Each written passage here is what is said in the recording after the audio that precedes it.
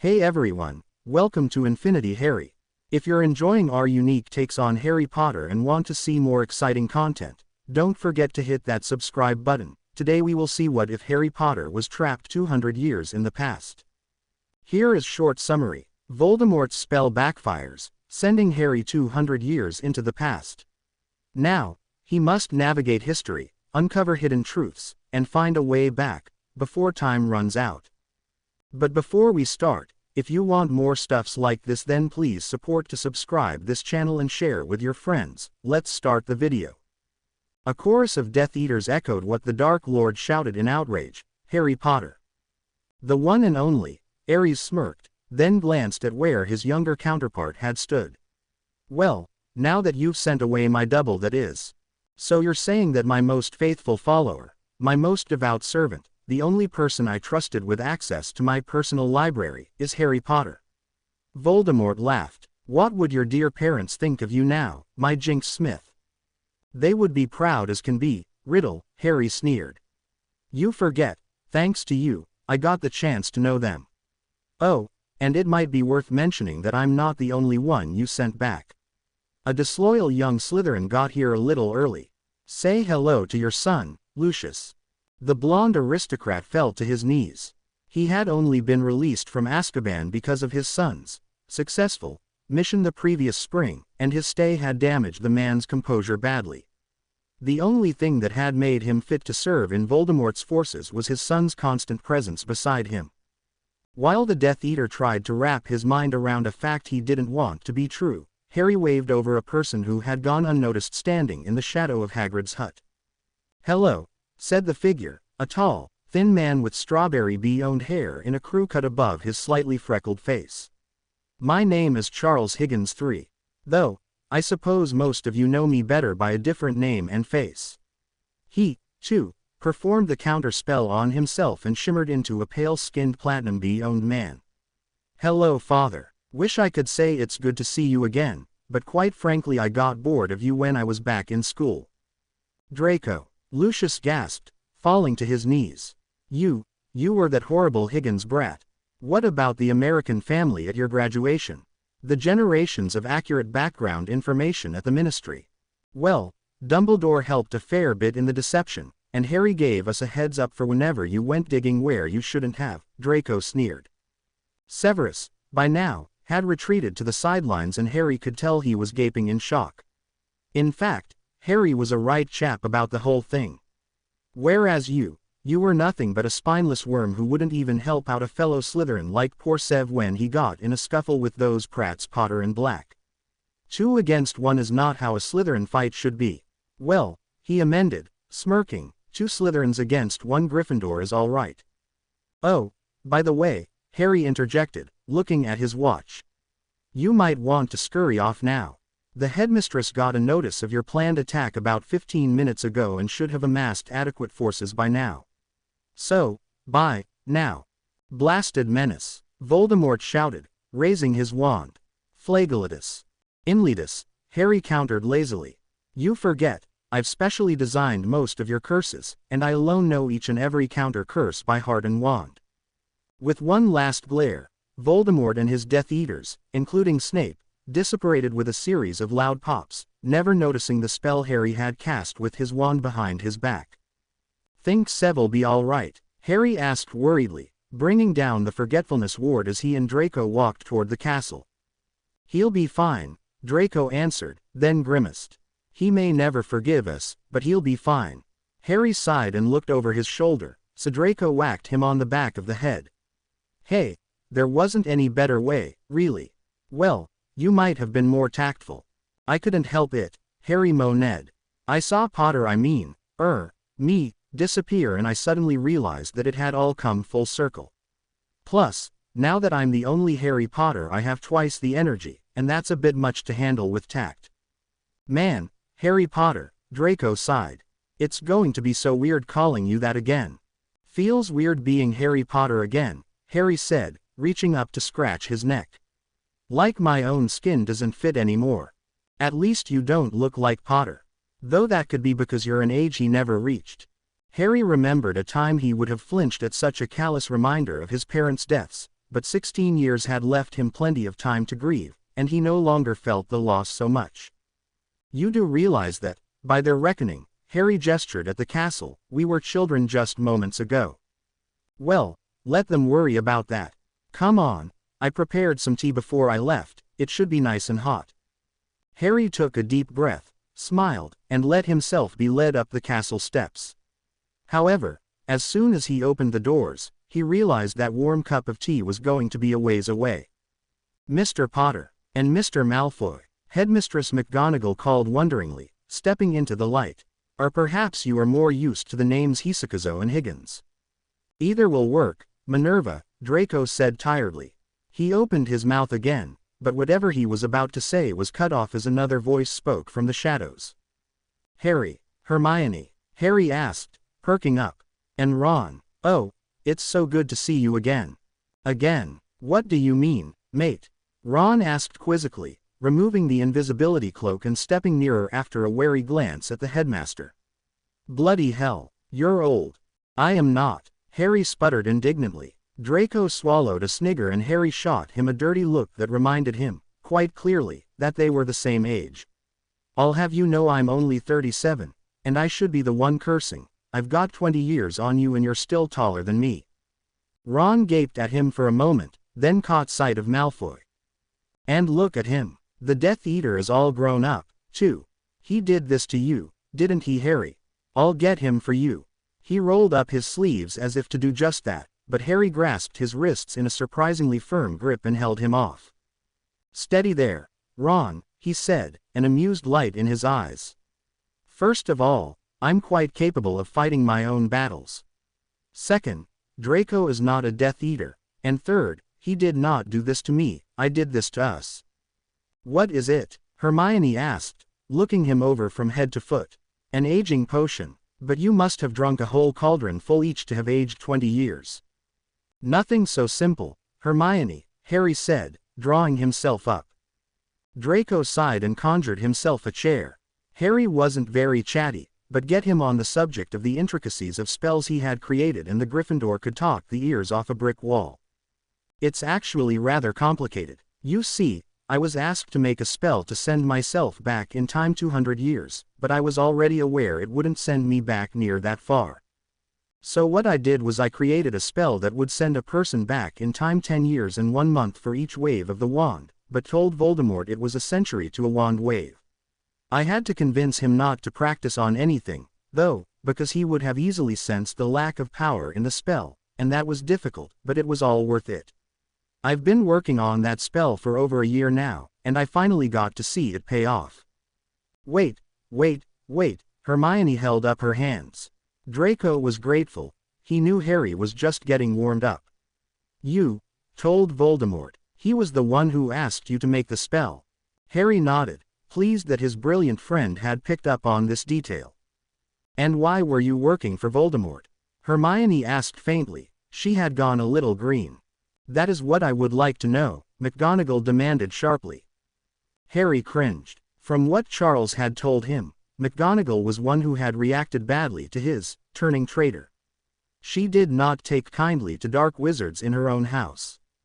Maybe I should start at the beginning, he said, sheepishly.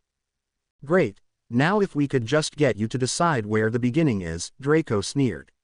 Ron bristled and made to jump to his friend's defense, but Harry beat him to it. Ha, got you there, mate, he declared triumphantly. The story obviously begins with my nighttime flight on the pitch. Wrong again, Slytherin, Draco countered. You wouldn't know it, of course, but the story actually begins with Professor Higgins sending me a note with my correspondence defense lesson. What? Harry squawked. You little cheater. You sent. He groaned. Fine, I give up. If you know so much, you tell it. All right. Draco clapped his hands together in a way that seemed very familiar to Hermione. As you all know, I had to leave school after, last year. My mother didn't want me to fall behind in my schooling, so she found me a set of teachers who would be willing to send me courses with a weekly owl. One of them was actually Professor Higgins. However, along with this week's coursework, I received a note, telling me that I should be at the edge of Hogwarts wards at 10:13 today. I thought it must be some sort of extra credit work, so I apparated here and what did I find but this prat. He jerked his thumb at Harry, floating on his broom, head in the clouds, outside of the wards. What? Ron, Hermione, and McGonagall demanded loudly. Harry backed away in mock alarm. Hey, I had a lot on my mind, he said defensively. Believe me, it's all sorted out now. Anyway, I managed to catch his attention and put an invisibility spell on myself, Draco continued. I tried to warn him to get back inside the wards, but before he could get it in his thick head that standing unprotected in the Forbidden Forest might be a bad idea, Voldemort and a bunch of Death Eaters apparate in and send us both back to the summer before term. But, Hermione protested, wrinkling her nose in confusion. Harry could practically see her thoughts. That couldn't possibly be long enough. The 1977-78 term, he amended quickly. He was about to continue when a screech rent the air, announcing the arrival of a jet-black owl. Ball! Draco exclaimed in surprise, standing and reaching up with one arm to let the owl perch. But Ball screeched angrily and pecked Harry on the top of the head before settling down on the back of Draco's chair, glaring balefully. That's not a good sign, Harry muttered, patting his injured scalp and wincing when his fingertips came back speckled with blood. Whose owl is that? Ron asked. That's Sev's owl, Harry said dully. He untied the letter from Ball's leg and read it aloud. To whoever you are. If you have anything at all to say for yourselves, meet me you know where in 2 days. Severus Snape. Ouch, Draco added. At least he's given us a chance to explain ourselves. And we have a chance to practice, too. Harry was, evidently, attempting to be positive. So, you guys want to hear what happened? I have to hear this, said Hermione. You, Malfoy and Snape friends. I wouldn't think even time travel could do that. Harry and Draco laughed. McGonagall raised an eyebrow, but Ron just frowned. Harry suddenly knew that this was going to be a very long night. With a sigh, he conjured chairs for the rest of them and a table for him to lean against. He had long ago lost the ability to feel safe while sitting, and began a very long tale. Chapter 1. Back to Basics. There was a bright flash of light and Harry felt something grip his arm tightly as he began to spin. It was like traveling by flow, except instead of fireplaces whirling by, there were flashes that lasted just long enough for him to make out semi-familiar faces and places, but not long enough for him to properly identify them. He tucked his elbows in anyway, drawing the person next to him closer. Relatively soon, the spinning slowed and stopped, and the brightness merged into sunlight. He was by the lake on the grounds of Hogwarts, just after noon in the middle of the summer, if the shadows and the heat were anything to judge by. And he wasn't alone. Get off me, Malfoy, Harry growled, ripping his arm out of the Slytherin's grasp. He started stalking back toward Hogwarts, but Malfoy stopped him, grabbing onto the back of his cloak. Potter, do you have any idea what you just did? Malfoy practically shrieked. Well, I know very well what I didn't do, Harry sneered. I didn't force you to come to the forest. I didn't invite Voldemort to join us, and I certainly didn't cast whatever spell that was. Tempus expugno, Malfoy ground out. Latin for time capture. You just got us sent back in time, you moronic Gryffindor. Don't talk to me like that, Death Eater. Harry snapped. If it wasn't for you, I'd still be on my broom. In case you didn't notice, I was trying to warn you. If you'd look past your idiotic stubbornness for one moment you would realize I was trying to turn my back on that life. Well then why are you so bloody tense? Harry exclaimed. We may be in the past, but Hogwarts is still here, so let's just go to the current headmaster and have him send us back. Don't be so optimistic, Malfoy snapped. There is no way to send us back. We're stuck here. Stuck here, Harry repeated dumbly. But, wait, why? If we can go back in time, why can't we go forward? Because there is no such thing as forward, Potter. You can only go back in time, because that merely involves retracing the present until you get back to the past, but that consequently means that the present becomes the future, which doesn't exist until it becomes the present again. And for your information, I'm so tense because I may have been thinking about not being a Death Eater in our time, but now I don't have any choice, do I? Harry blinked. Twice. What? Malfoy rolled his eyes. muttered about the stupidity of Gryffindors in general and stalked off. Harry very deliberately did not follow him, but walked toward the castle, where Malfoy also seemed to be heading. Unfortunately, Malfoy stopped suddenly in front of the main doors and whirled around. "Let's get one thing straight, Potter," he said firmly. Harry raised an eyebrow at the commanding tone, but said nothing. "I don't fancy mucking up the past here and accidentally preventing my own birth, so no matter what, don't you dare try to change anything." Harry wanted to protest. There were so many reasons to. The future present was horrible, so many people's lives could be better if certain truths were known, certain actions prevented. Besides, Malfoy was ordering him around. But he knew, though it galled him to admit it even to himself, that Malfoy was right, and that a slip of the tongue could cause disaster. "Fine," he snarled, then continued as Malfoy started to turn back, "but you know, if we're anywhere near our own time, we'll be recognized on sight. Obviously, we can't tell our names to anyone, but really, we look quite a bit like our parents. We can't just waltz in there and tell the headmaster we're Harry Potter and Draco Malfoy, that would change history all by itself." Malfoy glared at him and a muscle in his left eyebrow twitched. He looked like he was physically preventing himself from throttling Harry. "So what are you suggesting, Potter?" he ground out. "That we hide out in complete isolation for however long it takes to get back." "I'm suggesting that we create fake identities," Harry said, enunciating clearly. "We can still tell the headmaster that we're from the future, so that he can help us out, but this way he won't know who we are on sight." Malfoy sat down heavily. "Geez, Potter, doesn't take long for you to mess up someone's life, does it?" he muttered. "Hey, took almost 7 years for you," Harry retorted angrily. "My parents only lasted a little over 1 year."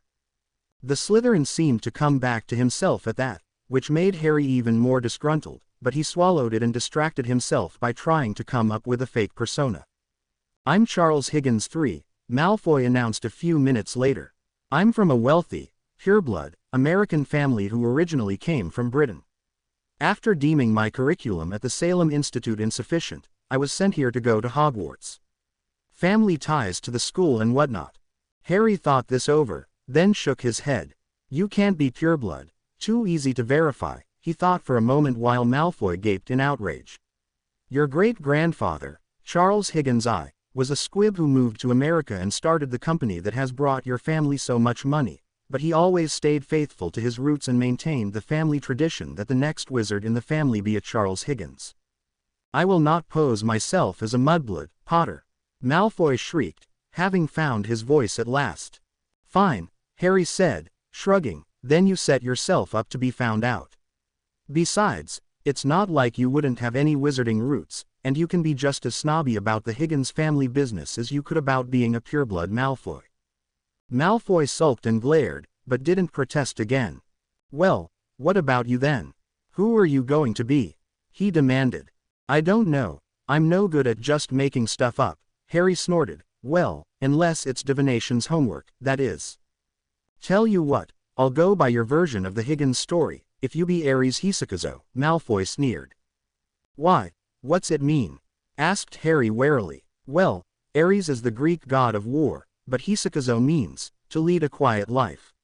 Seems perfect to me. After all, everyone sees you as the high and mighty, savior of the world, but you're just a big doof with nothing special about him." "You're right," Harry said with a laugh, startling Malfoy, "that does suit me. All right, I'm Ares Hisakazo, son of a Greek wizard who left the home country when he was 11, during the Second Muggle World War after his parents were killed. Doesn't speak hardly a word of the language now, and a Muggle-born English witch. Both were educated at Hogwarts, a Slytherin and a Ravenclaw respectively, and my father, after experiencing heavy prejudice because of his house, became paranoid and overprotective, convincing my mother to homeschool me until this year, when I convinced them that, since I'm of age, they couldn't really stop me anyway." Malfoy blinked, seemingly completely stunned by what Harry had come up with. Despite the boy's claims to the contrary, Draco privately thought Harry must be quite good at such things as alibis, once he was given something to work with. It also quite stunned him that Harry would even consider setting his parents up as anything other than tried and true Gryffindors. "Ah, But how do you know we're even in a time where the Second World War would be applicable? Malfoy asked deviously. I don't, but I can change the story as need be, Harry said with a shrug. Now we just need glamour charms. I want brown hair and I want it long, plus a nice tan for once, and blue eyes.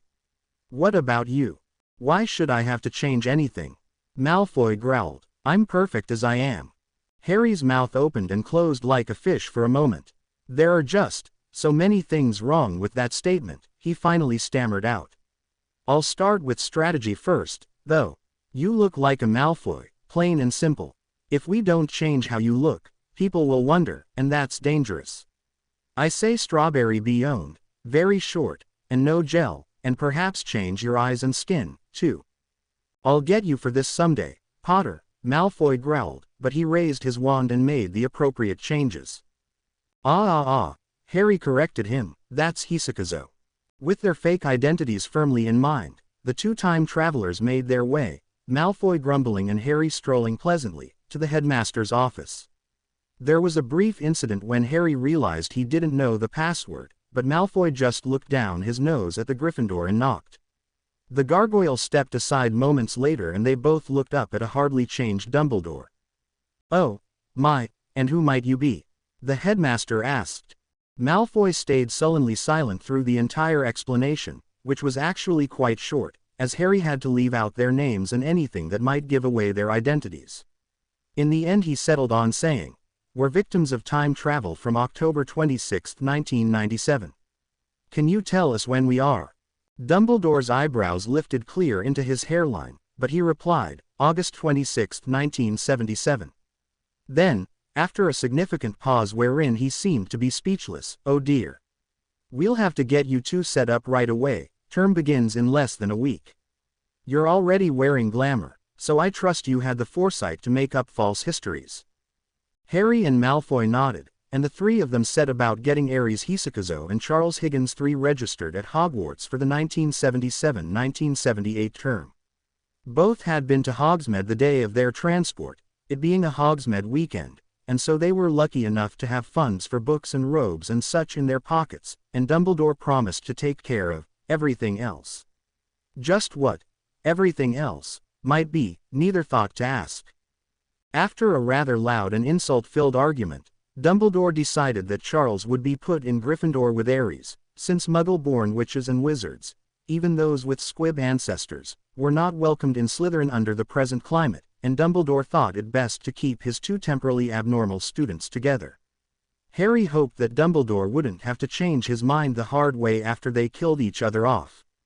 Harry, of course, or Aries, as he was now to be known, led the way to Gryffindor Tower, giving Malfoy, Higgins, a tour of the basic facilities, including the hazard that was the girls' dormitory stairs. He privately thought it would be far more amusing just to let Higgins find out on his own, but Dumbledore wouldn't have approved, and the former Slytherin would have murdered him for it. Aries figured it would be best to keep the peace for as long as possible. Unfortunately, that didn't prove to be long as, upon entering the 7th-year boys' dorms and noticing the initials monogrammed into the footboards, Harry had to sit down rather suddenly. What in the name of Salazar's staff is wrong now? Malfoy snapped, hauling Harry back to his feet. We are in so much trouble, Harry muttered. He pointed to each bed in order. R.L., Remus Lupin, S.B., Sirius Black, J.P., James Potter, and P.P., Peter Pettigrew. There was a long pause, then Malfoy turned around, dragging Harry with him. That is it, he declared. I'm having us transferred to Hufflepuff. There is no way I'm sharing a dorm with a mass murderer, a werewolf, and your dead father. Harry shoved him away and stood, glaring. Remus Lupin went to extreme measures to ensure he was safe while he was at school. And Pettigrew didn't turn traitor until around the time I was born.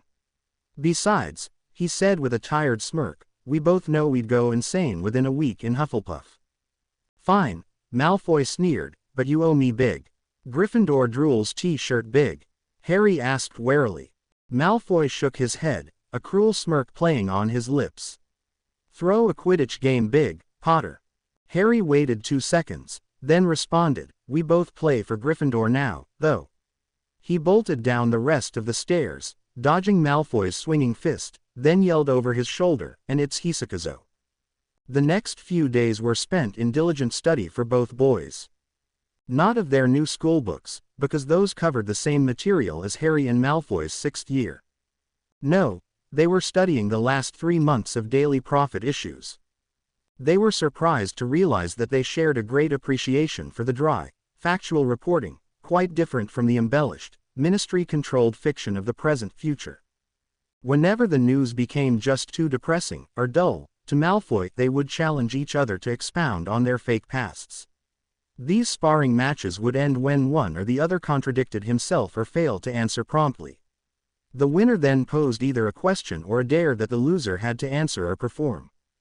Harry found himself admitting that he'd almost been a Slytherin and speaking for an entire hour in Parseltongue. Malfoy found himself telling about his stuffed bear Pon-Pon and singing, "Twinkle, twinkle, little star," to the staff at breakfast. Malfoy relaxed a little more around Harry and stopped being so pushy, apparently thinking anyone worthy of Slytherin couldn't be all bad. Harry went along, comfortable so long as Malfoy wasn't insulting his friends or his parents. And, to tell the truth, he just couldn't reconcile a stuffed bear named Pon-Pon wielding Malfoy with his image of Death Eater Malfoy. Rather than try to reconcile the two, Harry simply declared the new Malfoy, Charles Higgins III, in his mind and was done with it. Malfoy did the same and, each with his own new image and name for the other, there were no more near misses of almost calling the other by their old, future names. Aries shut his journal after carefully signing his new name at the bottom of the day's entry and activated the locking charm.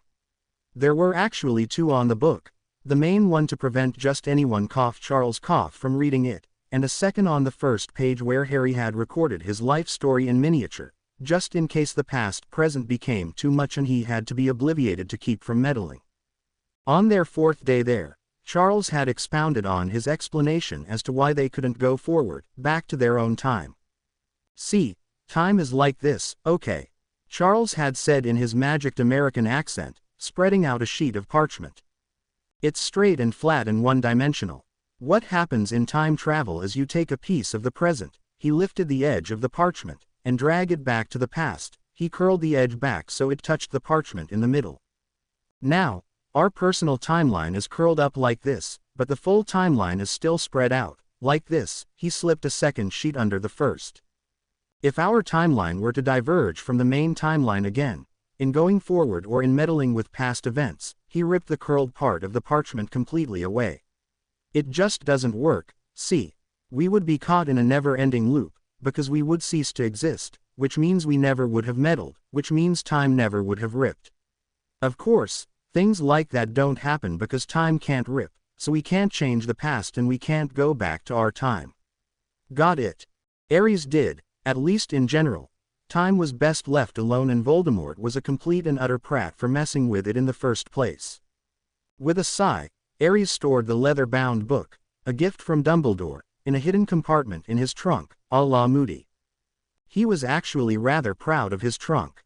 Instead of using different actual keys, he'd keyed the different compartments to different trunk sizes, using the magnitude of a shrinking spell as the indicator.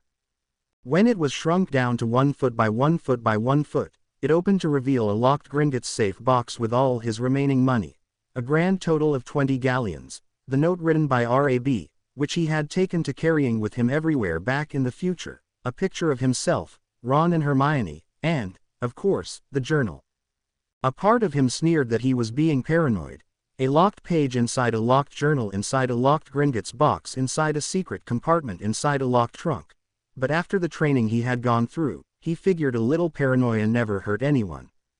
Being careless, though, often did. "Hey," Charles's voice came through the door, accompanied by several sharp knocks. "Lunch time, Aries. You coming?"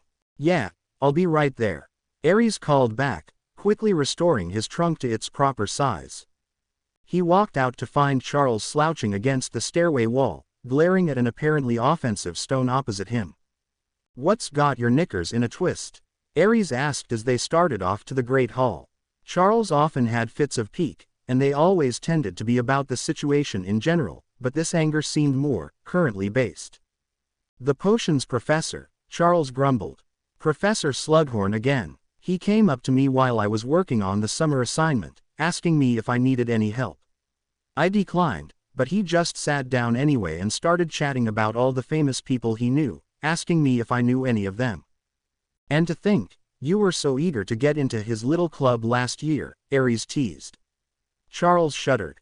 I think I understand why you stayed away, the man's obnoxious. I know what you mean, Aries commented dryly. We should both do our best to stay away from the slug club, I think.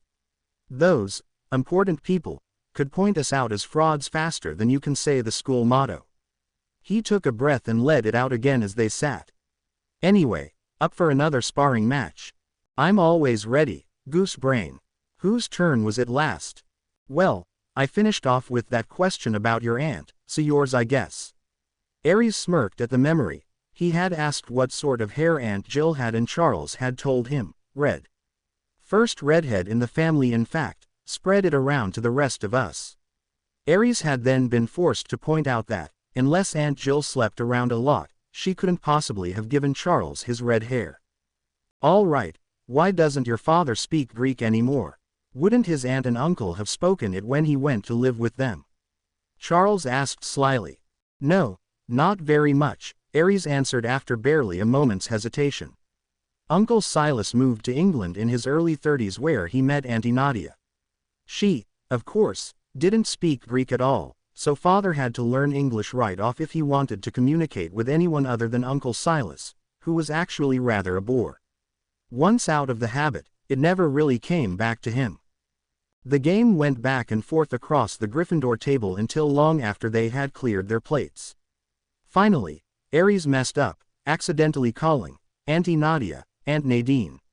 Aries protested that they were practically the same name, but Charles was correct in stating that it could still make people suspicious, and that was the point of the game, to catch suspicious things before they happened. All right, you win, Aries admitted with a sigh. What's my penalty? Charles drank the last of his pumpkin juice and stared at Aries grimly for a while before speaking. Why are you so happy here, when you looked downright miserable when I saw you on your broom?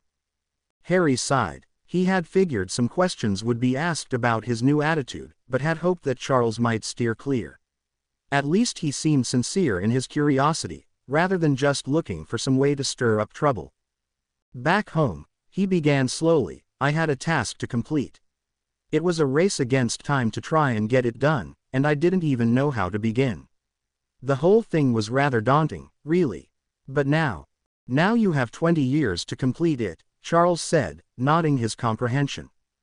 Right, so no worries, Aries winked, your sparring partner's not about to go wandering off school grounds in a sulk again, because I rather like it here. The last day and a half before the students arrived was full of study for Aries. Over the summer, he had been so focused on learning defense that Remus had, rather abruptly decided he needed variety and enlisted Professor Vector to tutor him in arithmancy. He had found, to his surprise, that the subject wasn't that much more difficult than the summer work Dudley had been forcing him to do. He had dropped herbology to study it during 7th year, and now added ancient runes to the list. However, he still felt that he had a lot of studying to do to catch up to the Newt level, even if the Newt level was only 6th year back home. He felt like Hermione as he tried to stuff several years of learning into a couple days. But at least it kept his mind off the upcoming welcoming feast. Whenever he accidentally thought ahead to the inevitable meeting with his parents, godfather, their friend and the traitor, a surge of panic rose in him that would take several minutes to dissipate. An unfortunate side effect of this lack of thought, however, was that he felt completely blindsided when the doors to the great hall swung open and a horde of chattering students entered, led by the year's heads boy and girl. The noise paused a moment, as the returning students caught a glimpse of Aries and Charles already seated at the Gryffindor table, then returned with fervor. Neither boy had any doubt what was the new subject of gossip.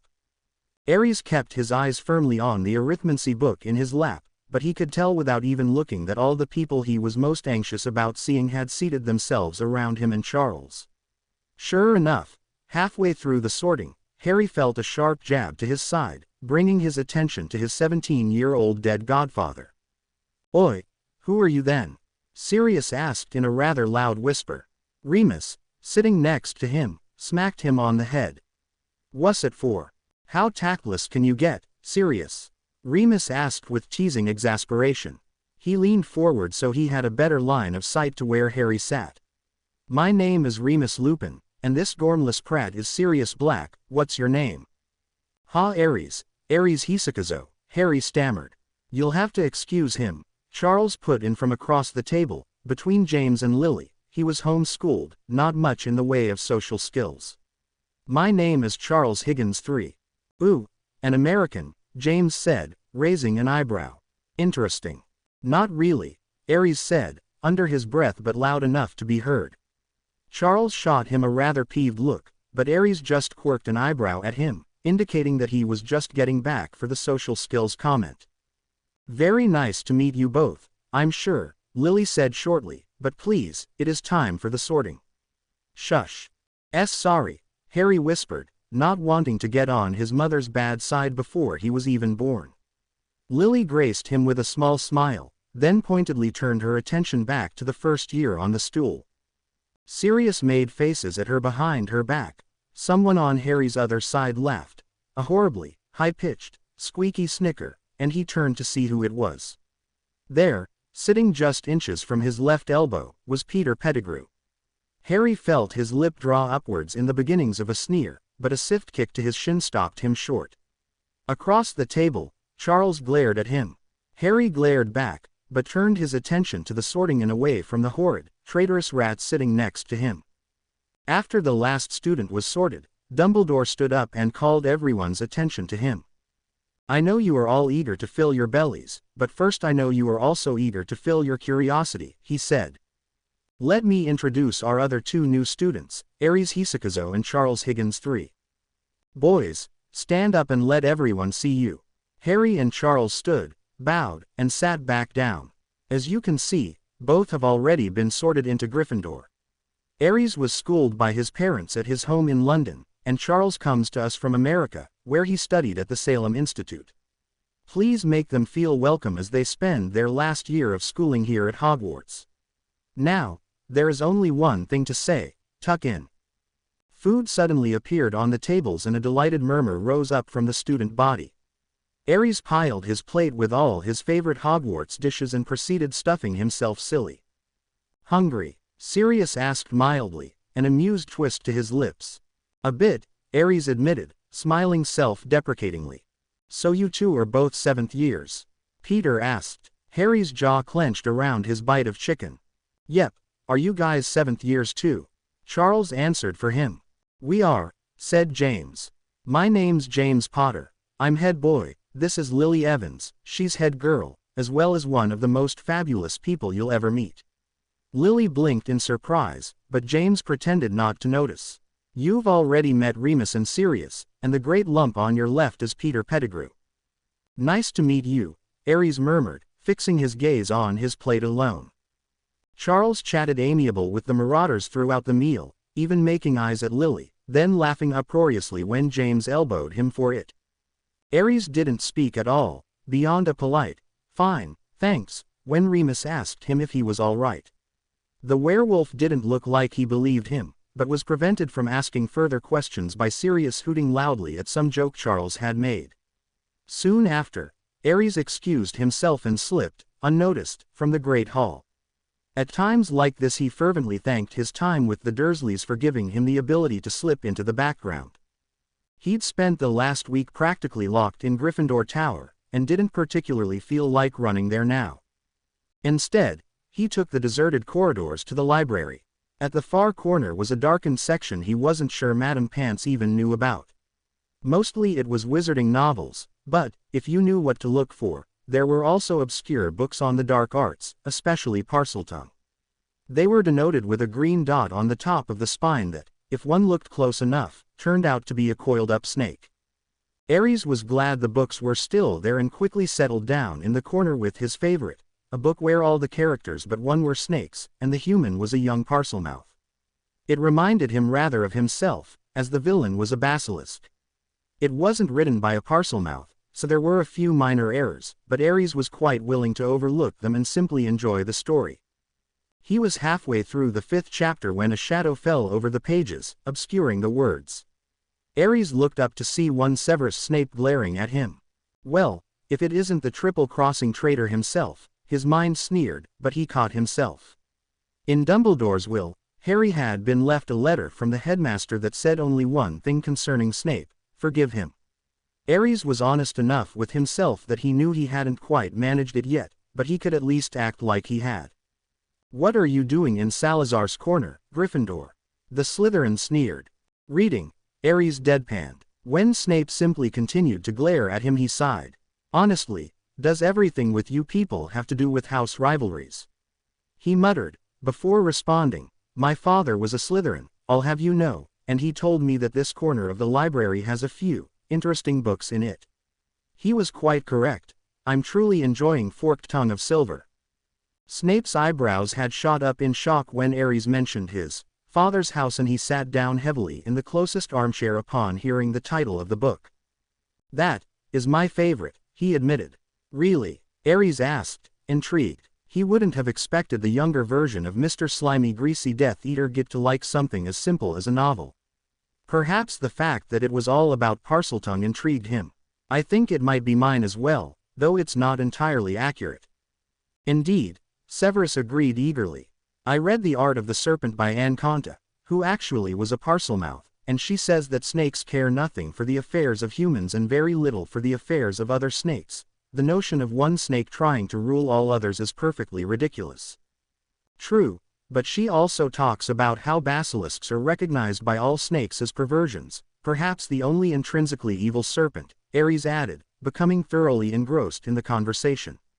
It is that mention that leads me to believe Barnum Adder, the author of Forked Tongue of Silver, actually read Conta's book and simply disregarded those facts which didn't fit, trusting his informed readers to suspend disbelief. Or perhaps trusting that the majority of his audience wouldn't be informed, Severus added slyly, smirking lightly. They continued to talk for almost 2 more hours, until Aries thought to glance at his watch and realized it was nearly curfew. Cursing, he stood up. It's been really great talking with you, Severus, he admitted as he returned the book to its proper place. See you in classes. Indeed, Severus answered genially, tipping his head in farewell. Aries walked up to Gryffindor Tower with a bounce in his step. He was thoroughly shocked to find that he had honestly enjoyed his time talking with the future Death Eater. He even felt like he could face his dorm mates without breaking down, now. Odd, really, considering he had broken down more in front of Professor Snape than anyone else, during his occlumency lessons. He decided he would note it in his journal to look into later, as he felt far too tired to do any soul-searching at the moment. At least he knew better, now, than to simply push all his feelings away unexamined. That was the most valuable lesson he had garnered from occlumency. Unexamined feelings mean you can be caught unawares by your own reactions and betray yourself. Shaking his head, Aries spoke the summer password to the Pink Lady, knowing the prefects wouldn't have a chance to change it at least until tomorrow. It swung open to an empty common room, probably the only night of the school year this would be so, as each group of dorm mates would be busy unpacking, reacquainting themselves with their friends and beds. Up in the 7th-year boys' dorm, he was met with an outpouring of worried greetings. Oi, Aries mate, where've you been? Sirius slurred around a chocolate frog. Yeah, what did you go running off for? James asked, sounding almost put out. I'm sorry if we offended you, Remus offered. Charles and Peter were both quiet. I was reading in the library, Aries answered quietly. I didn't run off because you offended me, I'm sorry if that's what it looked like. He deliberately dodged the second question, having not come up with a better lie than having social issues, but unwilling to embarrass himself by claiming such. Told you guys not to worry, said Charles triumphantly. I swear, only a week spent here and Aries already knows every nook and cranny of this place, while I still get lost on the way to the Great Hall. Sirius and James shared a look that said, not every cranny, I bet. Aries smirked to himself with the knowledge that he knew even more than they did, if you included the Chamber of Secrets. What were you reading about? Remus asked, a bookworm just like his future self. Nothing for school, Aries admitted casually, just a couple novels in Salazar's corner. Salazar's what? Sirius exclaimed, at the same time James said. Salazar Slytherin. And Remus said, "Is that where all the Slytherins hang out?" Ares blinked rapidly at this onslaught, though he quite expected it and had been going for shock value at the time. "Salazar's Corner," he answered, trying to get them in order. "I would assume Salazar Slytherin, and I can only guess if those of Slytherin house hang out there." "Why?" He noticed Charles watching him intently, as though Ares were a potion that had started bubbling when he was supposed to be cooling and he, Charles, were trying to figure him out. Ares returned the gaze and winked, turning his head so only Charles could see. Sirius sighed, a sound full of wearied exasperation. "Look, I know you haven't been here among the students for more than a few hours," he said, in a tone that suggested he was trying to be patient while talking to a moron, "but here at Hogwarts Gryffindors don't go where Slytherins go and Slytherins don't go where Gryffindors go." "Why not?" Ares asked obliviously. "I mean, my dad was a Slytherin, am I supposed to not go home? And some of the books there looked really interesting, it would be a shame not to read them just because I'm not in the right house." James, Sirius, Remus, and Peter all gasped. "Now you listen here," James said sternly, "Slytherin is in no means the right house. They are evil, dark wizards, the lot of them, worst of the worst. You've heard of Death Eaters, right?" Ares nodded. "Well, every last Death Eater is a former Slytherin. The Dark Lord himself was a Slytherin. I don't know what sort of interesting books you thought you saw, but if they're there for the Slytherins, they must be dark magic." Ares raised an eyebrow, but said nothing, choosing not to push it any further. There were so many ways he could shock them even more, though, and it was certainly tempting, telling them he'd been reading a book on Parseltongue, that he'd chatted about said book with Severus, Snivellus, Snape, but he wasn't sure they could take any more without throwing him out. He didn't think they'd even registered what he'd mentioned about his dad being in Slytherin. As he got in his pajamas and started to slip into bed, he noticed writing on his sheets in a familiar, elegant scrawl. "What are you on about?" Figuring Charles was waiting for a reply, he pulled out his wand, and waved it toward the other boy's bed, making the words "testing the waters" appear in his own handwriting on Charles's sheets before pulling the covers up to his chin. Soon after, he was sound asleep. The next day dawned both rainy and sunny. The clouds moving in from the west had barely arrived, leaving plenty of eastern sky clear for the sun to shine through, but had decided to empty their apparently weighty load on Hogwarts prematurely. The effect was rather distracting, and Ares eventually had to turn his back to the window to get dressed before another half-hour passed without his notice. None of the other boys were speaking to him, and it wasn't hard for him to discern why. Sirius and James were still sore about last night's talk. Peter was copying James. Charles had been wrong-footed by Ares' display and so was taking the safe route by waiting to see what happened. Remus. Ares looked around. Remus was already at breakfast. Ares feigned ignorance of the attitudes around him and packed his back with 3 notebooks, 2 quills, and a bottle of black ink. His wand he slipped in a wrist holster he'd been lucky enough to have on him for the trip. The inside was made of softest thestral skin, nearly indestructible despite its flimsy appearance and near weightlessness, and on the back, covering the bony part of his forearm, was a guard made from a single dragon scale, with straps for up to 3 small potions vials, 2 of which Ares had filled with his favorite potions while one was left empty. The whole holster was charmed with a powerful protection spell that, since it was absorbed by the skins, was nearly undetectable. Other spells could be added, and it could even be steeped in certain types of potions to make it stronger, according to the wishes of the user. This had been thoroughly charmed and personalized to Harry's heart's content. Unable to think of anything else he might need on the first day, Ares slung his bag over his shoulder and headed off to the Great Hall with a plastered smile on his face. Despite it already being past 8 o'clock, Ares was still one of the first to breakfast.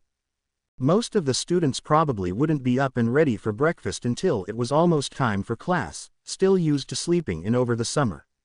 Remus and Lily were 2 of only 5 Gryffindors already there, and Severus made up half the Slytherin table, the other half being a distracted-looking 4th year.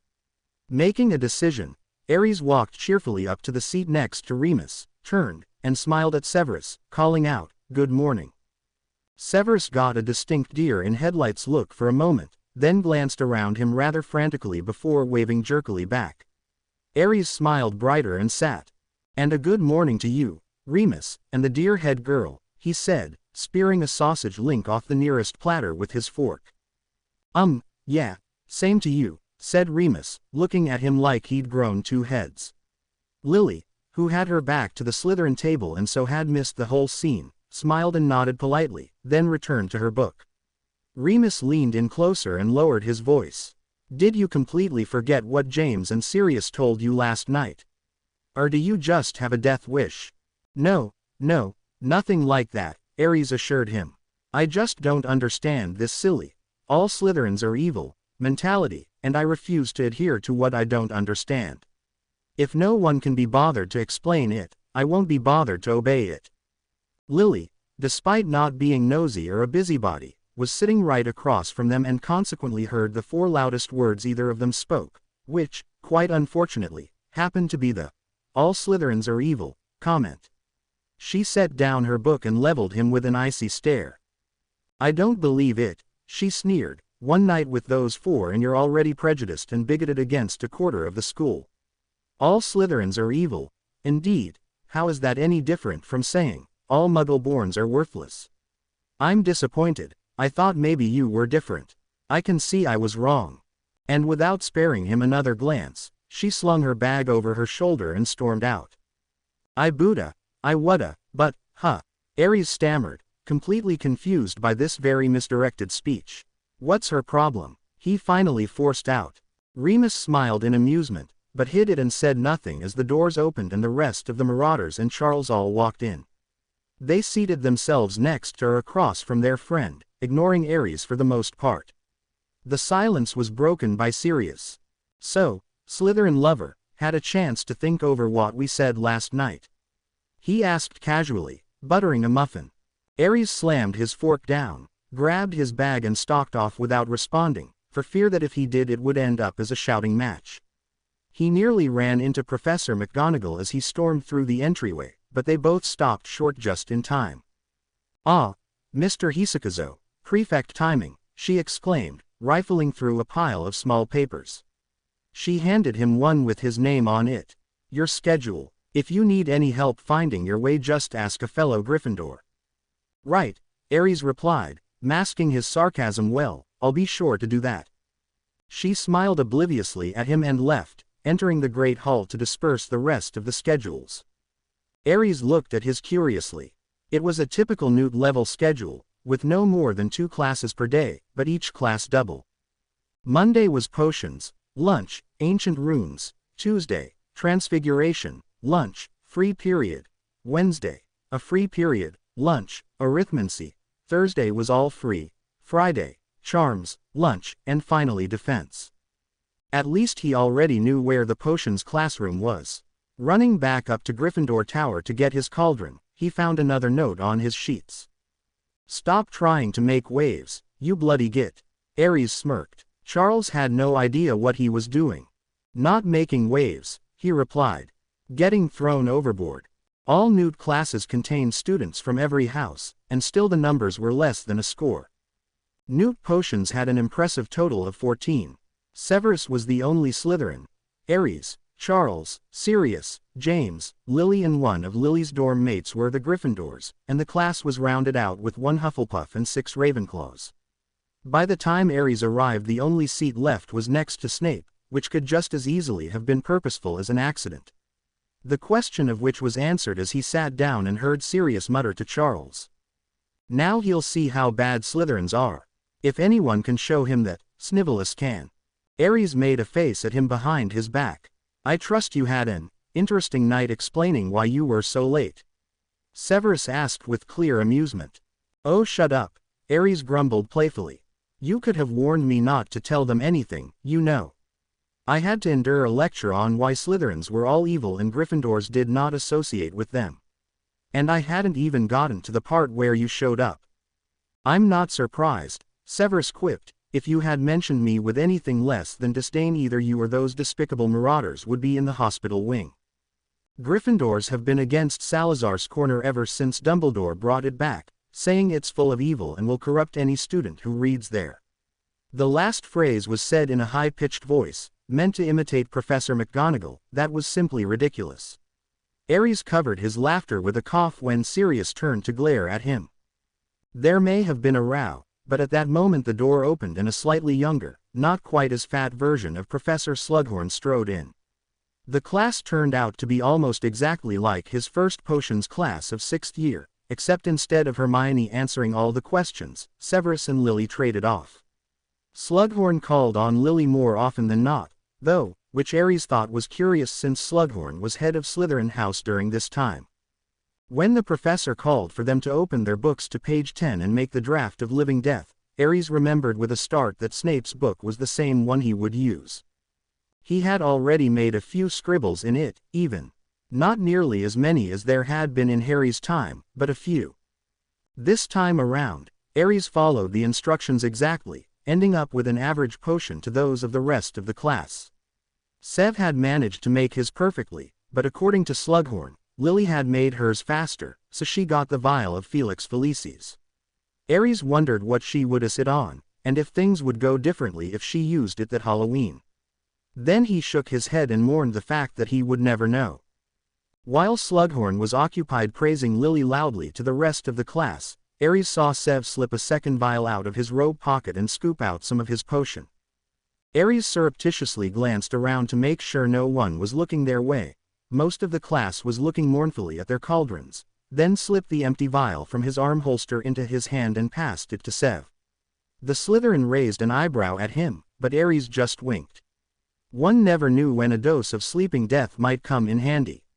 The bell signaling the end of class rang just as Sev handed the full vial back. Aries turned to gather up his things and leave when a heavy hand fell on his shoulder. Stealing from a classmate, Mr. Hisakazo? Slughorn demanded. Sir, Sev began, but the professor cut him off. That will be all, Mr. Snape, you may leave. Apparently, Sev's sense of self-preservation only let him stick his neck out so far. At Slughorn's glare, the boy begrudgingly left, not meeting Aries' eyes. Now, Mr. Hisakazo, I want you to hand over the potion, along with any others you may be carrying around with you. 10 points will be taken from Gryffindor as this is the first offense, but if I ever see you stealing potions again, the penalty will be far worse. Now, hand it over. Aries glumly passed the vial to him, then blinked as Professor Slughorn seemed to expect more. You don't think I'd believe that's the only potion you have on you, the walrus-like man sneered. Accio potions. The 2 full vials leapt from Aries' arm holster to Slughorn's hand. The professor brought them to eye level and examined the contents. Polyjuice, he declared after the first one. I guess I'll need to keep an eye on you, I never noticed you by table 3. But I didn't, Aries tried to protest. And Cavio Velez, Slughorn exclaimed, cutting him off. I can't say that I know how you got this, but I'll have to confiscate it I'm afraid. But I made that myself. Aries protested, aghast. He kept the polyjuice potion on him in case of kidnapping, but Cavio Velez was useful in almost any wartime situation. It was a polish to use on light weaponry to make it nearly indestructible and much sharper, but more than 3 weapons doused in it couldn't be kept close together or they would cancel each other out and become completely ineffective, hence the name. Cavio Velez, beware the light-armed troops. Aries remembered brewing it the summer after 5th year when Or Shacklebolt had been giving him lessons on armed combat, fencing, archery and the like. The Or hadn't known what had hit him when he'd found his sword 2 feet shorter after what had clearly been a light swing on Harry's part. I highly doubt you made such a complex potion on your own, Slughorn said condescendingly, glancing at Aries' cauldron of substandard sleeping death. That'll be 20 more points for stealing 2 more potions, and a week of detention with Filch for lying to a teacher. Now, off with you. Aries glared, but kept his mouth shut and stormed off. This was not turning out to be a good day. On the bright side, he wouldn't have to worry about staying out of the Slug Club. It didn't seem like he could get in now if he levitated himself wandlessly while shooting golden eggs out of his mouth. To calm himself, he pulled out his schedule and tried to plan the best way to Ancient Runes, which would come after lunch. That was in room 8 on the 5th floor, so he would need to use the passage at the west end of the 2nd floor, right off the stairways, the one behind the Gothic door with reliefs of Linwood the Lucky's many mishaps. Of course, that was always assuming the stairs were cooperating otherwise. Aries' thoughts were cut off as he was rudely shoved from behind, his bag snatched off his shoulder and its contents thrown to the floor. He looked up, startled into James Potter's laughing face. Harry watched, frozen, as James pulled his wand and shot a spell at him, turning his robes green with silver polka dots. As he stared at his father's retreating back, Harry was suddenly faced with all the drawbacks of his plan, a rather uncomfortable feeling at the best of times. Charles came along moments later, just as he finished repacking his bag, and dragged him by his cloak into a nearby empty hallway. "That's it, I'm sick of this," he hissed. "Tell me what you're up to, now Potter." "Aries," Harry corrected automatically. "And it's a long story and I'm hungry. Can we go to lunch first?" Charles glared at him. "All right, fine, I'll explain everything tonight. It's a full moon, so our roommates won't be there. Deal?" "Fine, but if you forget or decide to weasel out, I'll come after you, you know I will," Charles promised. Aries rolled his eyes. "Very friendly of you, Higgins. Now I'm heading to the Great Hall, if you don't mind. I'm starving." The meal was a tense affair as Charles started to sit across from Aries, as was his custom, but James and Sirius pulled him away and over to where they were sitting. A good ways away from Aries. The isolated 7th year ate in silence, going over everything he'd learned that summer about ancient runes and hoping he wouldn't make a fool of himself. He didn't notice the strange looks and strangled laughs, and not so strangled in the case of the Marauders and a few Slytherins he was getting for his improved robes. Luckily, on his way out, he happened to glance down and, red rising in his cheeks, quickly changed his robe back to black. Ancient runes was worse than he had feared. 1 week of frantic studying had barely made a dent in the vast amount of knowledge he was expected to know. Professor Jera went through the same doomsday speech Aries recognized from his all-year professors, though he was a little more supportive about it, and then started on the lesson. Aries took frantic notes, copying down every word the man said so he could decipher it later, when he actually understood more than half the words he was writing. It was horribly frustrating. He knew he would need help to even begin catching up, but his only friend, though it made him cringe to admit it, was Severus, who didn't take ancient runes.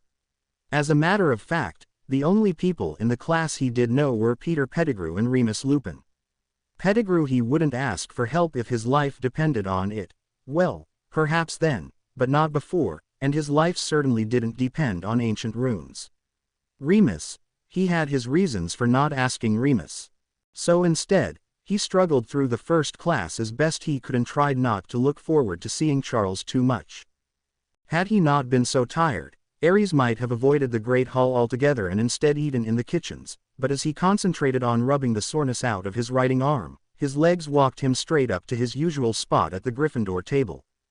The moment he sat down, he realized that everyone was staring at him. Well, he amended mentally, not everyone, just a good number of Gryffindors, but it was still highly uncomfortable. He forced down barely half his plate of food before heading for the Gryffindor dorms. This was going to wear him down fast, he could feel it. Being trapped in such a familiar place with no one to talk to, half familiar faces with unfamiliar attitudes, and the one all too familiar attitude. He took out his journal and wrote down everything that had happened during the day. The book was probably all that was keeping him sane. He hadn't really thought about it during the last week, when Charles was being almost nice and there weren't crowds of noisy, ignorant, and oft-times cruel children suffocating him, but he missed Ron and Hermione. True, he hadn't talked to them about his feelings and the things that were bothering him in his own time, but they had been there, offering silent support, which was a good deal more than he had now. He found himself yet again looking forward to the meeting with Charles. Since the students had arrived, the other boy had been mostly avoiding him, but on the rare occasion they did have to exchange words, he was acting more like the Malfoy he had been in the future than the Charles Higgins Aries had actually grown to think of as a friend. Thoughts of the meeting turned to thoughts of the full moon and his father and friend's nighttime revelry. They would probably sneak out under the invisibility cloak, using the Marauder's map to keep from getting caught. Harry cursed loudly. The map. With a single glance it could completely give him and Charles away as imposters. Checking his watch he found, to his relief, that dinner wouldn't end for another 15 minutes, and he had heard Remus asking the others to help him with some research in the library afterwards, so he had some time. First he had to find it. He searched first in his father's trunk, but it wasn't there, and he wasted a good 10 minutes just staring at his things. Next came Sirius, but it wasn't there either. Finally, after almost 20 minutes of searching, he found the folded-up parchment in Remus' trunk. Thinking fast, he wrote a note to the werewolf about having to borrow some parchment and took the map. Activating it, he searched for Filch and found the old caretaker by the broom sheds at the Quidditch pitch. Ares wiped the map and ran, arriving at the sheds not 5 minutes later. Holding the parchment in one hand and his wand in the other, he put on his shiftiest look and made as if to unlock the doors. "What do you think you're doing, Filch snarled, coming around from the other side. Ares jumped and glanced around nervously. "No, nothing," he stammered. "I was just looking." "And what's that, then?" Filch pointed at the map and Ares made as if to hide it. Just a spare bit of parchment." Filch obviously didn't believe him and promptly confiscated the map and sent Ares off with a warning. The plan had gone absolutely perfect. He was careful to sulk until he was out of sight, then ran back to the dorms. With any luck, the Marauders would have to contain their anger, so it didn't seem suspicious that they were overreacting about one sheet of parchment. That night, he pretended to be asleep while 3 of the 4 closely knit friends walked in. "We need the cloak, I'll grab that," he heard James whisper. "Padfoot, you get the map, K." "Where is it?" Sirius asked. "Who had it last?" "I think Mooney did. Check in his trunk," James answered, shuffling around his own. More shuffling sounds came from over by Remus' bed, then a muffled curse and the soft glow of wand light. Louder, more vigorous curses. "That little prat," Sirius hissed. "He took our map." "What?" James and Peter exclaimed in unison. "That Hisakazo kid, he borrowed some parchment from Mooney and took our map." More cursing, more rustling, someone peeked in his curtains. "He's still asleep, what do we do?" Ares turned the snarl at hearing Peter's voice into a snore for emphasis. "We can't just wake him up and demand a random bit of parchment," James sighed exasperatedly. "That'd seem a mite fishy, don't you think? We'll just have to do as we did before the map. At least we still have the cloak, Disgruntled muttering, probably from Sirius. "Look, we'll get Mooney to ask him about it later. What's the worst that could happen?" "Don't say that, Prongs," Peter said tremulously, "you'll jinx it." Muffled laughter, then the door shut and they were gone. Not 10 seconds later, Ares' curtains were ripped open and he was subjected to wand light at full glow. "You'd better explain, and you'd better explain now," Charles demanded. Ares sighed and stretched, using one hand to shield his eyes.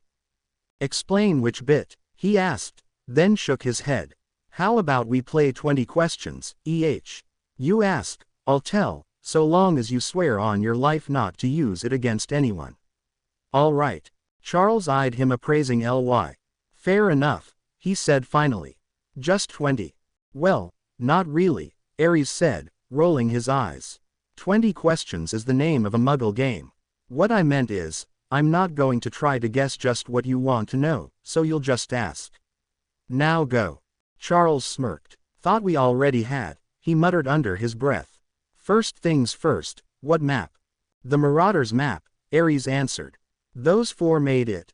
I don't know when, but it shows the whole of Hogwarts, including most of the secret passages, with a little dot and name tag for everyone in it. If they'd looked on it tonight, they'd see our real names, so I stole it and let Filch confiscate it." "Very Slytherin of you," Charles said, smirking approvingly. "So now, where are they going and what are they going to be doing there?" Ares blew air out through his teeth. "They're going to the Shrieking Shack, where they're going to meet up with Remus Lupin to go play in the Forbidden Forest as Animagi. Yes, they're all Animagi, and have been since they were 15. Charles narrowed his eyes. "Are you an Animagus?" "No," Ares answered shortly. His bed dipped as Charles sat on it.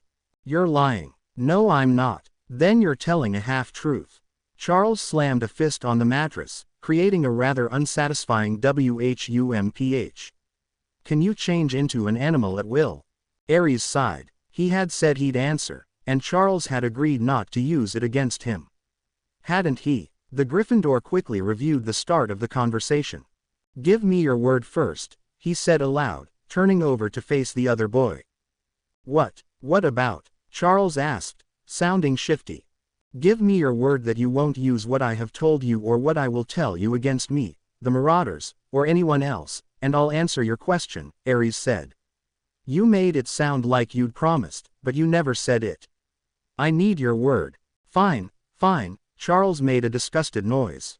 Trust you to finally have the brains to catch that just when I get the chance to use it on you. You have my word that I will not use any information you give me in the course of this conversation to the detriment of anyone else. I reserve the right to use it for my own benefit. Ares dipped his head in agreement and lay back down. Do you know the incantation for the spell to become an animagus? Primus animagi. Why? The Primus animagi spell allows someone to take the form of a creature that matches both their power and their personality. However, for some, this spell is too difficult or the creature is too huge or exotic for practical use. So, a second spell was created. Minimus animagi. It allows the caster to turn him or herself into a creature of their choice, non-magical and of domestic variety. This is why McGonagall, though powerful, has a cat as her form. I imagine her real form, if she has ever even bothered to manage it, is something far less suitable to teaching demonstrations and nighttime patrols. So I take it you used this spell? Charles asked. Ares nodded. Well, what are you then, and what would your prime animagus form be? I'm a little black cat, Ares answered, then took another deep breath. And it's a Gryffera, a one-time only cross between a chimera and a griffin. There was silence from Charles's end as the redhead absorbed this information. Mind you, I haven't managed it yet, but would you teach me the Minimus animagi spell? Charles asked, cutting off the last half of Ares' sentence. Yeah, if you'd like. You realize it is illegal, don't you? Charles waved his hand dismissively. Like they can arrest someone who doesn't exist. In any case, we'll get to that later. Now, what I came here for in the first place. Why are you antagonizing every Gryffindor in sight and trying to make nice with Snape? I know you hate him. Ares took a moment to make himself comfortable before answering. He'd been trying to gather his thoughts for this since dinner. I can't handle it, he began. I can't handle being here, and having my parents here, and not being able to be close to them. If I were even on semi-good terms with them, I don't think I could help blurting out something to change the past. Future. But at the same time, I don't want to be the one to push them away. It's complicated, and my reasoning was sort of spur of the moment, but basically, if I can get them to not like me enough that they actively avoid civil conversation, then I'm safe. You see. Charles nodded. And what about Snape? Ares puffed out a breath of air. This was where it got complicated. I don't really know what to think of him. I mean, he killed Professor Dumbledore, but he was under the unbreakable vow, and Dumbledore never stopped believing in him, not even in his will. But he's a bloody stinking Death Eater. Well, so am I, Charles retorted, bearing the mark on his left arm. Ares winced. You don't seem to have all that great a problem with me. And I'll have you know that Severus Snape is a good man. He's got a bit of a temper and can hold a grudge like I've never seen, but he's loyal to his own. Yeah, it's just too bad. His own includes Voldemort, Ares muttered bitterly. This was something he'd been attempting not to struggle with since he'd first spoken to Snape in the library. Now that it was all being brought to the front, it was making him angry at Snape and himself. How could he even think of being friends with that evil, murdering, slimy, greasy? Forgive him. Dumbledore's words resonated in his head again. I dunno, he finally sighed, weary of the whole argument. I guess I'll just keep being his friend as long as he's mine and see what happens. The next few weeks were stressful for Ares, but mostly in the normal school way. He was still having vast amounts of trouble in ancient runes, and arithmancy wasn't much better. Charles took arithmancy, though, and had condescended to tutor Ares when the other boy asked. Professor Vector, now fresh out of uni, had offered her assistance as well, but the sidelong, measuring glances she shot at him freaked him out quite thoroughly enough to reject. Professors McGonagall and Flitwick didn't seem to have changed in the slightest, which was comforting, and he was doing quite well in their classes. However, last period on Fridays were a problem. The defense professor hated him. Aries had been up most of the night before the first defense class because of bad dreams, not Voldemort-induced, thankfully, but horrific nightmares nonetheless, and had already had to endure a mind-numbing charms lesson. After the prerequisite Newt Scare speech, Flitwick had introduced the topic, apparition theory. Despite the fact that almost all 7th years had their license, apparition had only recently been added to the Newt curriculum and so was considered material for that year. Aries, beyond having studied it during his 6th year, had found the subject fascinating and wrote his summer thesis on instantaneous magical transportation, specifically the 7 types of portkey, flow, apparition and disapparition. He forced himself to pay attention anyway, if only to earn a few points for correct answers. Q. What is unique about apparition that differs from other instantaneous forms of transportation, like the portkey? A. Unlike extra-dimensional time, space accessed during portkey and, to a lesser extent, flow travel, apparition creates a temporary tunnel in real space combining it with a spell allowing the witch or wizard to pass through the intermediary matter. 20 points to Gryffindor, in the bag. Q. What are the pros and cons of this form of travel? A. Because it lacks the transition time through EDTS, apparition is truly instantaneous, both to the witch or wizard apparating and to any observers. However, the complex nature of the passage through matter allows for dangers such as splinching and misdirection. Another 20 points, and a few impressed and/or jealous looks from the Ravenclaws. As it was only the introduction to theory class, Professor Flitwick didn't introduce a single fact that Aries didn't already know, and actually taught a few incorrect theories that had yet to be disproved. He had to bite his lip to keep from correcting him and was entirely exhausted by the time defense rolled around. As a consequence, as soon as Professor Perkins started with, "As you know, this is your Newt year, so we will be working harder this year than ever before," Aries put his forehead on his palm, his elbow on the desk, and fell asleep. About half an hour later, he was snapped awake by a sharp rap on the back of his head. He looked up to see Perkins holding his wand in a white-knuckle grip and glaring.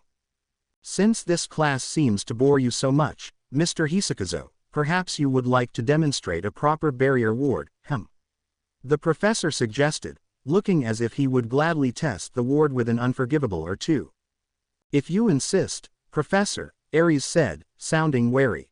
And for good reason. The last time he had done a barrier ward he had ended up the only thing left standing in a 20-foot radius. Bill had called that good enough to be going on with, and continued to the next topic. "Should I specify it?" "Just solid for now, thank you," Perkins sneered. He obviously doubted Aries even knew how to specify a ward. The sleepy brunette nodded and walked to the front of the class, deciding as he went that he would try to visualize the wand as a spigot, letting only a thin amount of his magic out. He started the spell in front of him, like he'd been taught, and extended it in a sphere until he was firmly encased in a magical bubble. This globe had a radius of 3 feet, but kept inching outward. In order to stop it, Aries tied the magic of his ward to that of the castle stone floor and cut it off, leaving himself in a 7-foot diameter safety zone.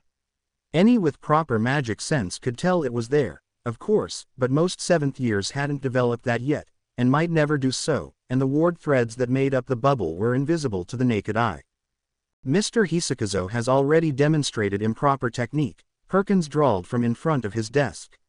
"In forming a ward around one's person, it is always best to start from the top, so that your magic may flow downward." Oh yeah, Aries had forgotten that, in the 70s, wizards were still under the assumption that magic was affected by gravity. Now, the only way to properly test a barrier ward is to attempt to destroy it, so you may all take turns throwing these cushions at your fellow student. Do try not to harm him. Aries sighed as the decorative pillows started flying, an alarming number directed at his head. This was getting dull, and he was annoyed at Professor Perkins, so he sat himself cross-legged on the floor, propped his head on his arm again, and went back to sleep. Perkins' eyes bulged as he watched the display. How dare a child act with such impertinence toward a professor? He motioned for the students, now mostly just the marauders, to cease their target practice and sent a mild shock spell at the sleeping student. It stopped a good 2 feet away and fizzled into nothing. For the next half hour, the class was entertained by the sight of their enraged professor sending progressively more dangerous hexes at the bubble. The student inside was already awake. At the first disturbance of spell on spell, Ares' magic had wobbled, reaching to him again as if for reassurance. He had tied the ward threads back to his person to keep track of the attack, but maintained the illusion of sleep until Perkins seemed on the verge of using illegal hexes. He mimed stretching from a nap and cut the magic off altogether just as a mild pain spell was sent flying. Because he had started the ward in front of him, however, that spot was the last to unravel. Ares was already stepping off the dais when the orange-purple jinx sparked against the last vestiges of the barrier.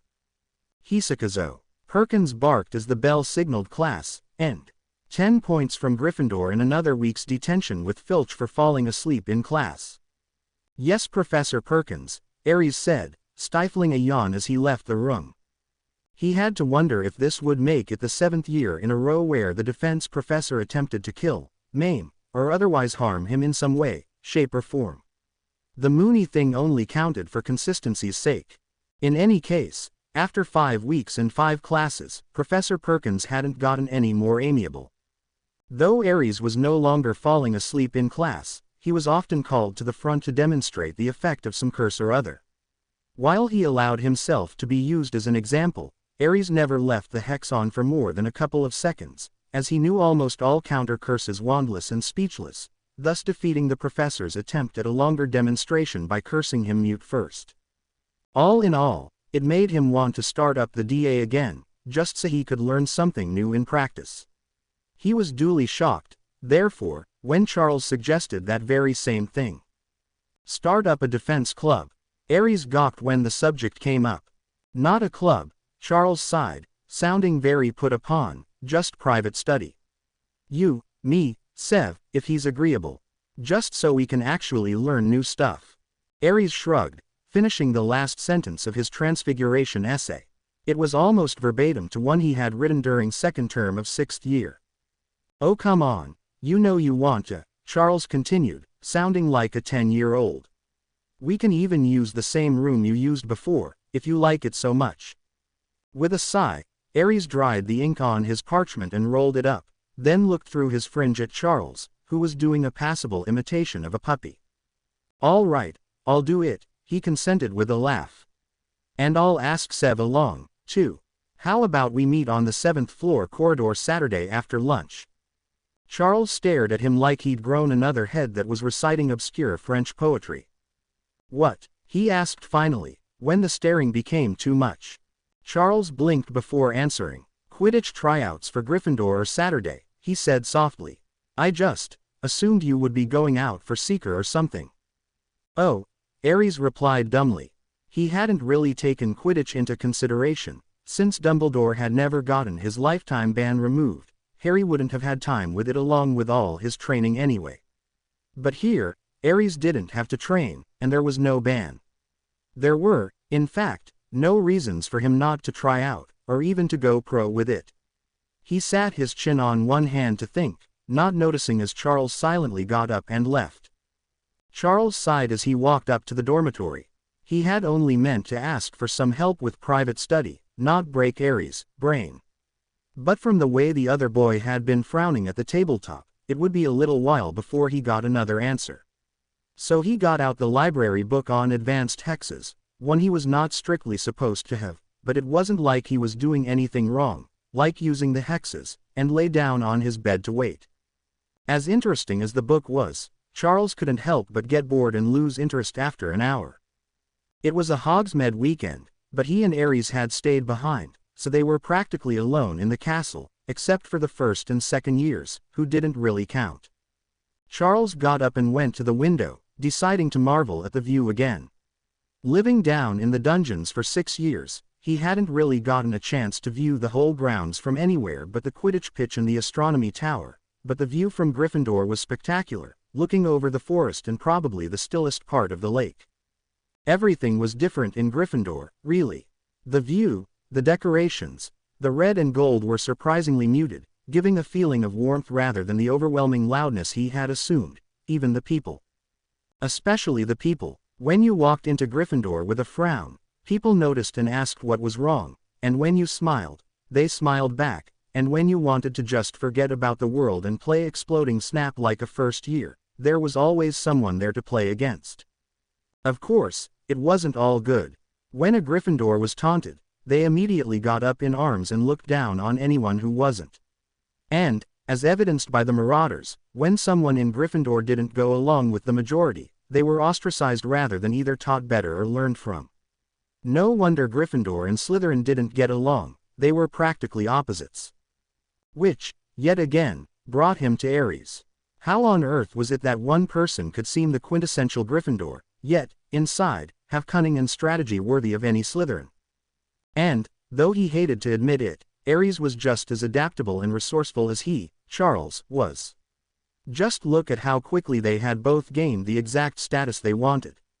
Charles had immediately befriended his new dorm mates, knowing he would need contacts if he was going to live a good life here. Aries had immediately used the prejudices of those he knew to get them to leave him alone. But at the same time, when a young Avery ruined Aries' potion by throwing in a single extra Kelpie scale, Aries had exploded right with his cauldron and hexed the boy, practically swelling with righteous fury, something only really found in Gryffindors. Hufflepuffs were righteous, and Slytherins and Ravenclaws could do fury, but not both at once. He had gotten a detention for it, while Avery got off without even a lecture, and while it could be that Professor Slughorn thought the tentacle hex, which Aries had later revealed to be a combination furunculus and jelly legs, was punishment enough, anyone could see he didn't like Aries. Charles thought it was hilarious that, while making friends with his first hateful potions professor, the boy wonder had somehow managed to get his second to hate him as well. He shook his head, laughing silently.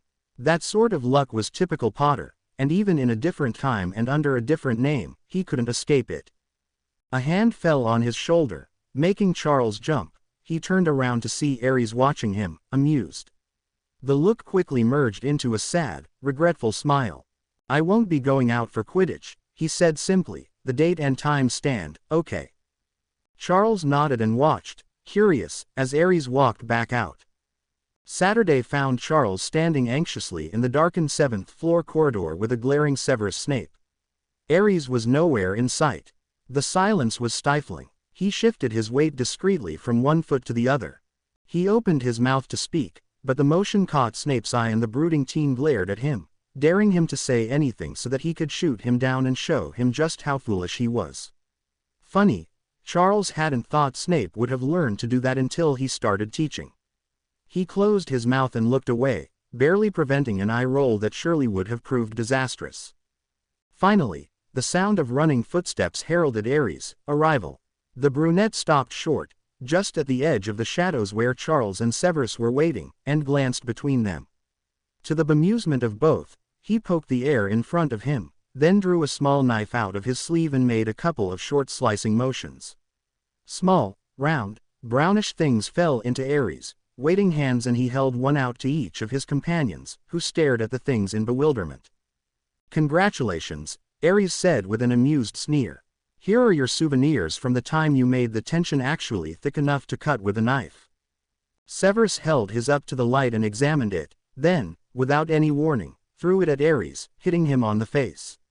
Charles followed suit and they all laughed, making the tension slices dissolve into nothing. "That's better. Now, let's get started."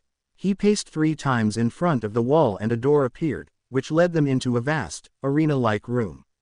1/3 was lined with books and had a mat on the floor, 1/3 was full of way sets and weapons, and in the center was a dueling arena. The ceiling looked to be about 30 feet above.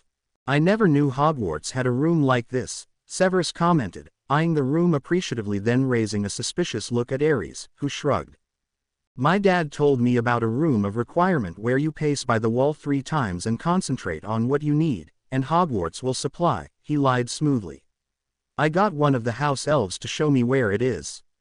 Severus nodded thoughtfully, finding the explanation acceptable.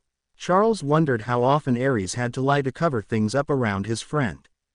"First things first," said Aries, shooting a locking charm at the door. "Do either of you have any objection to studying spells that aren't strictly legal?" Charles shook his head, already knowing where the other youth was going with this, but Severus shrugged ambiguously, a shrewd look on his face. Aries smirked at the Slytherin, taking the shrug to mean, "I have no objection unless you mean to get me into trouble for it." "All right, in that case I propose we start out with the Minimus Animagi spell. Charles has already expressed an interest in it. Have you ever heard of it, Sev?" He shook his head, and Aries quickly explained, then transformed as an example. Charles realized that Aries hadn't been lying when he'd said he was a small black cat. He was probably 2/3 the size of a normal cat, and no more than half the size of that orange beast Granger carried around. There was a small mark above his right eyebrow that looked like it could be a lighting-shaped scar, but the fur around it covered it fairly well. Aries the cat paraded in front of them, head and tail held arrogantly high. With just a bit of a running start, he leapt lightly up to Charles's shoulder, then jumped across a good 8 feet to land on Sev's. With a triumphant meow, he dove to the floor and changed back to his human self. "So you see, the Minimus transformation is just as real and stable as the Primus. It's just a smaller animal, and one that you choose. What do you say? You want to learn it?" Severus nodded firmly, eyes wide and eager, and Aries led them to the library section where he pulled out 2 copies of Little and Loving It by Mimi Plush, the only book solely on the Minimus Animagi spell, that just happened to be on the first shelf. "I think I love this room," Charles muttered as he accepted his copy and sat in one of the chintz armchairs that also just happened to be there, though he was sure they hadn't been before. Charles and Severus spent the entire afternoon reading, barely looking up from the interesting book. Mimi Plush was surprisingly clever with a wicked sense of humor that belied her flowery name even when they heard loud crashing or curses from the exercise part of the room, where Aries seemed to be doing his best to make himself horribly sore in the morning. After getting the others set up with the books, he had immediately gravitated to the weight sets. After some stretches, he started at the bench and, setting himself up with 60 kilos, the amount he had been able to lift when he had last tried, found that several weeks without lifting had weakened him so that he couldn't even complete a 10 set of presses before he had to use magic to get the weighted bar off his chest. The curses. From there he had moved to the dumbbells, 15 kilos for each hand, and managed 2 10 sets before his hands wouldn't clench and the metal weights fell to the floor, the crashing. Finally, he did laps around the room until the clock on the wall told them it was time for dinner. Charles and Sev stretched and put the books back. Aries collapsed, gasping and covered in sweat. Sev walked over to his fallen friend and looked him over. "Aries," he said scornfully, "you smell. You should take a bath before dinner." Aries nodded from his place on the floor. "What's the password, again?" he gasped out, chest heaving from his exertions. "Heffalump," Sev told him. Charles assumed it was the password to the prefect's bathroom, as Sev was a prefect, and he was proven correct when the Slytherin continued. "We just shouldn't let the Hufflepuffs have a turn naming it. It always ends up like this." Aries and Charles both laughed and Aries picked himself up off the floor, retrieving his robe and cloak from the hooks on the wall. He'd taken them off to start exercising, leaving him in a white muggle tee and pants. "Aren't you going to put some real clothes on?" Charles asked as Aries made as if to walk out the door like that. "I'm just going down 2 floors, Aries said, still panting slightly. "And I'm boiling hot as is. I'd boil alive inside a robe. You guys go on to dinner without me. I should be down soon enough." The others nodded and walked off, leaving Aries free to take a shortcut through the portrait of Barnabas the Barmy, right across from the room of requirement, that led to the shadow behind the statue of Boris the Bewildered, next to the prefect's bathroom. As he had done earlier, he locked the door so no one, like James or Remus or, heaven forbid, Lily, would come in and catch him. He dropped his robe and cloak on a marble bench that sat off to the side, piled high with towels, and added his other clothes as well.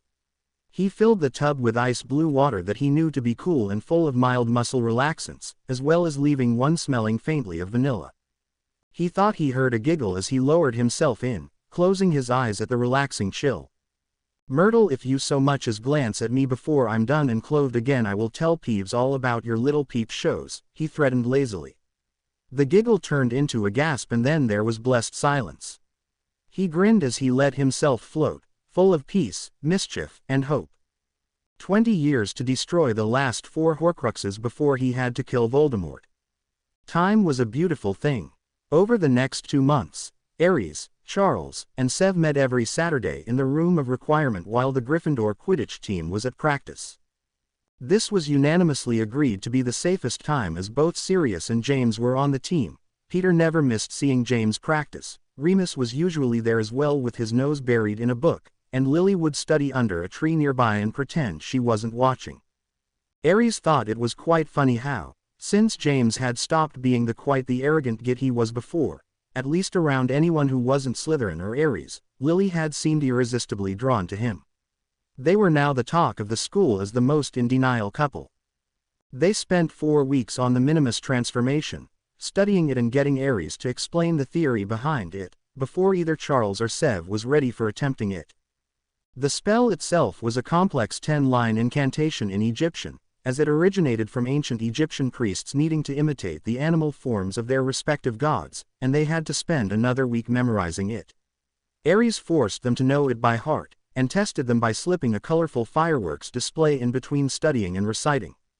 Once both could recite the words without any mistakes while distracted, Aries decided to let them try it. Severus had picked an asp, which made Aries a little nervous, as he would have to remember not to talk to Sev while he was in snake form, lest he should accidentally speak Parseltongue. The Slytherin went first, holding his wand above his head, as was the technique for any self-directed spells. Aries chuckled inwardly again at the thought of gravity influencing magic and reciting the ancient words. Slowly, his form began to shift and blur, seeming to melt into a long, black half-melted candle on the floor. Then the edges came back into focus, and there was Sev, a 4-foot-long black snake, his scales glistening as if wet. "Sweet Merlin, it worked," the snake hissed. Aries bit his lip to stifle a laugh. "Look, Charles, Aries, I'm a snake.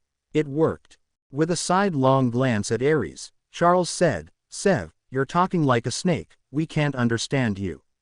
Can you understand us?" Sev the snake cocked his head curiously, then seemed to frown, if a snake could frown, and reversed the transformation with a small pop. "That was odd," he said softly.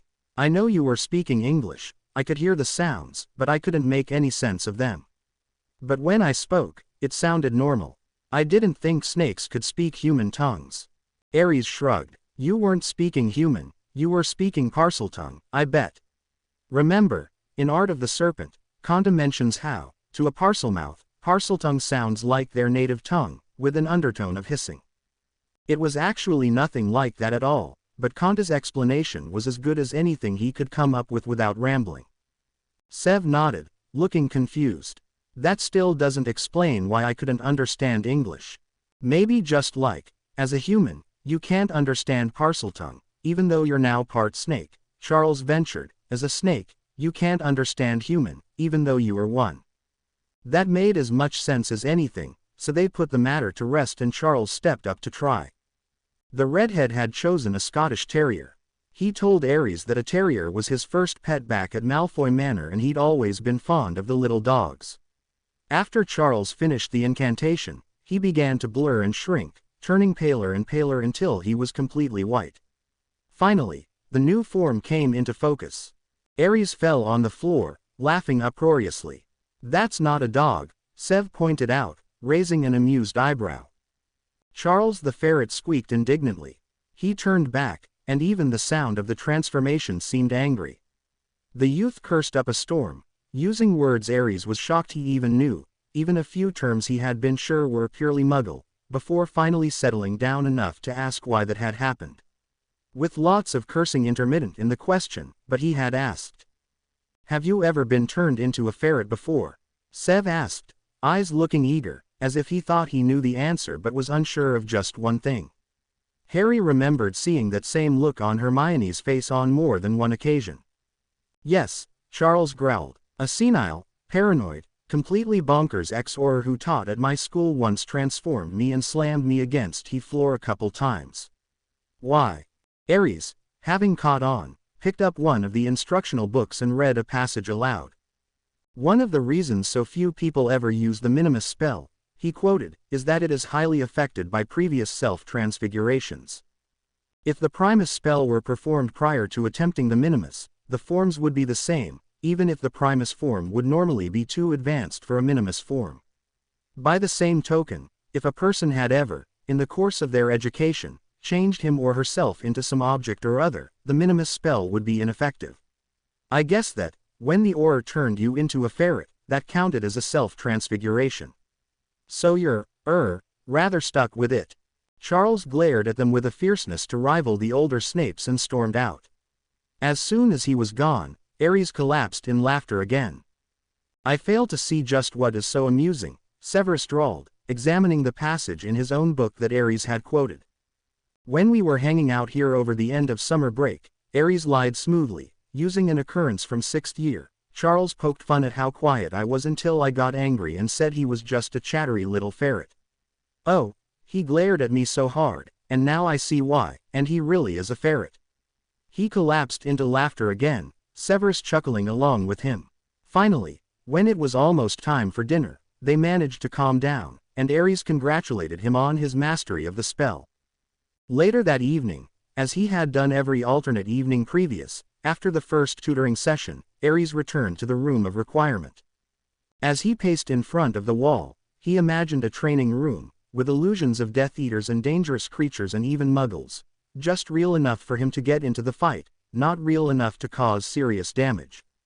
He didn't want to have to explain a gunshot wound to Madame Pomfrey. From the moment he entered until the simulation ended after 2 or 3 hours depending on how much magic he'd used that day, Aries would be kept on his toes, shooting spell after spell after spell until he was nicely exhausted. The other nights, he left the room in its arena form and worked the weights or ran laps until he could barely move. He always made sure to add on a bathroom before he went in, as he rarely had enough energy before a good soak to walk all the way to the prefect's bathroom. Both of these nights served the same purpose, to expand his strength by testing his limits. Finally, after keeping with a strict schedule for 2 months solid, he was beginning to show the results. He could now easily bench a few 10 sets of 70 kilos, more than ever before, run a 6-minute mile, and do 200 sit-ups in one sitting, though he felt like throwing up afterwards. More than that, his magic had expanded so that he needed to consciously regulate the power needed for what used to be extremely draining spells, such as the Patronus. The first time the room had thought to throw Dementors at him had been a week after the ferret incident, and he'd accidentally shot 2 stags out of his wand at once. Each session left him so tired that he slept long and deep, feeling more refreshed afterward than he had since the nightmares started after 1st year, especially on the weekend, when he could sleep a full 9 hours without interruption. He knew that his dorm mates knew he was out late each night, but without the map they had no way of knowing where he was going. Short of following him, that is. He figured they would probably try it eventually, but he cast a listening charm on himself while he was walking to and from. If anyone were near enough to see him, he would hear them. Tonight he wanted to try out a new curse he'd found in a book under Charles's bed. Called the Declawing Jinx, it could remove anything sharp from its place, be it a dagger blade, the point of a stake, or, hence the name, something's claw. The book didn't say whether the removal was painful or not, so he wanted to try it on the room's illusions before he had to use it on something else. If it was painful, he'd mentally file it under last resorts, but if it wasn't, it could be really useful in a variety of situations. Inside, the room had taken on a jungle appearance. Wondering what it would come up with for him to face, Aries crouched by a tree in some underbrush and waited, breathing as quietly as he could. All around him leaves rustled and varieties of birds cried out shrill warnings. Suddenly, an arrow embedded itself with a sickening thunk into the tree, just inches above his head. He turned to see a Naga holding a bow, already notched with another arrow. The Naga let the arrow loose and Aries frantically waved his wand. "Amovio Mucro," he shouted. The tip of the arrow fell to the earthy floor, causing the shaft to lose balance and barrel roll into a bush 3 feet away. The Naga hissed and lunged, huge mouth open wide, bearing a row of 2-centimeter fangs. Aries shouted the spell again, putting more power into it, and all suddenly the Naga had nothing but 2 rows of pink flesh. Stunned, the snake woman reared back and fingered her gums with a look of confusion, but no pain. Aries figured that was good enough and let the room know he wanted to start the regular training now. 2 hours later, he stumbled from the bath and staggered toward the dorms, grateful that it was the weekend and he could sleep in later than usual. He barely paid attention to where he was going, only keeping half an ear out for Filch, Mrs. Norris he'd charmed with his cat form, so she didn't cause him any trouble. Somehow, he made it back up to the dormitory without any recollection of giving the pink lady the password. And as he dropped into bed, he completely failed to notice the small puddle of musk he'd left his shoes in. The next day after lunch, Charles decided that if he had to be a ferret, a bloody ferret. He was going to kill Moody, then he was going to enjoy himself. He had finished his homework Friday and Saturday, and sleeping in until almost noon on Sunday had left him energized and ready for anything. Checking to make sure none of his dorm mates were there, Aries was, but he was still snoring. Charles focused on the spell and transformed, for the 3rd time in his life, kill Moody, into a snow-white ferret. Suddenly the small dorm with barely enough room for 6 teenage boys and their belongings seemed huge, as large as the Great Hall. He tentatively, it was a long way down, hopped off the bed, only to find the landing refreshingly soft. After a few failed attempts to right himself, Charles remembered that ferrets aren't bipedal and thanked the founders that no one had been watching, deciding to just let instinct guide him. After that, motion became incredibly easy and he fairly flew across the floor, scampering over piles of clothes and books as if they weren't even there. He jumped onto one of the Marauders' beds and tousled up the covers. Under the pillow, he found a silvery, fluid material that smelled like magic, a phenomenon he couldn't explain if he tried. This was the famous invisibility cloak. The one that would in the future lead a 13-year-old Harry Potter to throw mud at him and that, currently, the Marauders used to sneak about. He would have loved to steal it, but Black would probably lay the blame on Aries and Charles just didn't want to have to deal with another bout of animosity between the brunette and the Marauders, not to mention the pitiful grieving looks Aries would get whenever arguments broke out. Huffing in an unfortunately high-pitched, ferrety way, Charles hopped back onto the floor. Suddenly quite discontented to stay in the dorm, he scurried to the door. It was heavy, practically impossible for a ferret to move, but the 1-inch gap left ajar was more than wide enough for his little body to squeeze through and soon he was out and about. The Gryffindors hanging out in their common room didn't even notice him as he ran silently along the base of the wall to a shadowy corner. Someone had left their bag there, a girl if the smell of perfume coming from inside were any indication, and he slipped inside, hiding under a book. There was a half-finished bag of Bertie Bott's every flavor beans inside and Charles reached inside and took one, quite pleased that his new front feet actually worked well as hands, too. Much better than the paws of a dog. The candy was the size of a large sandwich, but he stuffed it into his mouth hole and bit down. Recognizing immediately the taste of sardine, Charles prepared to spit it out, but a moment more and he realized it actually tasted rather good. The texture seemed a bit off from what his ferret side would prefer. As soon as that thought entered, he decided to stop analyzing the experience as he really didn't want to know what sort of texture a ferret would like. Suddenly, the ground started to shake horribly, shifting books fell on him and he scrambled to the top of the bag and peeked out. Oh, he realized with would-be blushing embarrassment that the bag had been picked up by its owner. They were now strolling down the halls of Hogwarts. More interestingly, the bag seemed to be owned by Lily Evans, and the redhead was muttering absently to herself. "Where is he? He knows we have to head the prefect meetings right before lunch every Sunday. He knows. I know he knows. He came to the last 7. Where is he? Probably out showing off or picking on Slytherins. Oh, that's not fair. He's been acting a lot better lately. Maybe he just forgot, that's it. I bet he forgot." By the time she had finished deciding that James Potter, because who else would Evans be muttering about, was indeed a decent human being, the two of them had arrived at the library. What should have been the typical dull silence of a near-abandoned study area was full of frighteningly interesting noises. Little things, like the sound of a book tipping over on its neighbors, made his head whip around to find the source. As soon as Lily dropped her bag. None too gently, either, thank goodness he was Ferret the Invincible. On the table, Charles scurried out and hopped onto the floor, running for the shadows under a bookshelf before he could be seen. Oh, and there were so many things to see here. And smell, oh the smells. How did he ever live without this sense of smell? How did he never notice how blind he was with nothing but a stupid human nose? He could smell not just that the many months old gum stuck to the underside of the bookshelf was cherry flavored, but also that the person to chew it had been male, and someone he knew. Charles was even able to tell that the last animal here had been a frog who had hopped through 2 days ago. He followed the trail of frog scent until he got bored and moved on. The ex-Slytherin continued to play like this for a long time, nibbling indiscriminately on any bits of food he could find, which he was sure would disgust himself if he were human, but to a ferret, a chocolate frog leg was a chocolate frog leg, discarded under a study table or no. He had come across a few more deposits of that cherry-flavored gum, but was able to keep himself from tasting it by a firm reminder that, while the other food bits had only touched the ground, the gum had actually been in some human's disgusting mouth. He was sure he'd be quite grateful for this bit of logic later, when his stomach wasn't quite so empty. Peter, that's disgusting. Charles heard Remus Lupin snap from very close. Suddenly, a chubby finger reached under the bookcase and stuck cherry-flavored gum to the wood. Moment of gratitude now, shuddering at the thought of what he had been smelling.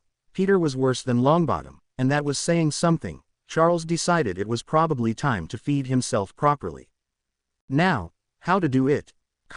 He couldn't just transform, he'd have to be someplace private for that, and there weren't terribly many private places in a library. Come on, Moony, Black's voice drifted over to him, enough studying. Let's get some dinner, All right, Lupin sighed, I'm done anyway. Thank goodness, since we're going to busy tonight. Potter shushed him, though it was clearly done through a smile. You'll get us caught.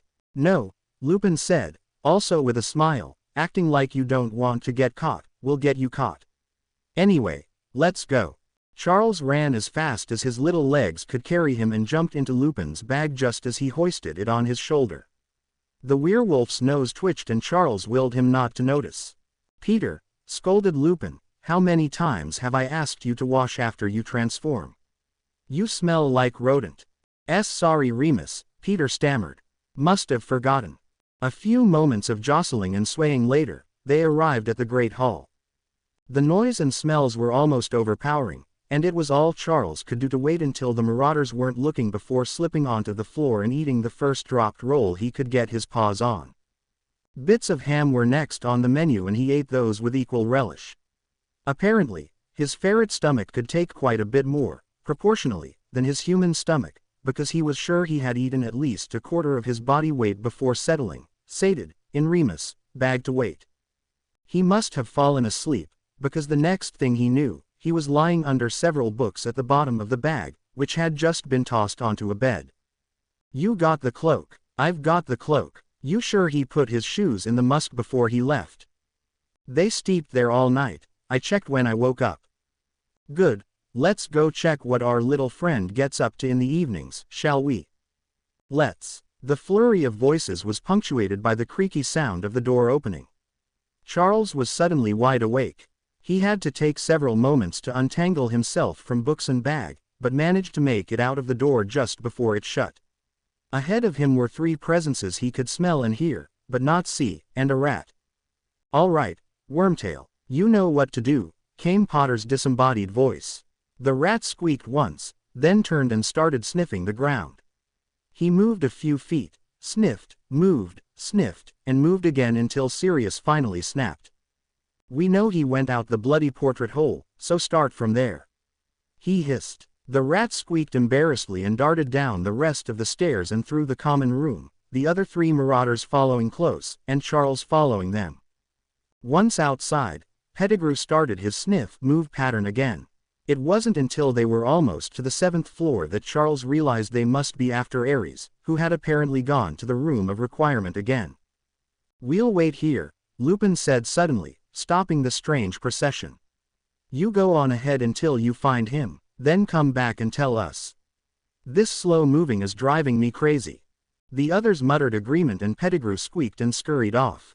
Charles, careful to stay where he didn't think the humans could see him, followed a few feet behind until he was sure they were out of sight. Now, Charles knew that Pettigrew was the traitor, had known since the summer before 5th year. He hadn't known that Aries knew until that first day in the dorms, but since then it was easy to deduce that the Gryffindor had gotten quite close to his godfather before the man's death. Charles didn't know what the future would bring, or whether or not he would stay with the Dark Lord. Trying to warn Potter had been more of a whim than a life-changing decision, especially since it would seem no one knew about it. However, one thing he did know was that, as Charles Higgins III, he counted Aries Hisakazo as a friend, and he was nothing if not loyal to his friends. Anyone who hurt them, past, present, or future, would pay. As soon as they were in the shadows and sufficiently hidden, Charles scurried up so he was almost alongside the rat and tapped him on the shoulder with one hand like paw. Pettigrew stopped and looked over, startled, and Charles used the opportunity to rear back on his hind legs and deliver a punch any ferret could be proud of. The rat fell to the ground, unconscious. In an instant, the redhead had untransformed and drawn his wand. "Obliviate," he whispered, aiming the spell at the last 15 minutes, then used a shaving charm to scribble a frowning face with its tongue sticking out, a symbol Granger had once drawn on his transfiguration test when they'd had to grade each other's on his back before banishing him back to his waiting friends. Feeling highly self-satisfied, Charles stuck his hands in his pockets and strolled to the room to see what Aries was up to. The very next day after the ferret versus rat incident, the Marauders changed tactics entirely. While Aries and Charles both feigned complete innocence, even when a few surprisingly subtle hints were dropped, the four friends still assumed Aries had been behind it all and had apparently decided they were better off leaving the brunette alone. None of them had said a word to him for a week now, and they had gradually gotten more and more tolerant, until Aries could do his homework in the dorm while the Marauders were huddled together to plan. Such was the situation in early December when Aries threw his quill down in disgust, swearing fluently for a full minute. Sirius quickly took out a quill and parchment of his own to copy down the more inventive phrases. "Something the matter?" Charles asked mildly. Aries shot him a glare and gestured at his homework.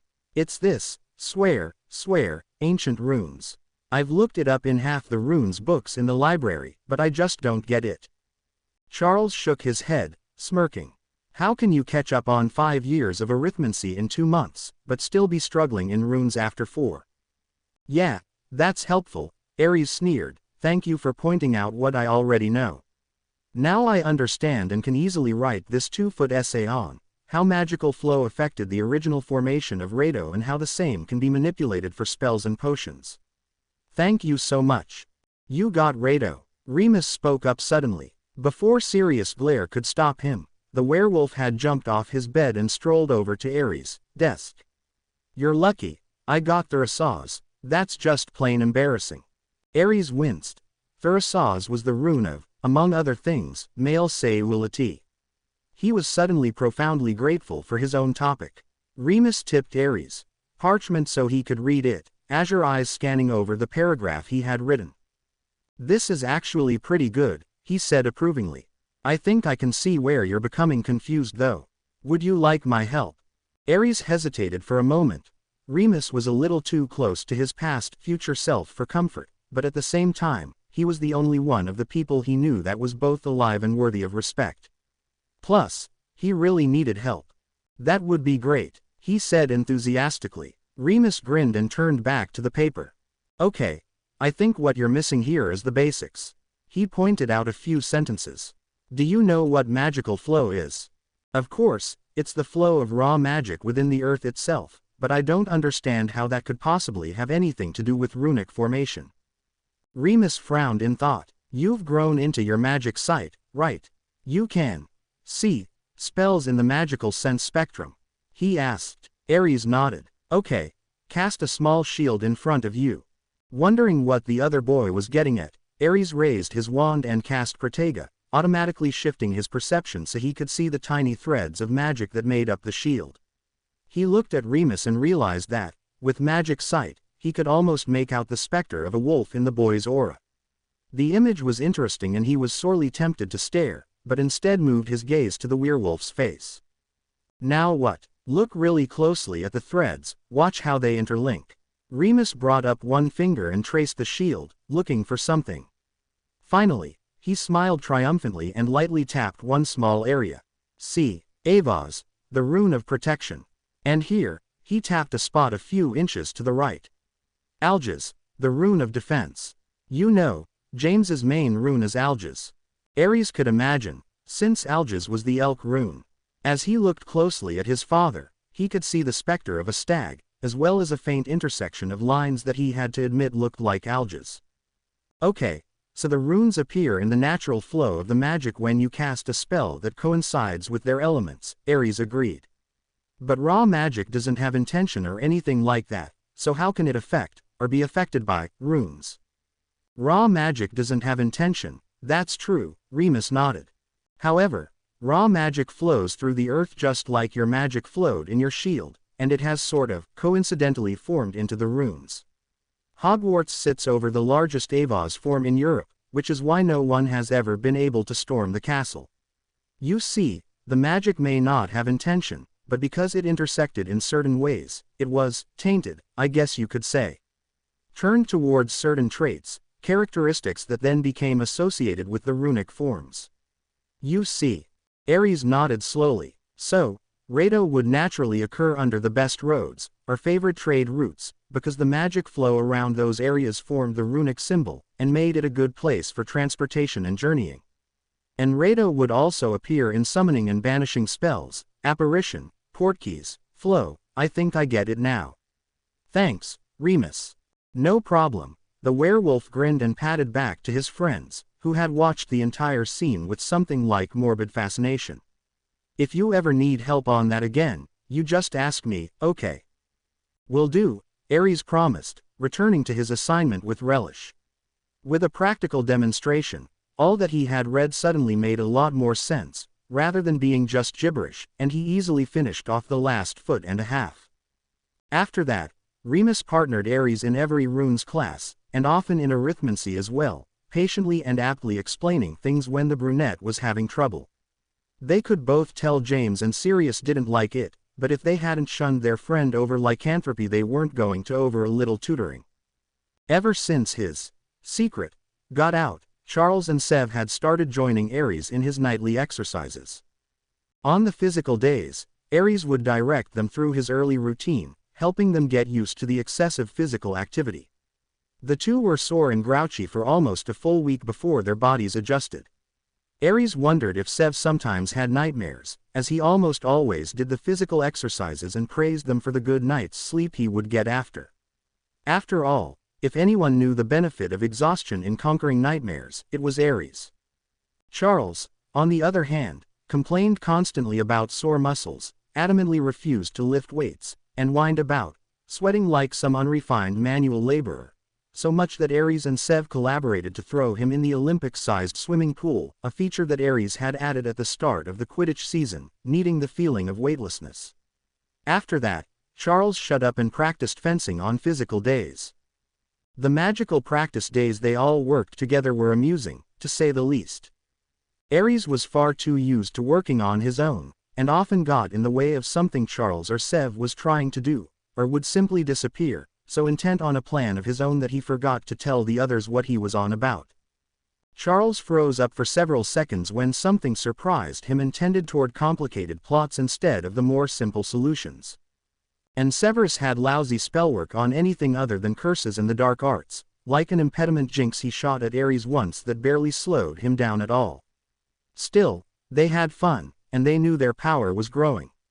During their Saturday sessions, Ares had started them on the Patronus charm, but neither had produced more than a weak mist. With more exercise, he was sure both would soon manage it, and maybe by the end of the year be able to produce two. It was during a Saturday defense practice right after a session of runes homework with Remus that Ares came up with an idea. He felt he had to pay Remus back somehow for the help he had given. His grades had risen markedly since the tutoring started, and had finally thought of something that might help. He would need to make sure it was all right with the others first. I was wondering, he started casually, would you guys mind if I invited Remus to a few of our practices? He'd probably have to come late because of Potter and Black's Quidditch practice, but… Absolutely not, Sev snapped. I mind very much. Aries blinked, stunned by the emphatic response. Why was Sev so against it? It couldn't be just because Remus was a marauder. He even seemed to be afraid. Oh, of course, the prank must have already happened. Funny, he'd always imagined it happening in 7th year, but he didn't think he'd missed it happening. Severus sighed at his friend's stunned expressions, thinking they didn't know. There is a side to Lupin that you haven't seen, and I hope you never do, but I have, and I refuse to be around him more than absolutely necessary. You may invite him if you wish, but I will not be here if you do. He started to walk out the door and Aries stepped forward quickly, putting a hand on his shoulder. Wait, it's all right, Sev, he reassured the Slytherin. If you don't want him here, I won't invite him. Now how about you come back here and we'll try the Patronus charm some more. Severus searched his eyes intently, looking for something specific, but Aries didn't know what. He occluded his mind just in case, using skills that Remus had patiently taught him, letting only his general sincerity show through. Evidently that was what his friend was looking for, as he nodded sharply and moved back to the arena area. They had been working on the Patronus charm for 3 weeks straight, now. Aries said that as soon as Sev and Charles both could get a corporeal form, he would find a more practical way for them to practice. Neither knew, or wanted to know, what he meant, which caused Aries no small amount of amusement. He made sure to bring it up at least twice a week, just to see the hesitant looks that passed between them.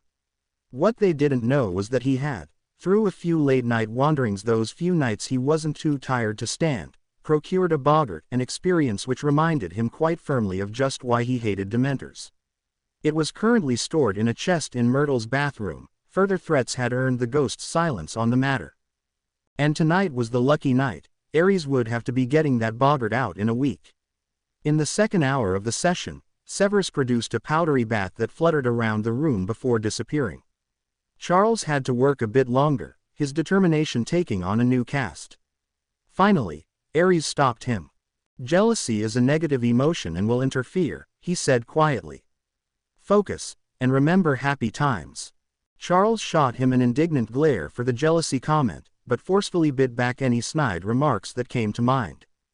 He shoved aside feelings of anger, envy, inferiority, defiance, pride, and concentrated on the memory, a bittersweet nostalgia, recalling when his normally fairly reserved father had told him he was proud of him and given him a hug because he got his Hogwarts letter. He opened his eyes, surprised that he had closed them, and saw a great Arctic wolf staring back at him, its tongue lolling out as if in laughter. It gradually returned to its misty state, becoming wisps of smoke that blew away in a non-existent breeze. The three of them cheered and Aries pulled out some celebratory butterbeers he'd been saving. Charles scoffed and muttered about plebeian drinks, but practically downed half his bottle in one go. They laughed and chatted until dinner was half over, arriving in the great hall just in time for the pudding. Aries wasn't at breakfast the next morning, savoring the luxury of sleeping in while his body and magic were replenished and strengthened, so he was rather shocked to find Sev by the lake when he went for a walk. The Slytherin was throwing rocks out over the water, skipping some, but mostly just throwing, with one hand, the other hand clutched impossibly tight over a letter. The brunette, wanting to help but knowing that Sev wanted quiet, wandered around close by, gathering rocks which he piled at his friend's side. By the time the pile had reached Severus' knee, the tension had gone and the black-haired boy was chuckling slightly. "You were an odd one, Aries," he said dryly. Aries smirked up at him. "I know," he responded with a shrug. "Do you want to talk about it?" Sev sighed, binging his clenched fist around in front of him and opening it, smoothing out the letter parchment. "It's nothing big, really," he muttered morosely. "My father wishes me home for Christmas break. I would prefer not to go, as Mother is sure to host a grand party where Father can show off his prize eldest, Arnold." "You have a brother?" Aries asked, more shocked and stunned than he should have been, given that he already knew Sev had a family. Why shouldn't he have siblings? "Indeed," Sev sneered, then deepened his voice, imitating his father, Arnold Septimius Snape, heir to the Snape and Prince lines, Auror of the highest degree, achieved 12 owls and 7 newts, best in his class in all the real magic subjects, and a fine Quidditch player to boot. He does his old man proud. The introduction is always the same. I apologize, this is hardly your concern. Don't be stupid, Aries scoffed. If you can't talk about your troubles to your friends, who can you talk to? Sev looked at him skeptically, but took his words to heart and continued. Whenever my father introduces me, which isn't often anyway, he says, "That's my other son, Severus. You'll have to excuse him.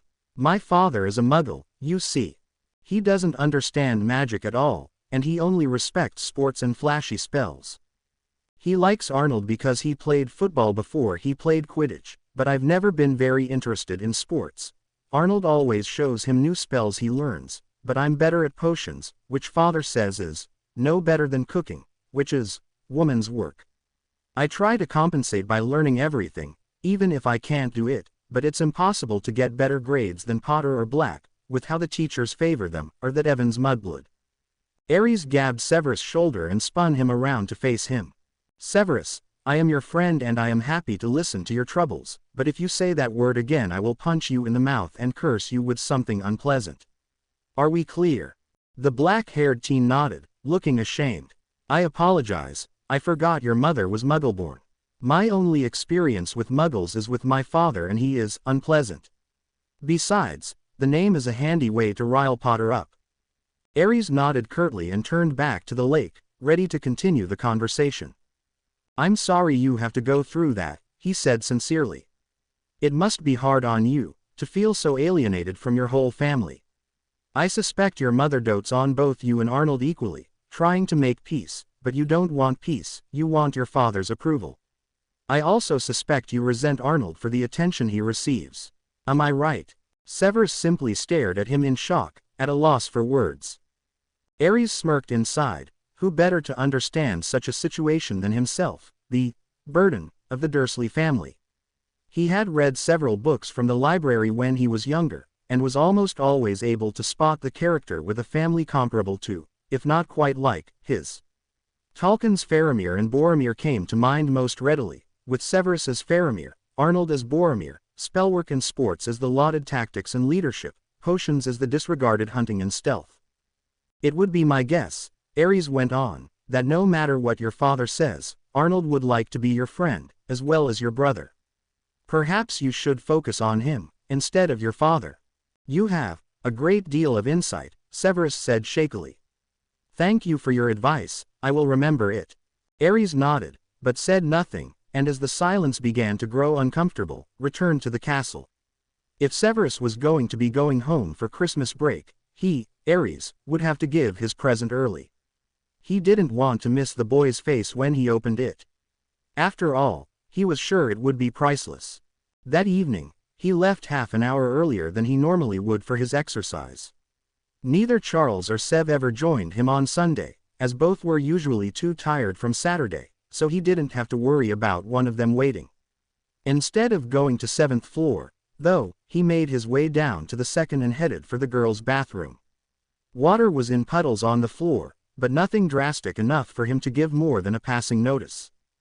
"Hey Myrtle," he called softly, "someone's talking about you in the prefect's bathroom, you might ought to go see." There was no response, so Aries figured he could safely assume the ghost wasn't there. He quickly found the fake sink with the snake carving and, moments later, dropped down into the Chamber of Secrets. The smell was as bad as ever, and he proceeded as quietly as possible, not wanting to wake the basilisk that would still inhabit the place. Luckily, his destination wasn't anywhere near the beast's lair. Just a few meters beyond the entrance area was a 25-foot basilisk skin, so fresh now that it looked even more alive than it would in his second year.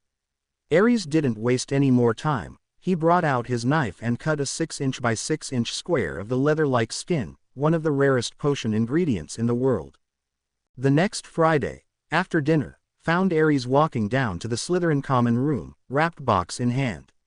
This was the last day before those students not staying at Hogwarts would be sent to Hogsmeade Station.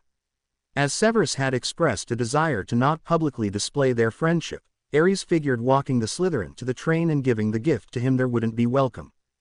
"What are you doing?" His mother's voice caught him off guard and he jumped about a foot, spinning around to face the lovely redhead. What? He wasn't out after curfew, and he wasn't breaking any rules, so why did she look so hostile? I'm just delivering a present for a friend. In the dungeons, she asked primly, because Ravenclaw and Gryffindor are upstairs and Hufflepuff is on the north side of the castle. So a Slytherin. Please excuse me if I'm skeptical. Aries didn't know what to say. Most of the people he had classes with were aware of his friendship with Sev. But now that he thought about it, every time he, Sev, and Lily were in the same room, the girl was either talking with one of her friends or deeply engrossed in a book or watching the teacher, basically ignoring him as fiercely as possible. He'd been so caught up in alienating his father's friends without actually making them enemies that he hadn't even realized he'd alienated his mother.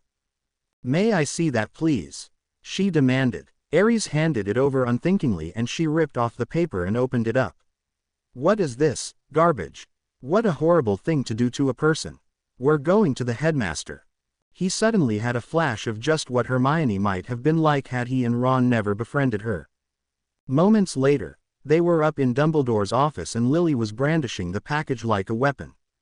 Sir, I told you those four would be a bad influence, she said mildly. I just caught him heading to the Slytherin dungeons to give one of them a gag gift. Dumbledore gently took the gift from Lily's hands and opened it, gently lifting out the contents. He looked at Aries with a raised eyebrow. Basilisk skin. Might I ask where you got it? Nowhere dangerous or illegal, sir. Beyond that, I'd rather not say, Aries admitted. If it's not dangerous or illegal, why won't you say? Lily asked. Personal privacy, Aries said coolly. I assume this is for our young Mr. Snape. The headmaster queried mildly, avoiding the potential conflict. Aries nodded enthusiastically and smiled a little. Do you think he'll like it? I think it is quite an impressive present. He will likely be overcome with Potion's enthusiasm.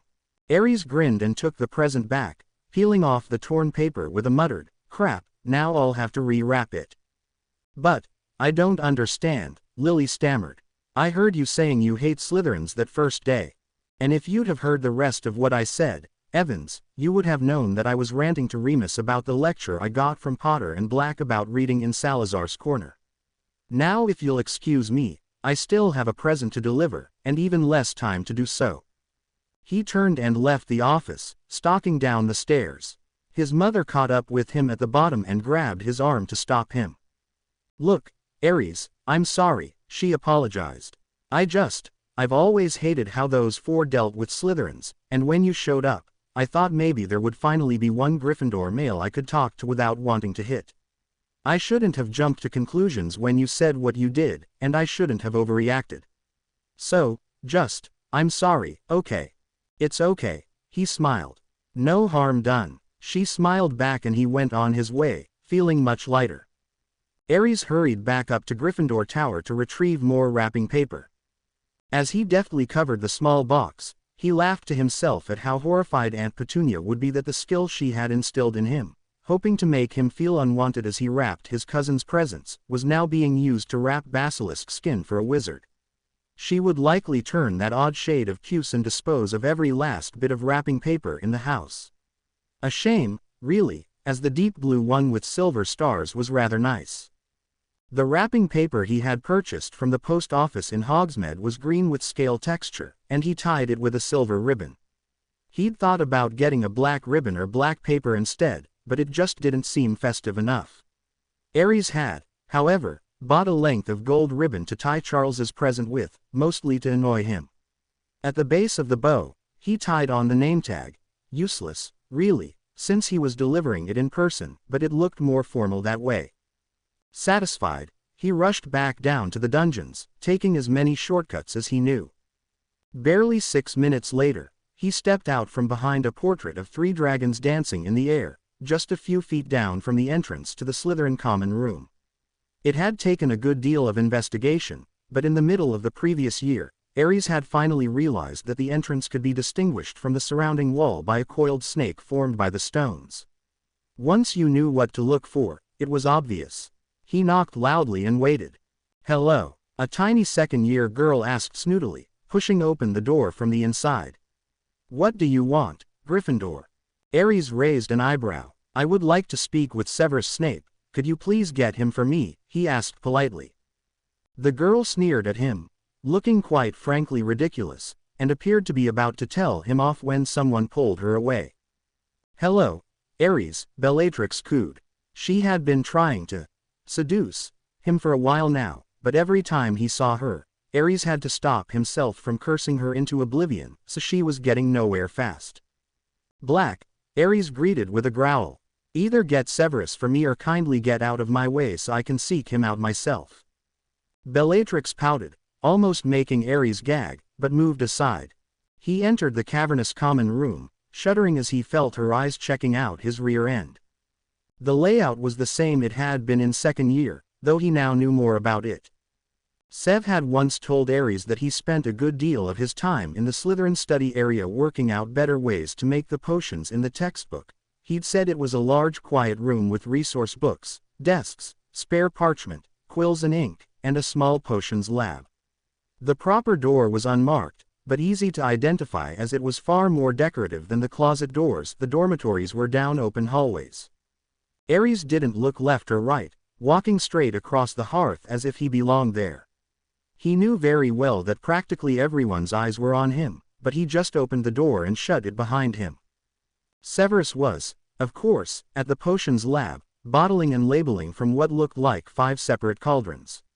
Aries wouldn't be surprised if all the other Slytherins had left that particular area for him alone, deciding it would be better to find their own potion area than to disturb the youth's work. He could just imagine Sev biting the head off some first year who had managed to upset one of his experiments. He'd probably use the same words his future self often used on Neville. Can I help? Aries asked, peering over the edge of the last still full cauldron. Severus jumped, almost dropping his vial. There was a tense moment where he fumbled with startled fingers to grasp the slick glass before he finally managed to hold it still again.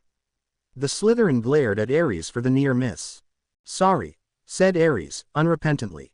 Sev rolled his eyes and managed a slight lift at one corner of his mouth that meant he was not entirely displeased. I brought your Christmas present. Do you want to open it now or when you're done storing your concoctions? Sev raised an eyebrow. At Christmas, not an option, then? He teased. Nope, Aries replied candidly, grinning. Very well, help me bottle the rest of this and I will open it then, Sev agreed. They got to work, Aries holding the bottles and Sev ladling the potions, and were finished before a quarter of an hour had passed. As soon as the Slytherin had finished carefully placing all his vials in a carrying case, Aries practically thrust the gift at him. Amusement flashed in Sev's eyes, but he dutifully sat and began to open it, with the same methodical grace with which he did everything. First he read the card, then he untied the bow and carefully undid the ribbon. By the time he finally got one corner of the wrapping opened up, Aries was almost out of his seat with impatient excitement. Finally, Sev got down to the box and lifted the lid. Aries watched carefully as confusion, realization, and something close to odd gratitude made their way onto his face in close succession. Basilisk skin, he stuttered uncharacteristically. Aries nodded happily, feeling very proud of himself. His smile faltered, though, as his friend continued. I cannot possibly accept this, Sev insisted, trying to hand the box back. Aries didn't take it, feeling as if lead were gathering in his fingers and holding his arms at his sides. Why ever not? He asked. Was it bad? Had he not gathered it right? Was it too old? Did Sev just plain not want it? Something this valuable? You can't mean for me to have it without something in return, Severus explained. Aries almost laughed in relief. Well, I wouldn't mind getting a gift of my own, but it's not mandatory, and certainly not payment for yours, he said. Don't worry about cost or any of that, I promise it didn't require as much effort as you are likely assuming. You do like it, though, right? Severus snorted. No, I don't have any use at all for one of the rarest and most valuable potions ingredients available, he said sarcastically. Aries grinned a little sheepishly at his own insecurity. Thank you, Sev added sincerely. Aries grinned at him and walked with him back to the Slytherin common room, waving goodbye as Sev passed through the corridor to the boys' dorms. Then he realized that he was out after curfew, deep in Slytherin territory. Well, what do we have here? Rodolphus Lestrange, known pre-Azkaban for a jealous streak like none other, stepped out of the shadows. A little bitty griffey out after curfew.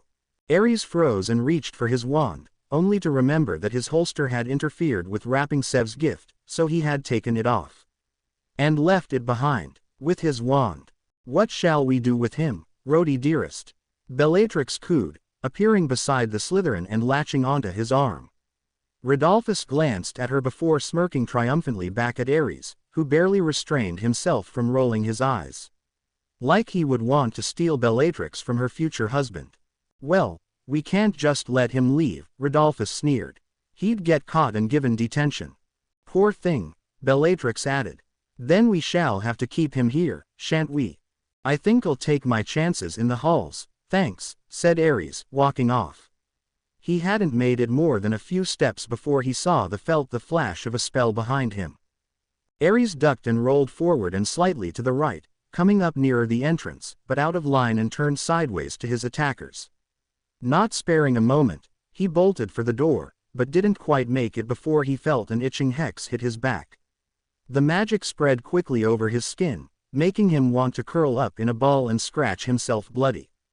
Desperately, he resisted the urge and wrenched the stone portal open, slipping through just before another hex came flying at him. It would be safest, in the darkness of the halls, to transform into Minimus form, but the cat's instinct to scratch would be considerably harder to ignore than his own. The worst thing about the itching hex was not the itch itself, but the potential damage that could be done by the victim. Those who had been left under it for more than a day had been known to scratch most of the skin from their body and leave long gouges in their flesh in futile efforts to quell the incessant itch.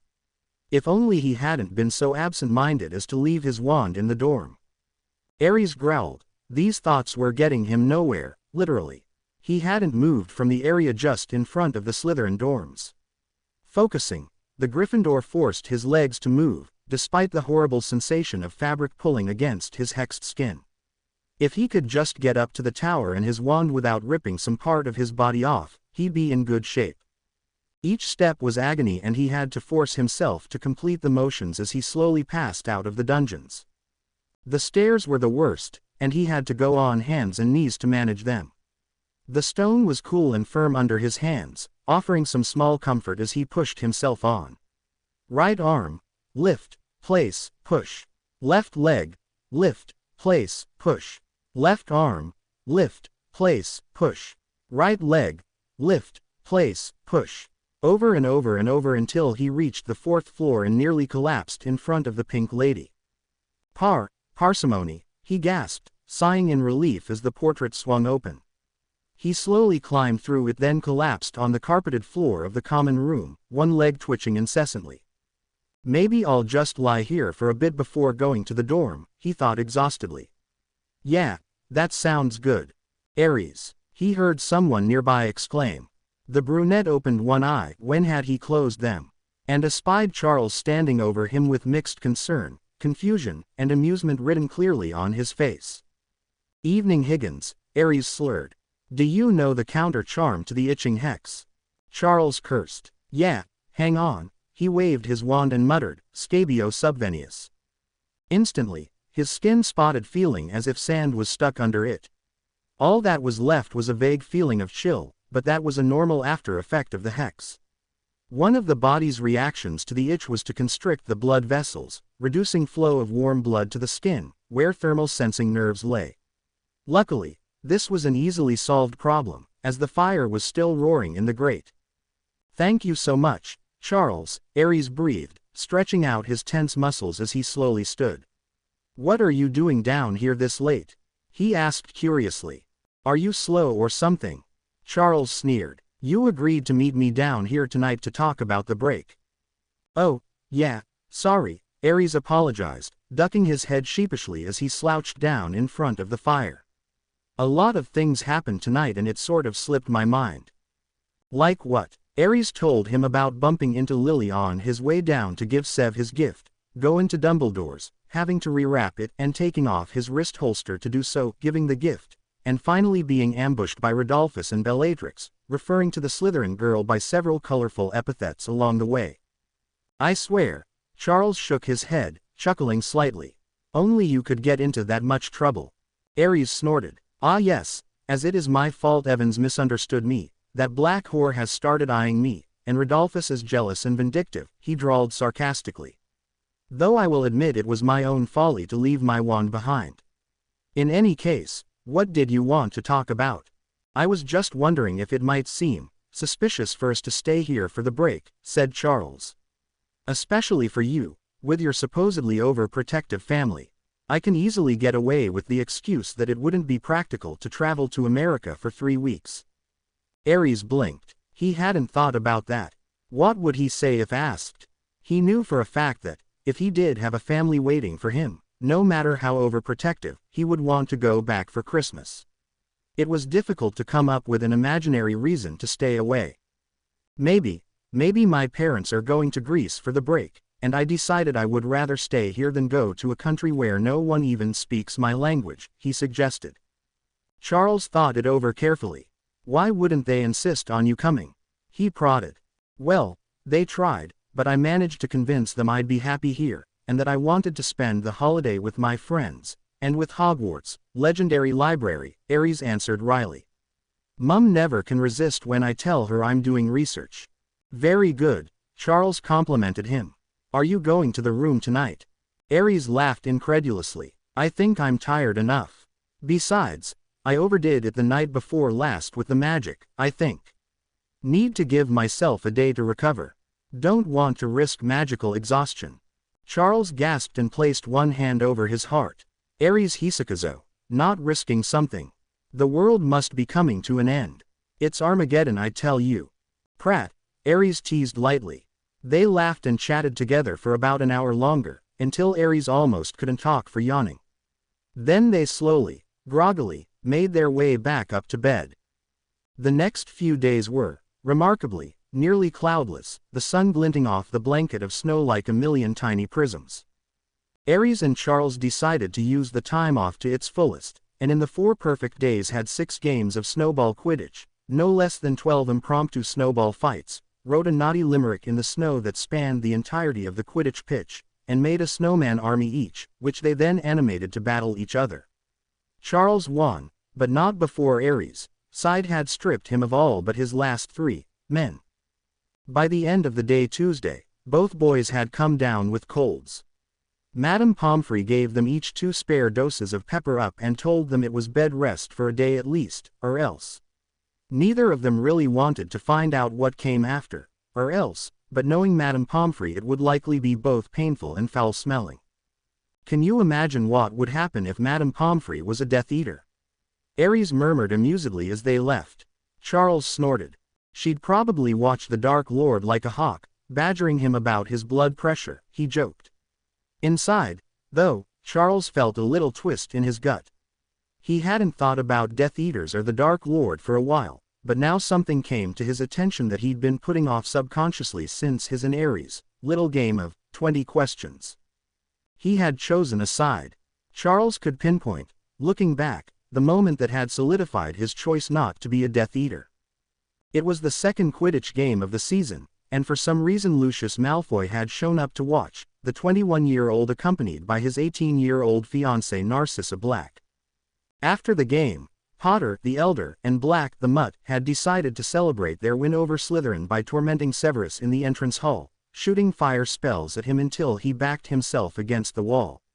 Charles and Ares had tried to get to him, but the wall of students that stood between them and the action had been impenetrable, despite their liberal use of magic.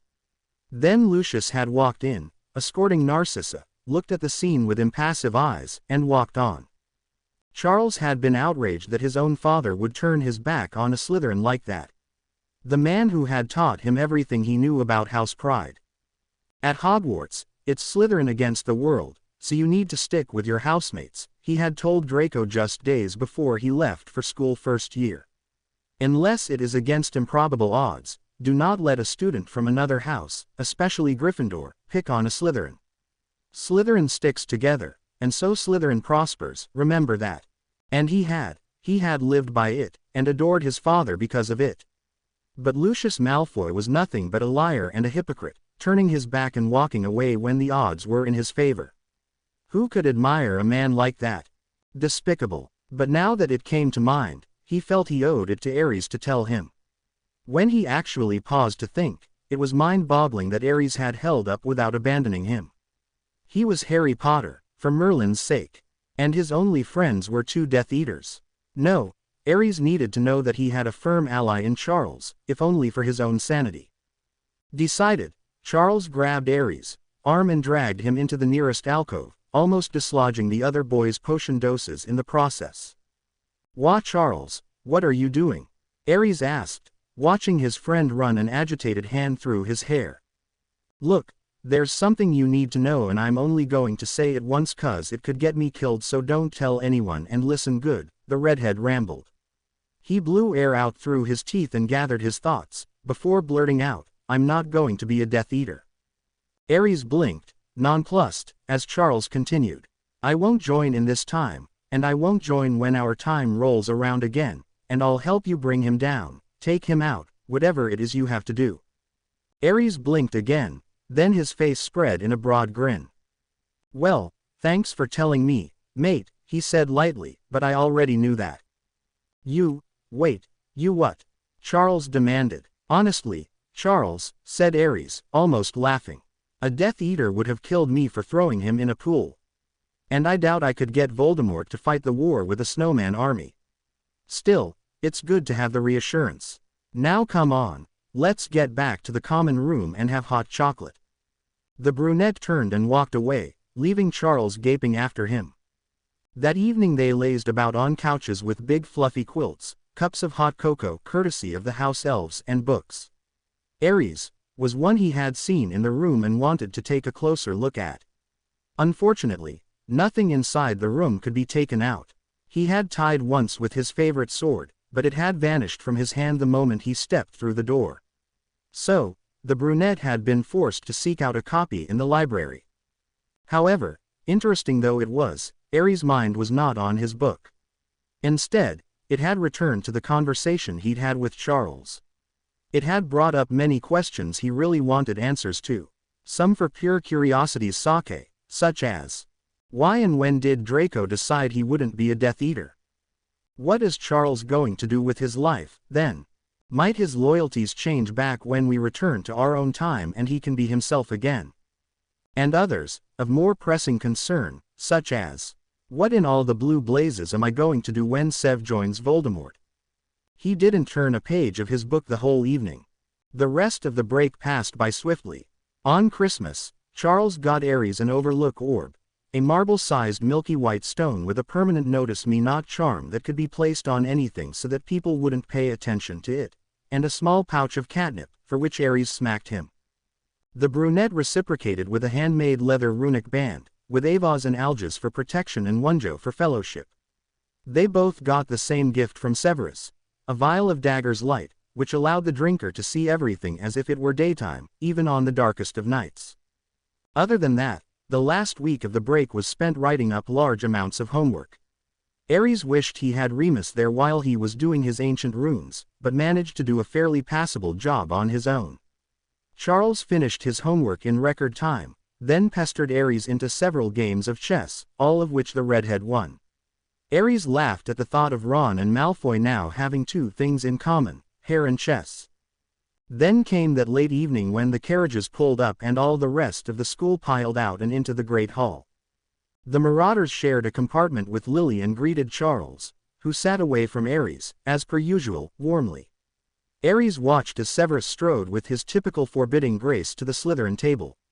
He smiled and waved at his friend, who shot him a shaky half-smile back. The Gryffindor raised one eyebrow to indicate his concern. Severus looked somewhat disturbed, but the other boy had already started serving himself, all his attention on the platters of food. The next chance Aries got to actually talk to Sev was during their potions class that Monday. He could see that the Slytherin was trying to avoid him, but Aries made sure that he got to his friend's side before he could try and get a different partner. "Hello, Aries," Sev greeted him stiffly. "Hi, Sev," Aries answered brightly. How was your break? Severus snorted lightly and concentrated on the dragon tongue he was slicing, attempting to ignore the question. Ares was not deterred. Did you get any neat presents? He asked. What did Charles get you? He refused to tell me. Perhaps he felt it was none of your business, Sev suggested acidly. Ares shrugged. Maybe. You never know with Charles.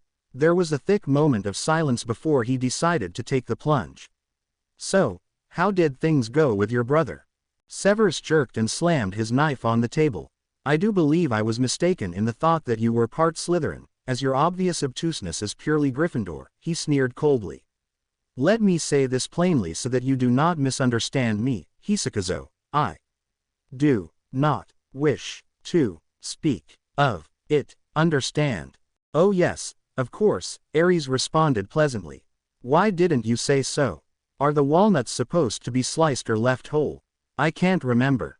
The Slytherin sighed deeply, as if expelling something foul, or admitting defeat, and said weakly, sliced.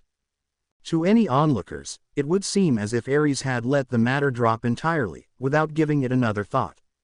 However, the topic of his friend's holiday was still very much on the Gryffindor's mind. It was worrisome that Sev had come back so tense. It was obvious that the most tender subject was his bother. Ares could only hope things hadn't gone too badly in that respect. What if he'd been wrong about Arnold and instead of being like Faramir, he was like Dudley? What if the Auror of the highest degree enjoyed and reveled in the extra praise and attention from his father, rubbing Severus lack in his face at every chance? Why, if Sev's brother had done that, he was going to be hearing a thing or two from Ares Hisakazo. He'd slug him right in the face if he'd said anything to her. Ares, Severus exclaimed loudly, watch your work, you just about cut your finger off. You're bleeding, you bloody oblivious Gryffindor. Professor Slughorn, I need to take Ares to the hospital wing. Yes, yes, go, the walrus-like man sneered, obviously disapproving of Sev's choice of friends. I'll grade your potion as it stands, mind you. Ares looked up, shocked. They were only halfway done. There was no way they could pass if he graded it now. But Severus just nodded and started pulling him by his uninjured hand into the hall. Sev, Ares protested, our grade is nothing someone who very nearly cut their own hand off should be worrying about, Severus snapped. For your information, one less than perfect potion score won't ruin my life or yours, especially because this is our final year at Hogwarts and it is the Newt scores that really matter. Ares smiled softly as he let himself be pulled through the halls. It felt rather nice to have someone drag him to the hospital wing again. Hermione had done it before, but she wasn't as good as Sev at finding things wrong with him. In the hospital wing, Madame Pomfrey bustled around tutting and muttering to herself about the idiocy of having dangerous things like knives around. Ares didn't doubt that, if Madame Pomfrey had her way, the world would be nothing but padded walls and safety harnesses. What on earth had you do distracted you'd cut yourself? Sev demanded once they were in the hallway and alone again. You're usually much more careful. Ares shrugged bashfully, feeling rather foolish now, but decided it wouldn't do any more harm to just tell Sev the truth. I was worrying about you, he admitted. I wondered if maybe your brother had been mean, and started plotting ways to hurt him if that were so. Sev stopped and turned to him, looking at Ares as though he'd grown another head. You were so busy planning revenge for an imagined offense on an Auror that you failed to notice you were dangerously close to permanently mutilating yourself. The Slytherin scoffed. You really are a Gryffindor, Ares. Hey, Ares protested, laughing. You're the one who abandoned a potion to take me to the hospital wing. He and Sev both chuckled, but Sev seemed rather strained at the end. He took hold of Ares' sleeve and directed him into a little used side hallway. I suppose I owe you an explanation, he said, voice low. Ares started to protest, but Sev held up a hand to stop him. When I got home, it was just how you had predicted. I spoke to my brother and he seemed so relieved that I didn't resent him. We spent a good deal of time together and he helped me do my holiday coursework.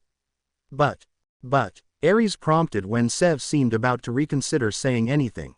His friend closed his eyes and sighed deeply. You have to promise me, swear on your life, that you won't tell another soul what I'm about to tell you, Sev demanded. No writing it down, no speaking of it, don't even hint. All right, Ares agreed solemnly.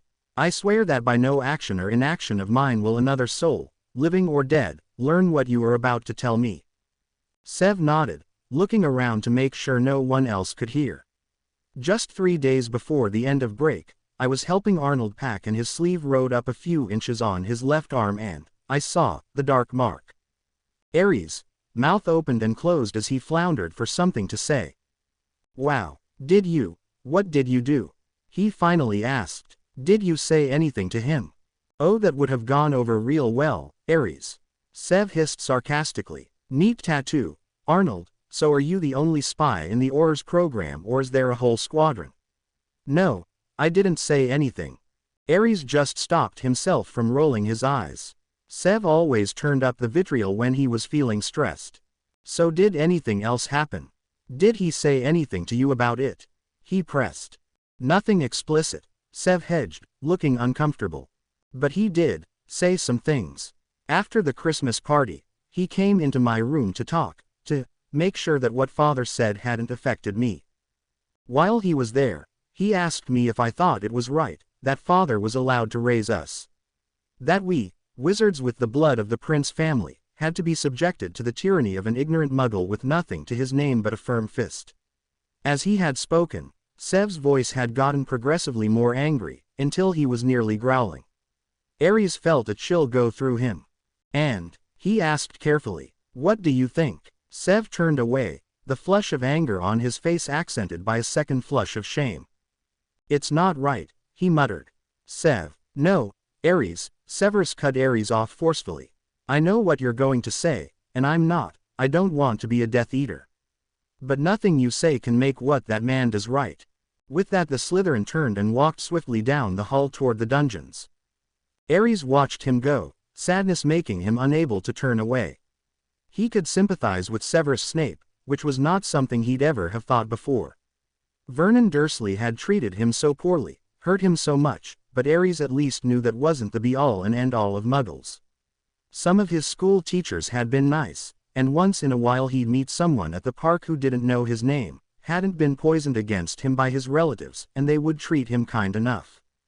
For someone like Sev, whose only knowledge of muggles came from his father's example, it was easy to see how hatred of his father could turn into hatred of all muggles, and then to wanting muggle-born witches and wizards out of the wizarding world. The slope was slippery, and the landing hard, with that sort of thinking. The next day after Sev and Ares' encounter, things went back to normal. It seemed that talking about the incident had really helped Sev, and soon they were all gathered in the room of requirement with a rattling trunk. Charles eyed it warily. What is that? He asked anxiously. A full minute after he and Sev had met at the room, Ares had come walking in with the trunk levitating in front of him and beads of sweat on his forehead. This, Ares replied, wiping his head on his robe sleeve, is a boggart. Why, pray tell, did you bring a boggart? Sev asked, sneering. We learned how to defeat those 3 years ago. Because my boggart turns into a rather effective dementor, against which you can test your patroni, Ares explained confidently. Do you want to practice for a bit? Make sure you've got a handle on the spell before we set it loose. Charles and Sev both nodded, so Ares had the room conjure a trampoline and tumbled around for a few minutes while they worked. Soon enough, Sev indicated that they were ready and Ares returned to the trunk. I'm going to stand here, the brunette told them, standing about 10 feet from the trunk. Both of you stand a few feet behind me. I'll let the boggart out, it'll turn into a dementor, and then I want both of you to try and summon your patroni. I won't summon mine unless it becomes absolutely necessary. His friends nodded curtly and stood at the ready, wands out. Ares opened the trunk with a spell and waited. In seconds, the torches lining the walls had gone out, leaving them in near-pitch darkness. The room grew colder and colder with each rattling breath of the fake dementor. Ares gasped and shut his eyes, but could not block his ears from the sounds rushing in his head. Not Harry, please not Harry. Kill the spare.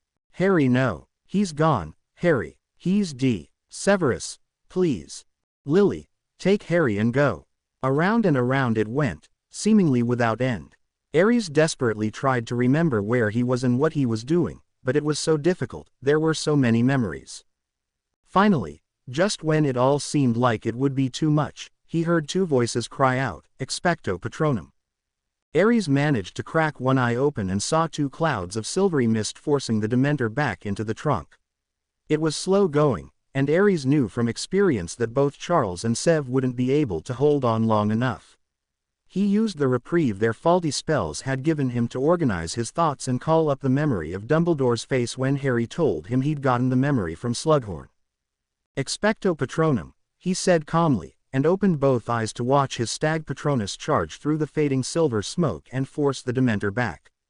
A second wave of his wand had the trunk lid slamming shut and locking. "Well," Charles panted sarcastically. "That was fun." "It was certainly informative," Sev muttered darkly, shadowed eyes glaring at his wand. "No worries," said Ares bracingly, "it took me weeks of practice with a boggart to get my first Patronus." "How on earth did you get a Dementor for a boggart, anyway?" asked Sev. Well," Ares hesitated. This wasn't a question that had come up in his sparring matches with Charles. "Time to improvise, then. My dad had to go to the ministry for something or other when I was about 6 and I wandered off when he wasn't looking, went all the way down to the courtrooms and crossed paths with a criminal being brought in from Azkaban for a hearing. He was being dragged about by two Dementors. It wasn't fun, and I've been terrified of the things ever since." Ares wasn't too sure of this story, as Ron and Hermione hadn't really been too bothered by the Dementor, without any horrific experiences to speak of. They hadn't liked it, by any means, but they weren't affected long-term. Thankfully, Sev nodded amiably and let the subject drop. His friends were still looking rather downtrodden at their lack of success, so Ares quickly pulled 3 bars of Honeydew chocolate out of his pocket and handed a bar to each of them, keeping one for himself. The sweet instantly flooded him with warmth, chasing away the last lingering chill of dementia, the Dementor's acting force, as he'd learned during a comprehensive study of all his external weaknesses. "So, what now?" Charles asked around a mouthful of chocolate. "Well, keep practicing," Ares answered. "No more than 2 tries with the boggart each session, but now that you've felt it, and managed to produce the smoke, it shouldn't take more than a couple weeks before you both have it down." Sev and Charles both practiced for several more minutes without the boggart. They had no trouble conjuring their Patroni in the neutral environment, so instead they practiced endurance, trying to hold on to the spell for as long as possible. Ares encouraged them, despite the fact that he had no idea whether or not this tactic would work. He'd only ever practiced with the boggart. Finally they were ready to try again and Ares spelled the trunk open. This time, so that he didn't get lost in the memories, the Gryffindor focused hard on his watch, absorbing himself in the motion of the second hand, even as it seemed to slow down. Soon enough, Sev and Charles had conjured mist again and the practice was over. Too tired to even attempt his usual exercises, Ares left with Charles, waving goodbye to Sev as the Slytherin returned to the dungeons. As soon as they were alone, Charles clapped him on the shoulder. "You didn't stop at 2 boggarts per session, did you?" The redhead commented blandly. "My need was quite a bit greater," Ares retorted. "The sink or swim approach worked for me, but I wanted something without the sink option." "Do you actually think we can do it?" Charles asked, almost incredulously. "It takes me an eternity to focus on something happy with the boggart around." Ares laughed. "I think you need more chocolate," he said. Charles swatted at his head, but the brunette dodged. "I'm serious. You're performing the spell, even if it's not corporeal yet. That's way more than halfway there. I didn't even get that far until the very end of my first session with the boggarts." "Yeah, but that was also the first time you'd heard the spell, wasn't it?" Charles shot back. "And you were 13. I also fainted whenever one of the creatures who were supposed to be protecting me got too close." "All right, I'll give you that. You had motivation." They laughed and joked all the way back to the dorm. A week before the next Hogsmeade weekend, Dumbledore announced something that promised to eliminate boredom. "For our 7th years, there is an exciting opportunity arriving," the headmaster said at dinner. "Several masters of various fields have arrived in Hogsmeade, looking to scout out potential apprentices. If any of you feel that you have enough time besides studying for your newts, you are welcome to apply. Any student who is accepted will study under their master during the period normally devoted to that class. We are lucky to have 2 potions masters, 2 herbology masters, 1 master arithmancer, 1 master diviner, 2 masters of creatures, 1 specializing in dark creatures, another who specializes in greater beasts such as hippogriffs and dragons, and lastly 1 master spellsmith. If you are interested in applying, please go to the Hogsmeade Lecture Hall this Saturday or Sunday. Applications are available upon request from your head of house. As soon as he stopped speaking, the hall erupted into sound. Every 7th year was talking to every other 7th year, discussing which master they would apply to. Some were rather modest about their chances. I don't think I could handle an apprenticeship and still get A's on my newts, one Hufflepuff admitted. Others were rather less modest. I think life as a spellsmith will be good to me, James Potter said dreamily. And don't worry, he added, leaning conspiratorially toward his friends, I'll teach you guys all the new spells I make. Aries, Charles and Sev waited until they met together that night to gossip about it. I don't know if I should apply, Sev said. What? Why not? Aries asked, shocked. You're far ahead in most of your classes, right? Well, yes, but the only things I'm moderately good at are potions and the dark arts.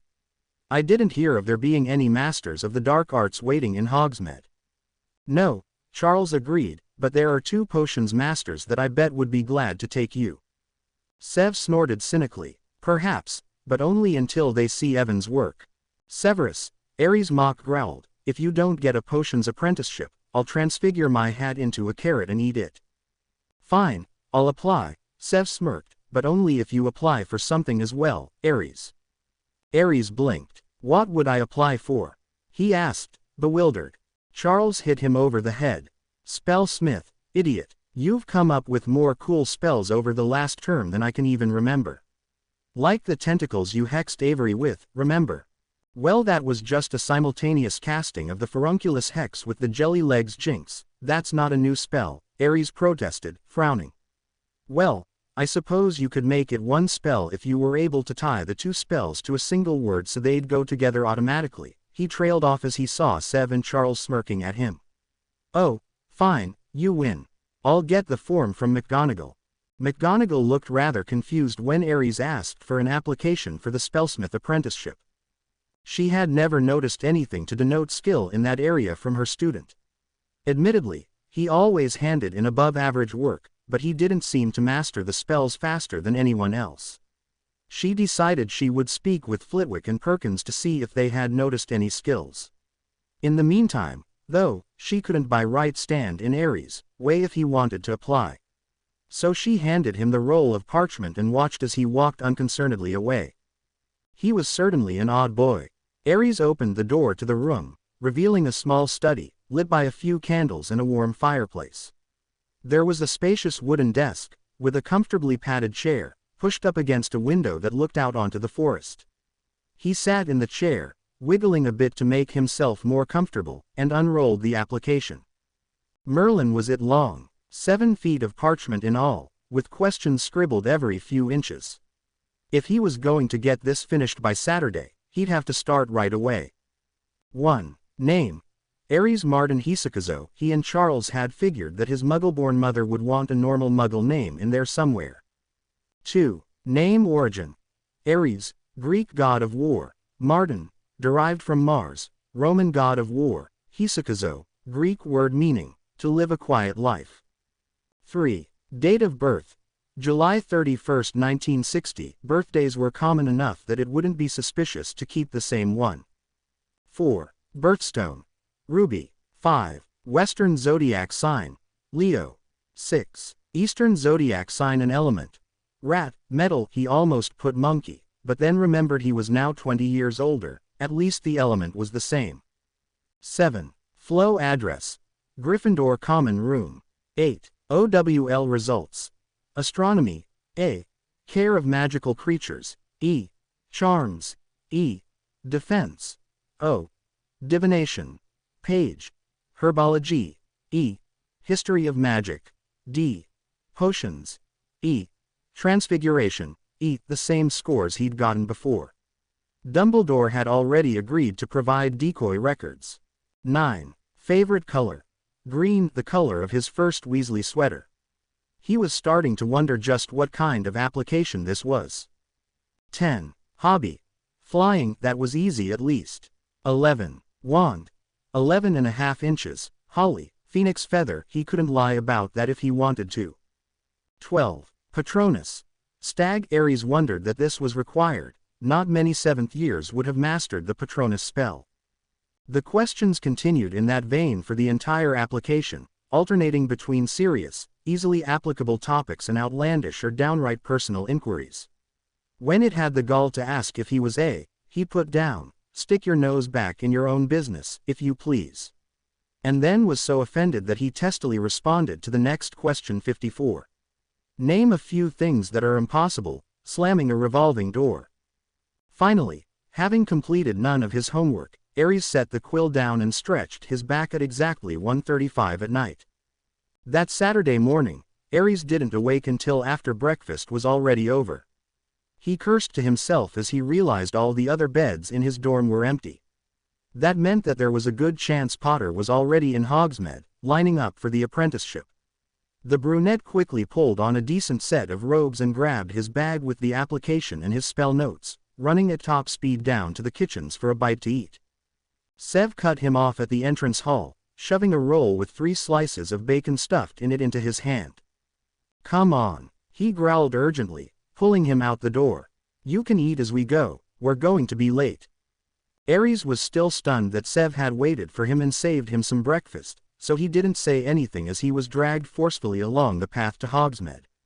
The winter sun did little more than blind them as they ran, and the frigid breeze blew powdery snow in their faces, but Aries just laughed and ate the bacon before it froze. The lecture hall was near the center of Hogsmeade, just far enough away from places like Zonko's and Honeydukes that the masters wouldn't be bothered by the crowds of rowdy children. The atrium at the entrance was large and grandiose almost to the point of ity, but it served its purpose, providing a large space for the lines of students waiting to enter the side rooms for their interviews. Aries spotted Remus waiting in the line marked Master of Creatures, Dark, Master Vadlati. That line was actually rather short, only just longer than either of the lines for the potions masters. Severus patted his shoulder and headed for the shortest line, that marked Potions Master, Master Magsup. Aries had the odd thought that, if it weren't for the title, Professor, Sev would end up as Master Snape. Shaking himself, Aries searched for the spellsmith marker, finally finding it behind the longest line. And worse, right behind James Potter. The brunette silently took his place behind his father, and avoided looking at him by examining the plaque, Master Spellsmith, Master Con. Well, that had lasted all of 10 seconds.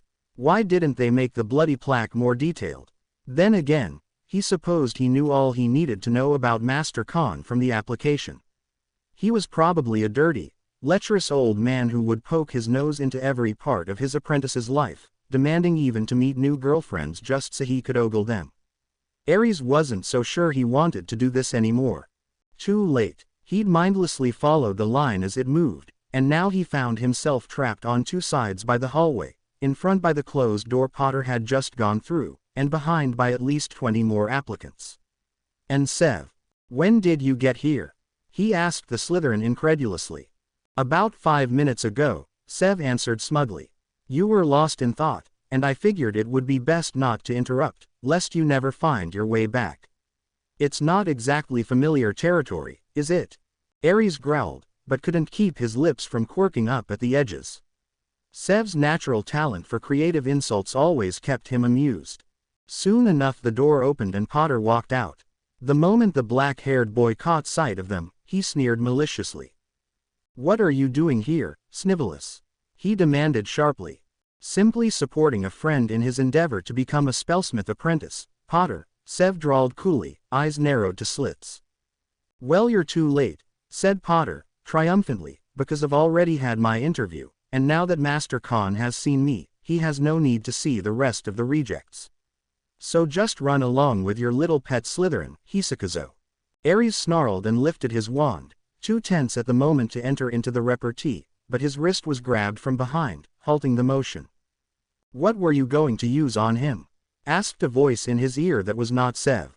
A binding, banishing curse to tie him to the chandelier, Ares hissed angrily, making sure his voice would not carry beyond this stranger. He wanted to turn and snap at whoever it was, demand to know what they were going to do about it, but the next moment the pressure on his wrist was gone, and a man in a stiff robe was announcing that he was next to be interviewed. Ares was directed by the stiff man down a corridor, which instantly turned almost pitch dark when the door shut behind him, and around a bend, where he found himself quite suddenly in the light. He looked back at the corner, the seemingly natural barrier, and switched to magical sight, immediately noticing the pale blue lines of an unfamiliar type of ward. "Do you like?" The voice had returned, but this time it was a few feet behind him. Ares whirled around and saw a surprisingly young man sitting behind a table. He was dressed in plain black robes, only the red master's stripes on the shoulders identified him as anything other than a normal wizard. At least, in normal light. Ares was still looking through magical sight and could see the flares of unrestrained power from the man. He couldn't shake the feeling that, despite the humble setting, Master Khan was showing off. "Do you like the ward?" Master Khan repeated slowly, and Ares realized he had been staring. He quickly slipped back into normal sight and looked around for a second chair while he answered. "It is intriguing," he said guardedly. "I have never seen a semi-permeable ward that only stopped light."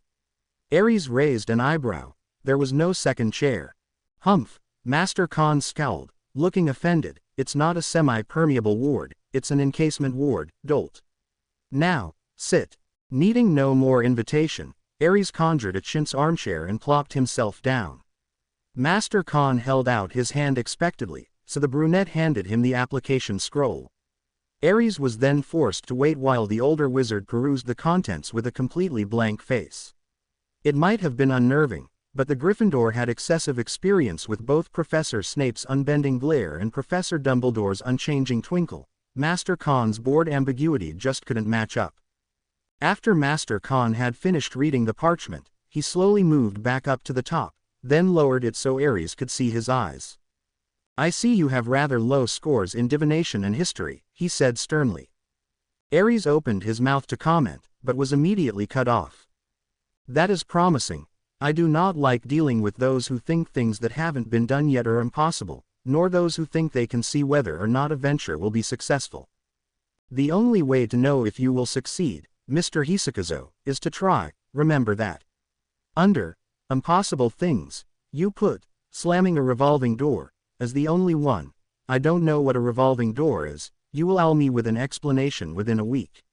Now, I assume you know that I can't make a decision without seeing every applicant, but I will tell you in confidence that you are the only brat I have met today who doesn't give me a splitting headache." "Oh, thanks," Ares sputtered, rather thrown off by this abrupt speech. I'll be going, then." "Humph," Master Khan scowled again. "You must be more articulate. Work on that." "You are dismissed." Ares blinked once, then left, feeling rather stunned.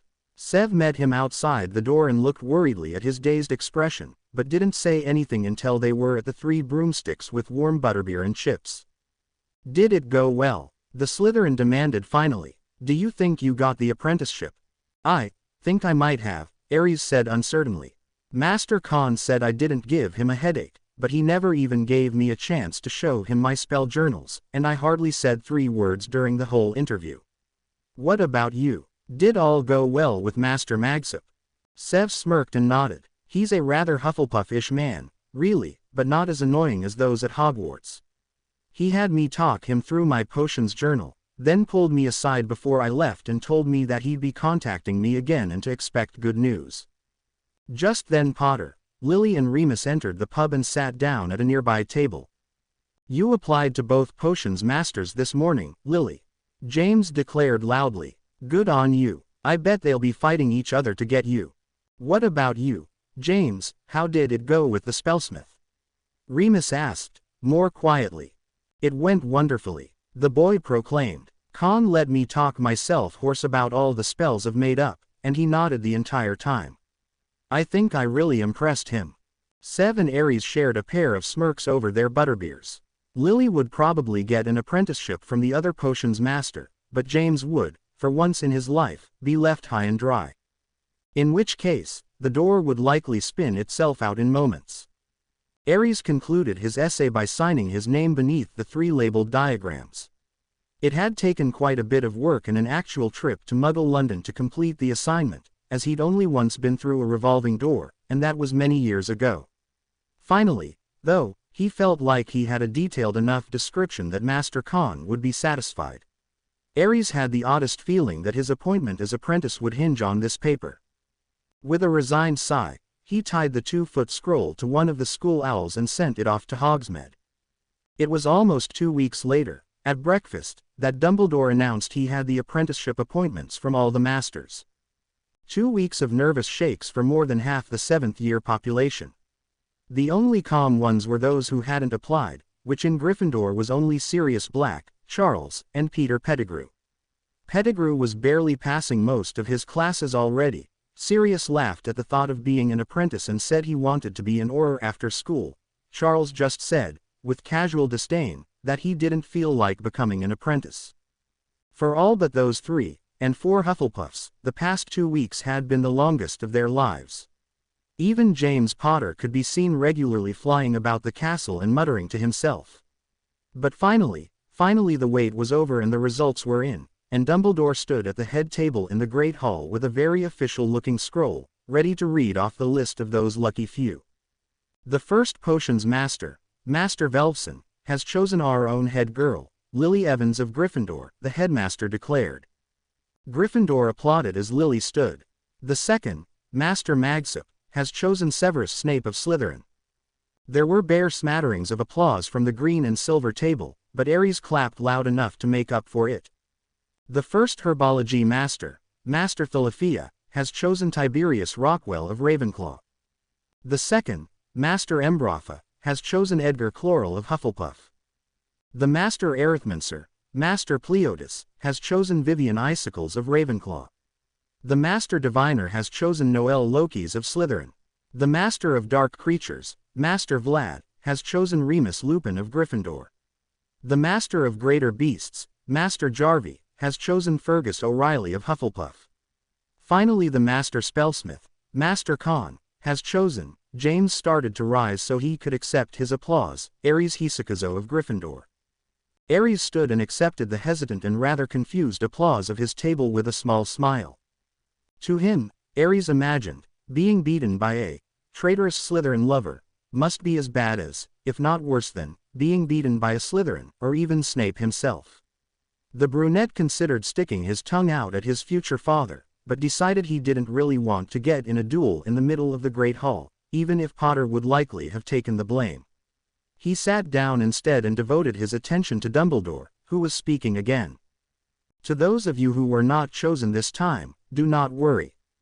There are plenty of apprenticeships available through the ministry, as well as numerous other paths to take to the future, said the headmaster, eyes twinkling brightly as if unaware of the many jealous glares those he had singled out were receiving. Congratulations are in order for those of you who have been taken on. Hogwarts is very proud of your achievements. Now, you may report to your head of house after dinner to receive your new timetables. And I would like to remind you that, just because you will likely be going to Hogsmeade for your apprenticeship lessons, that does not mean you are free to loiter in the village and cause trouble. This seemingly stern warning was offset by the professor's bright, mischievous eyes that told everyone there he expected no less than a trip to Zonkos from nearly every apprentice.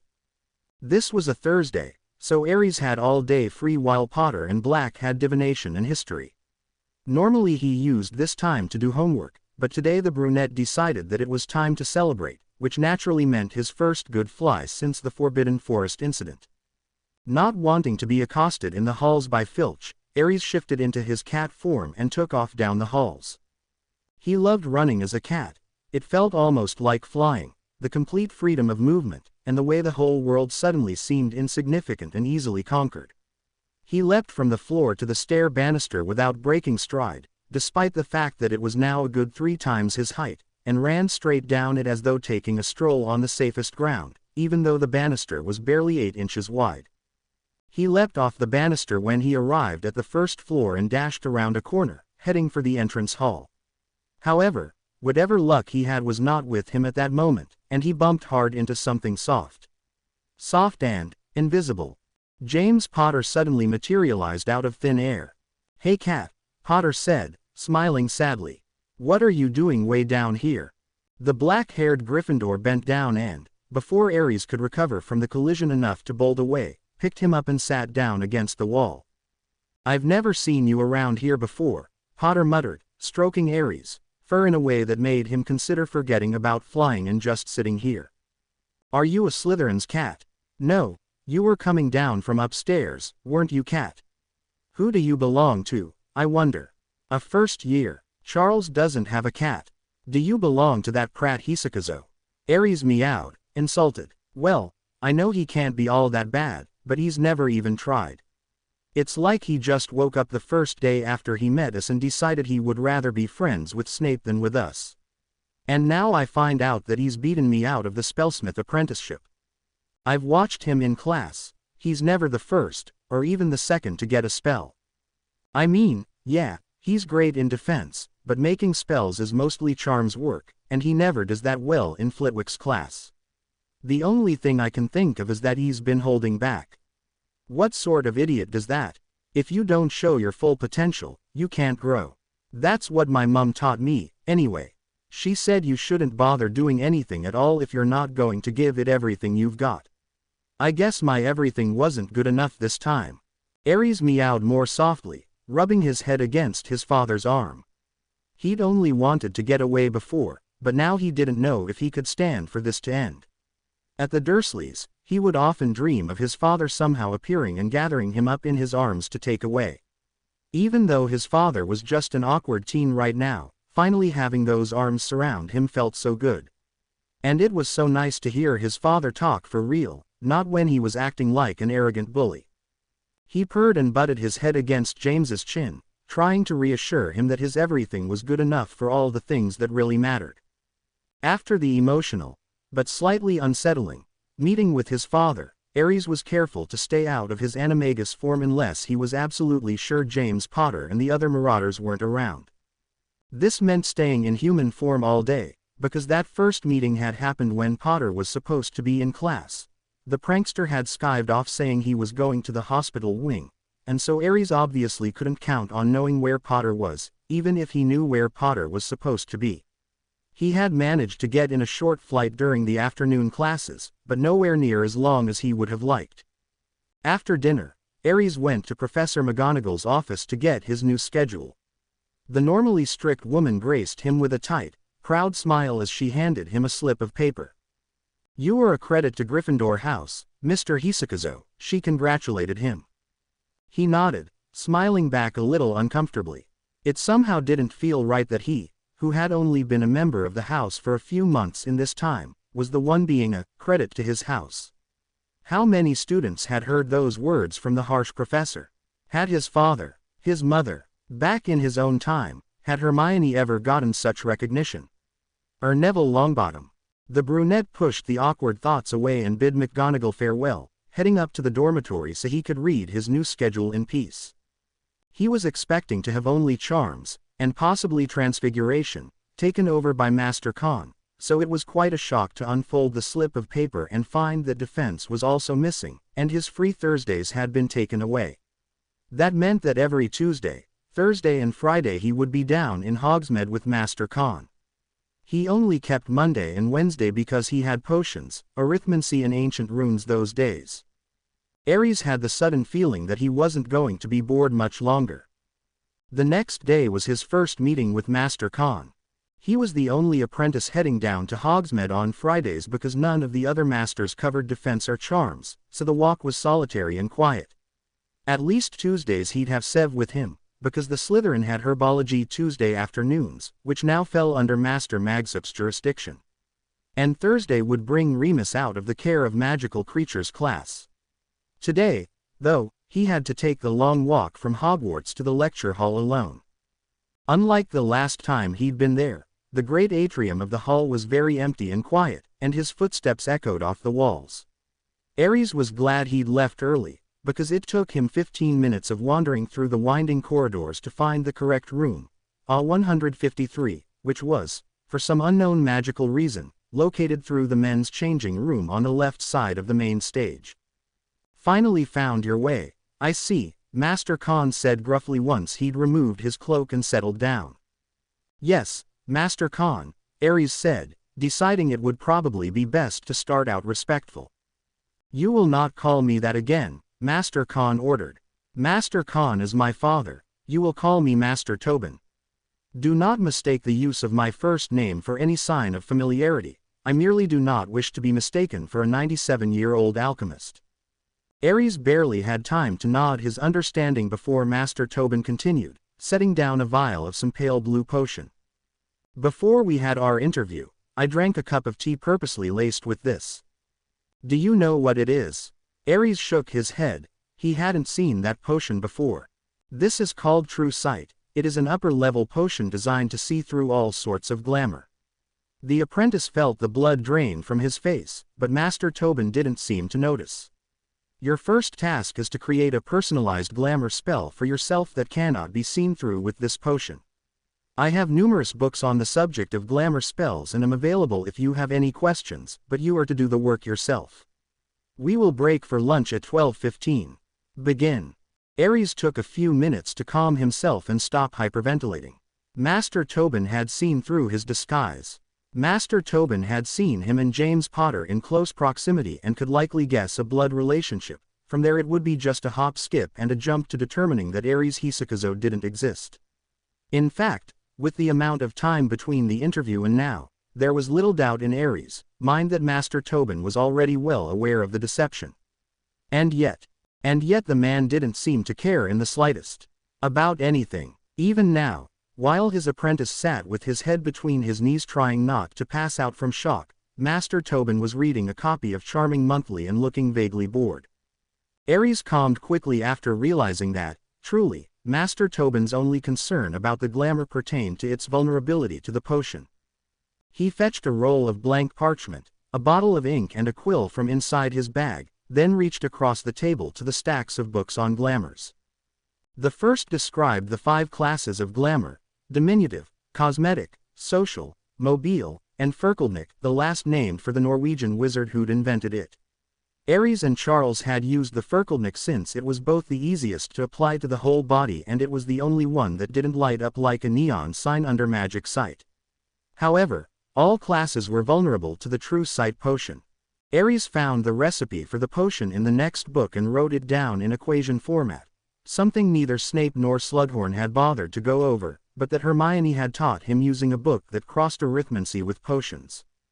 When he was done, he realized it was startlingly close to the formula for Veritaserum. In fact, he determined, the potion was basically a form of visual Veritaserum that, instead of forcing the drinker to tell the truth, forced the drinker to see the truth. It had originally been created by a paranoid man who wanted a way to see how people really felt about him. The fact that it saw through glamour was just a handy side effect. Now that he had the effect isolated, he would have to analyze it more deeply. He went back to his equation and removed all the ingredients that also went into Veritaserum. The only ingredient for the truth serum that was missing was the raven's tongue, which loosened the drinker's lips. Finally, all he was left with were bayberry leaf, catnip, eyebright root, chisperful shell, horklump tentacle, and a chrysocolla crystal. These ingredients also seemed familiar, Ares thought to himself, chewing absently on his quill. In fact, he mentally removed the chisperful shell and added unicorn fur instead, coming up with the first half of the Legilimency potion he'd found in the restricted section.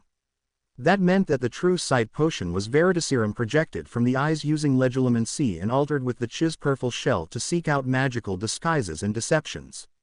That meant that the countering spell would have to be grounded in Aklu. Lunch, Master Tobin announced, cutting off his apprentice's train of thought. Ares snapped his head up just in time to catch a glimpse of a house elf putting a tray of sandwiches on the table before the creature disappeared. While we eat you will tell me about your progress, Ares explained, between mouthfuls of a delicious roast beef and provolone sandwich, what he had learned so far about the True Sight potion and why the glamours were weak against it. Master Tobin listened attentively, but said nothing, and Ares was eventually even able to finish his thought on how the defensible glamour would have to be shielded with occlumency. That is what I had surmised as well, Master Tobin said when he was finished, both with speaking and with the meal. Though I admit I am surprised at your foreknowledge of occlumency and legilimency. They are rare arts these days. Ares automatically opened his mouth to say how his father was somewhat paranoid and had taught both magics to him as soon as he could learn them, but Master Tobin held up a hand to stop any explanation. I do not care that you have secrets, he said sternly, but I will not brook lies. If you cannot speak the truth, you will refrain from speaking. Understand? Yes, Master Tobin, Ares responded, relieved. He wasn't particularly fond of lying. After the empty lunch tray disappeared, Tobin returned to his magazine and Ares went back to work. Now that he understood the basis of the spell needed, and now that he understood occlumency, thank you Remus, it shouldn't be that difficult at all to formulate the proper spell. He knew from his reading that occlumency could do much more than hide the mind. In fact, that was just the first level of the art. Occlumency itself was the art of hiding, and could be used to hide the magical signature of spells, hide the fact that you were doing spells at all, or even hide yourself. Ares was quite certain that it was occlumency that had allowed Professor Dumbledore to walk around invisible. The Ferkelnick class of glamour used a certain amount of occlumency to shield the spell from magic sight. Yet it was still vulnerable to true sight. Since the Veritaserum was activated through legilimency, he would have to hide not only the spell, but also his true appearance and the fact that he was wearing glamour at all. That would be difficult to do with one spell, especially as the effects would have to be pretty much woven into his occlumency shield. It was a good thing Master Tobin had specifically asked for the spell to be personalized, because Ares didn't think he could do it any other way. He worked in silence until 4 o'clock, when Master Tobin vanished the books out from under him. His notes, thankfully, were left on the table, but the spellsmith gathered those up by hand and placed them in a folder. You will not work on this outside of my supervision, he ordered. However, I do expect you to keep in mind what you have found so far and what you intend to do. Also keep in mind that you will not even bring out your wand until you have come up with a firm spell diagram that has my approval. Ares nodded, rubbing his eyes wearily. He hadn't noticed it before, while he'd been absorbed in the books, but he was very tired. Master Tobin pulled out the magazine again while his apprentice put his ink and quill back in his bag and left. As soon as the door had closed behind the supposed brunette, Tobin pushed the horrifically gossipy magazine away and pulled out Ares' notes, intensely curious to see how far the boy had gotten. When Ares Hisakazo had first walked into the interview room, Tobin had thought he was that arrogant James Potter come back to pester him with more examples of childish pranks. Then he'd gotten a good look at his face and noticed a few key differences, the first of which being the very fact that Ares was wearing glamour. The strange boy's application hadn't really been that spectacular. In fact, the most promising attribute was how Ares had waited to speak until he was spoken to. Really, the only reason Tobin had chosen Ares Hisakazo was because of his own curiosity. He figured he would keep the boy as an apprentice until he'd learned his secrets, then dump him and move on. However, during today's lunch, he'd gotten a very pleasant surprise. Ares, amazingly, had a decent brain. Actually, the surprise had come earlier when Ares didn't pester him with questions at every step, but he'd just supposed the boy was slacking off or daydreaming. And looking at the notes now, it seemed that the brief impression he'd gotten over lunch wasn't mistaken. In fact, if Ares continued at this rate, he'd likely have an impenetrable disguise within the month. Perhaps he'd keep the boy as his apprentice after all. Ares stopped off at Honeyduke's before heading back and got a couple chocolate frogs. He took the secret passage from there, since the weather was a bit too nasty for a pleasant walk outside, and headed straight for the room of requirement. Sev and Charles were already waiting when he got there. Charles was reading a book on curses while sprawled on a couch that had appeared in the middle of the room, looking like he'd been there all day, but Severus was pacing restlessly. How did it go? Charles drawled. Pretty good, I think, Ares admitted, making a mental note to talk to Charles alone as soon as possible. He eyed Sev's frazzled state. Did something happen? Potter and his bunch are being prats again, that's all. Charles closed his book and tossed it on the other side of the couch.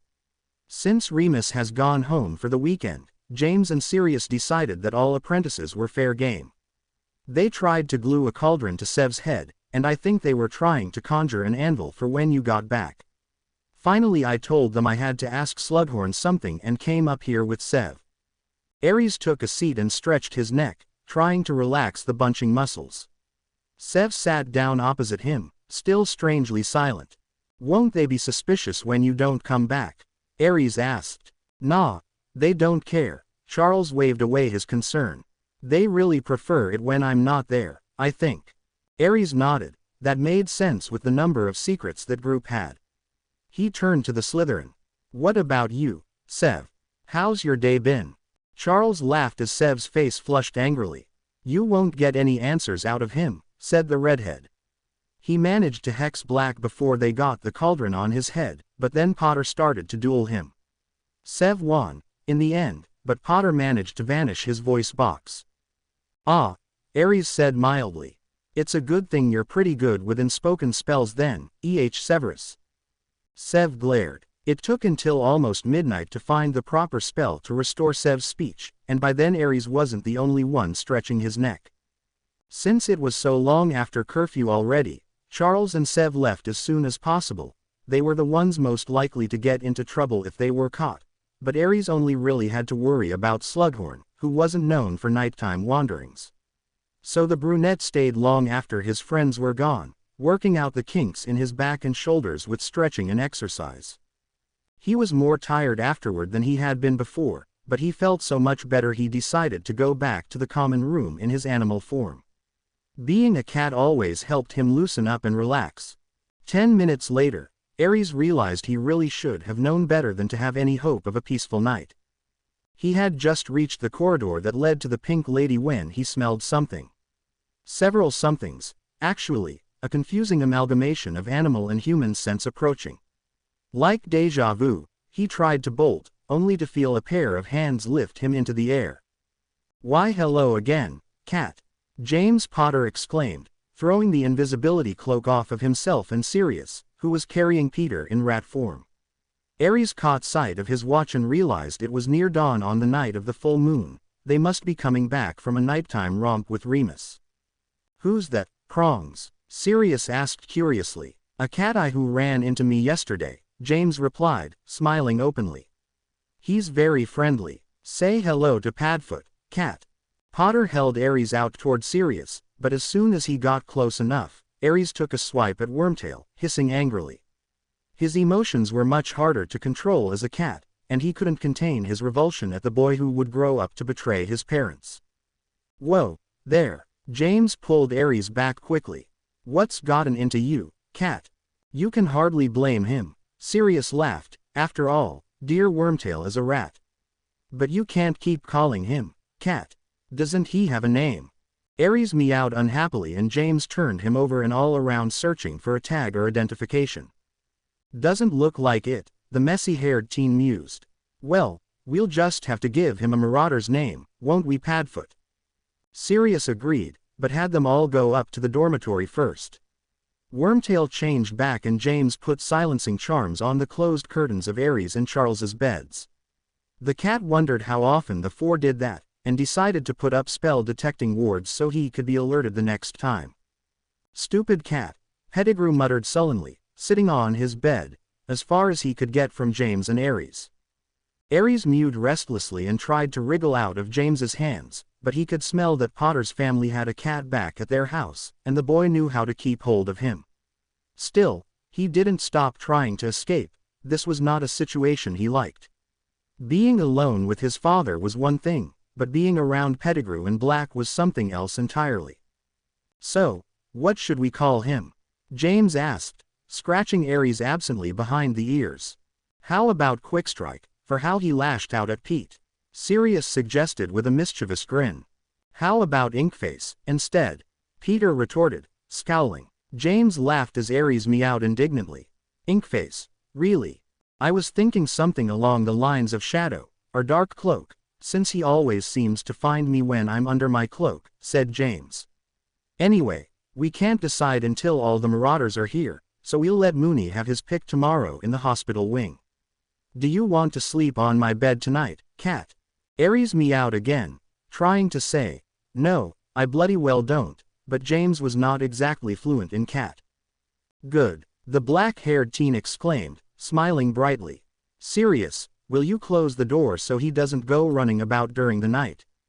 Sirius nodded and shut the door tight, then canceled the silencing charms. The three boys quietly got into bed and lay down. They were asleep almost instantly, which was fortunate for Aries.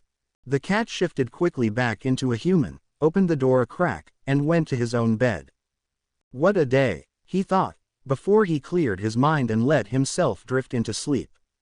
The next morning, the marauders slept very late, giving Aries the opportunity to drag Charles up to the room before anyone would miss him.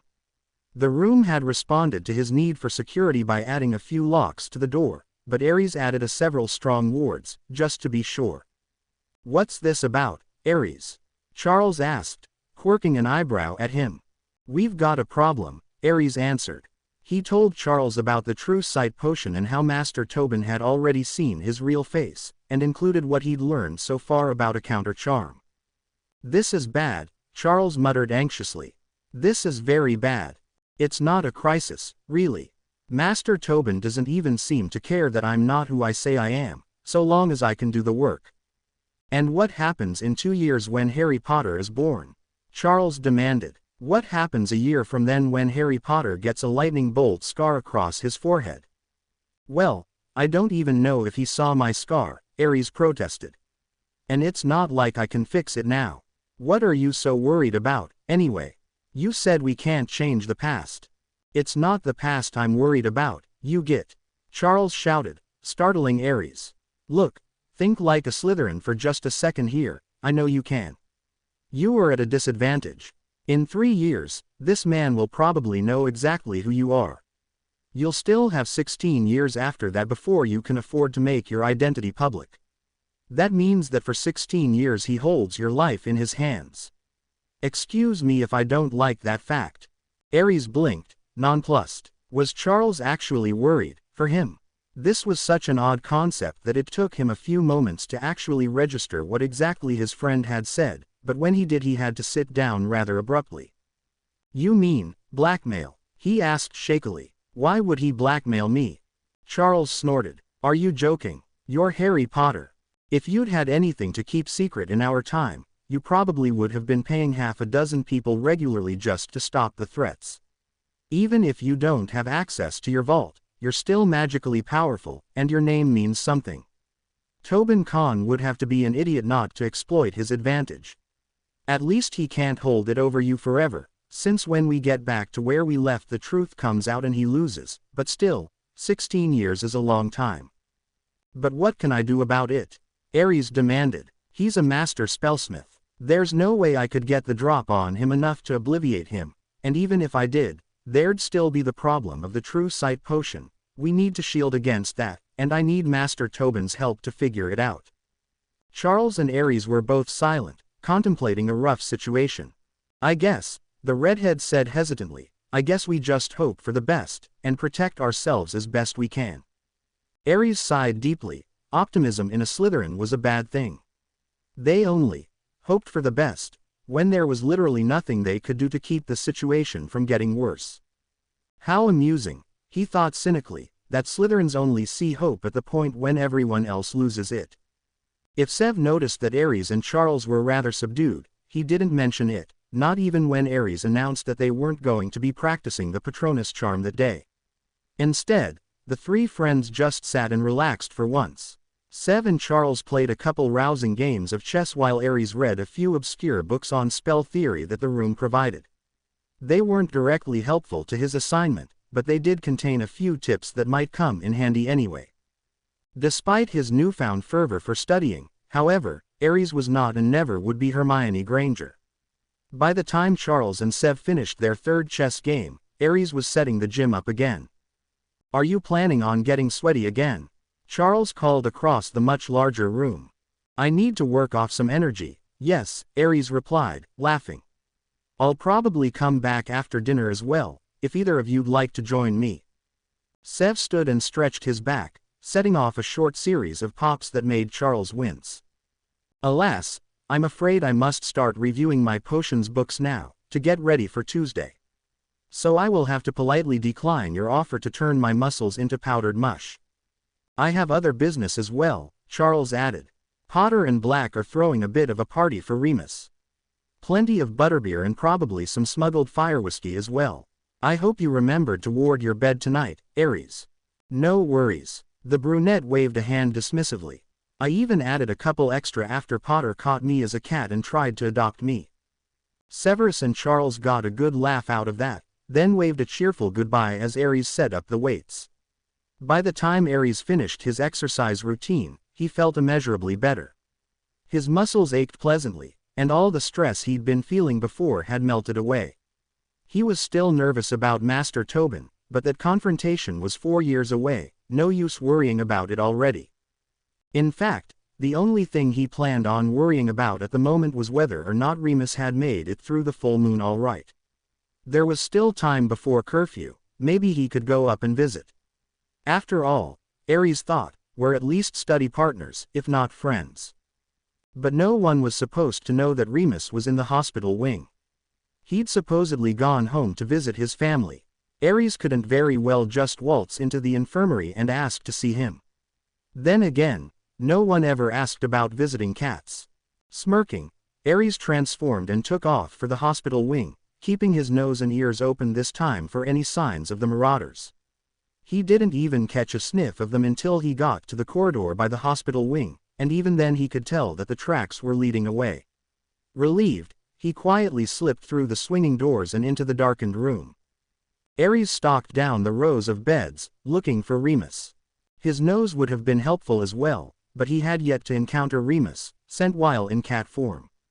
Still, he could see well enough in the dark to know that all the beds in the main infirmary were empty. Perhaps there was a side room he didn't know about. Aries' tail twitched as he looked around, but the only doors present were the entrance doors and a door the Gryffindor knew led to Poppy's office. Making a vague noise of displeasure, Aries shifted to magic sight. He'd never before done that as a cat, and it put such an added strain on his eyes that he knew he'd have a monster of a headache tomorrow, but he could see the hidden door and the way to open it. Oddly enough, puddle on the floor right outside the masked entrance was Potter's invisibility cloak. Practically prancing, Aries loped across the floor to the supposed window, enchanted to look just like the other windows beside it, and bumped a thumbnail-sized picture of a moon with his paw. The glass dissolved, giving Aries open entry into the room. Werewolf senses, he knew, were a touch more sensitive than normal humans, and more so around the full moon, so Aries nosed his way under the cloak and walked into the room. Remus was fast asleep on the bed, turned on his side with his hands arranged like paws in front of his chest. To Aries' cat nose, he reeked of blood, but he could already see that the wounds had been healed. He hoped they hadn't been very bad in the fist place. Suddenly, Remus' whole body twitched and he let out a small, yip-like noise that startled Aries out of his skin. He jumped straight up in the air, landing on the bedside table and sending about 3 bags of Bertie Bott's every flavor beans clattering to the floor. Worst of all was the fact that the cloak had all but fallen off, leaving his head and shoulders exposed to Remus' now very much awake gaze. Cat, Remus muttered sleepily. He blinked a few times before coming more fully awake and sitting up. Are you the one James keeps talking about? Aries blinked. Remus slowly raised a hand toward him, letting Aries sniff his palm and then rub his head against it. Well, look at that, you're not afraid of me, the werewolf said with a certain amount of wonder. Aries supposed that most natural animals would instinctively fear the scent of a werewolf, but as an animagus he didn't have those instincts. You must be the cat James kept ranting about while he was in here, wanting me to pick one of those idiotic nicknames, Remus rambled, stroking Aries down his back, his hand coming in contact with the cloak just in front of the cat's tail. And what's this? Is that James's? It is, isn't it? He said something about you and that thing when he was talking about naming you Dark Cloak. Horrid name for a cat, in my opinion. Yet you do seem to be unnaturally attracted to it. Aries mewed and leaned into Remus' hand, hoping to distract him from any unnatural behavior. Thankfully, Remus was still too tired to be really clever, and his thoughts stayed firmly on names. A cat's name should be short, especially for a cat as short as you, said Remus, making Aries want to bat him over the head, though he graciously refrained. Dark Cloak, Quickstrike, even if they weren't horrid, they're just too long. Quick, Maybe. Or dark. No, that's too cheesy. Cloak then. Yeah, just cloak. And, to Ares, horror. Remus pulled a pad of paper and a quill off the bedside table and scrawled, "His name is Cloak," on a scrap piece. The werewolf then pinned the note to the invisibility cloak with a charm and placed them both on Ares' back. "There you go, take that to James, will you, Cloak?" Remus asked, smiling sleepily. Ares huffed and jumped off the bed. Well, he thought sarcastically, at least it's better than Inkface. The next week was rather blissfully dull. Ares hung out with Sev and Charles whenever possible, chatting about anything and everything, and made a few strategic appearances as Cloak so the Marauders wouldn't seek him out. His sessions with Master Tobin were proceeding well and he was sketching a preliminary spell diagram when the letters arrived that would wipe away the dullness for a while to come. Both owls arrived at the same, one to Severus, and one to Ares. The handwriting was unfamiliar, so the brunette skipped to the bottom and was astounded when he read the signature, Arnold Septimius Prince Snape, or. He looked up and saw Sev staring at his letter with a similar befuddlement. Ares doubted his brother had ever owled him at school before. Sev glanced at him, then looked questioningly at the parchment in Ares' hands. The brunette nodded shortly and looked back at the letter.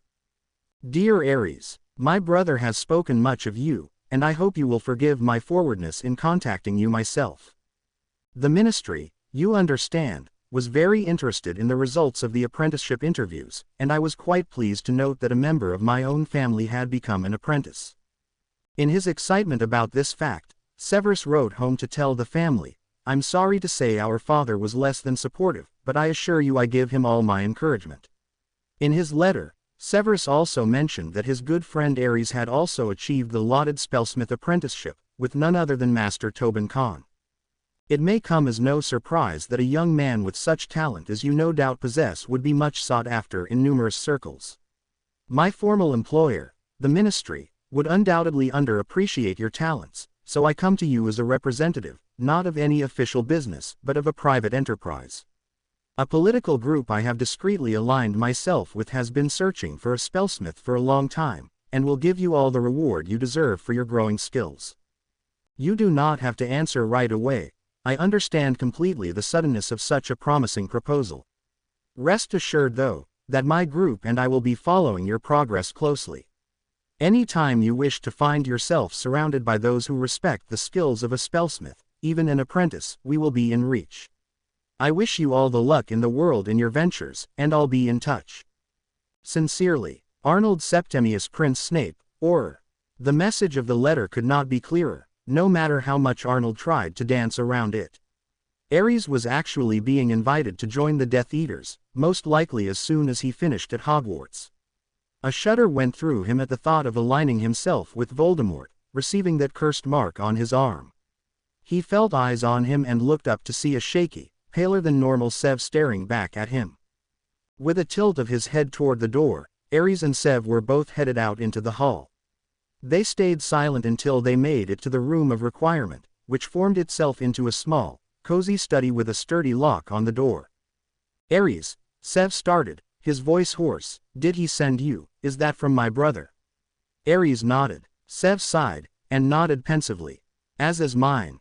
"What does yours say?" Ares asked. Sev shoved the letter into his hand wordlessly and turned away, leaving Ares to unfold it and read. "Dearest brother, I was most excited to learn that you had achieved the impressive position of apprentice to a potions master. Father wasn't impressed, but what more can you expect of a muggle? I assure you, Mother and I are both most proud of you, and know that you will do our prince line justice when you reach the rank of master. You are most likely aware from your time during winter halls, which was most enjoyable for me, and, I hope, for you as well, that, though my primary work is for the Auror department, I have also been doing some work on the side for a private interest of mine." He was most intrigued when I told him that my own brother would soon have mastered the art of potions, as quality potions masters are, indeed, quite hard to come by.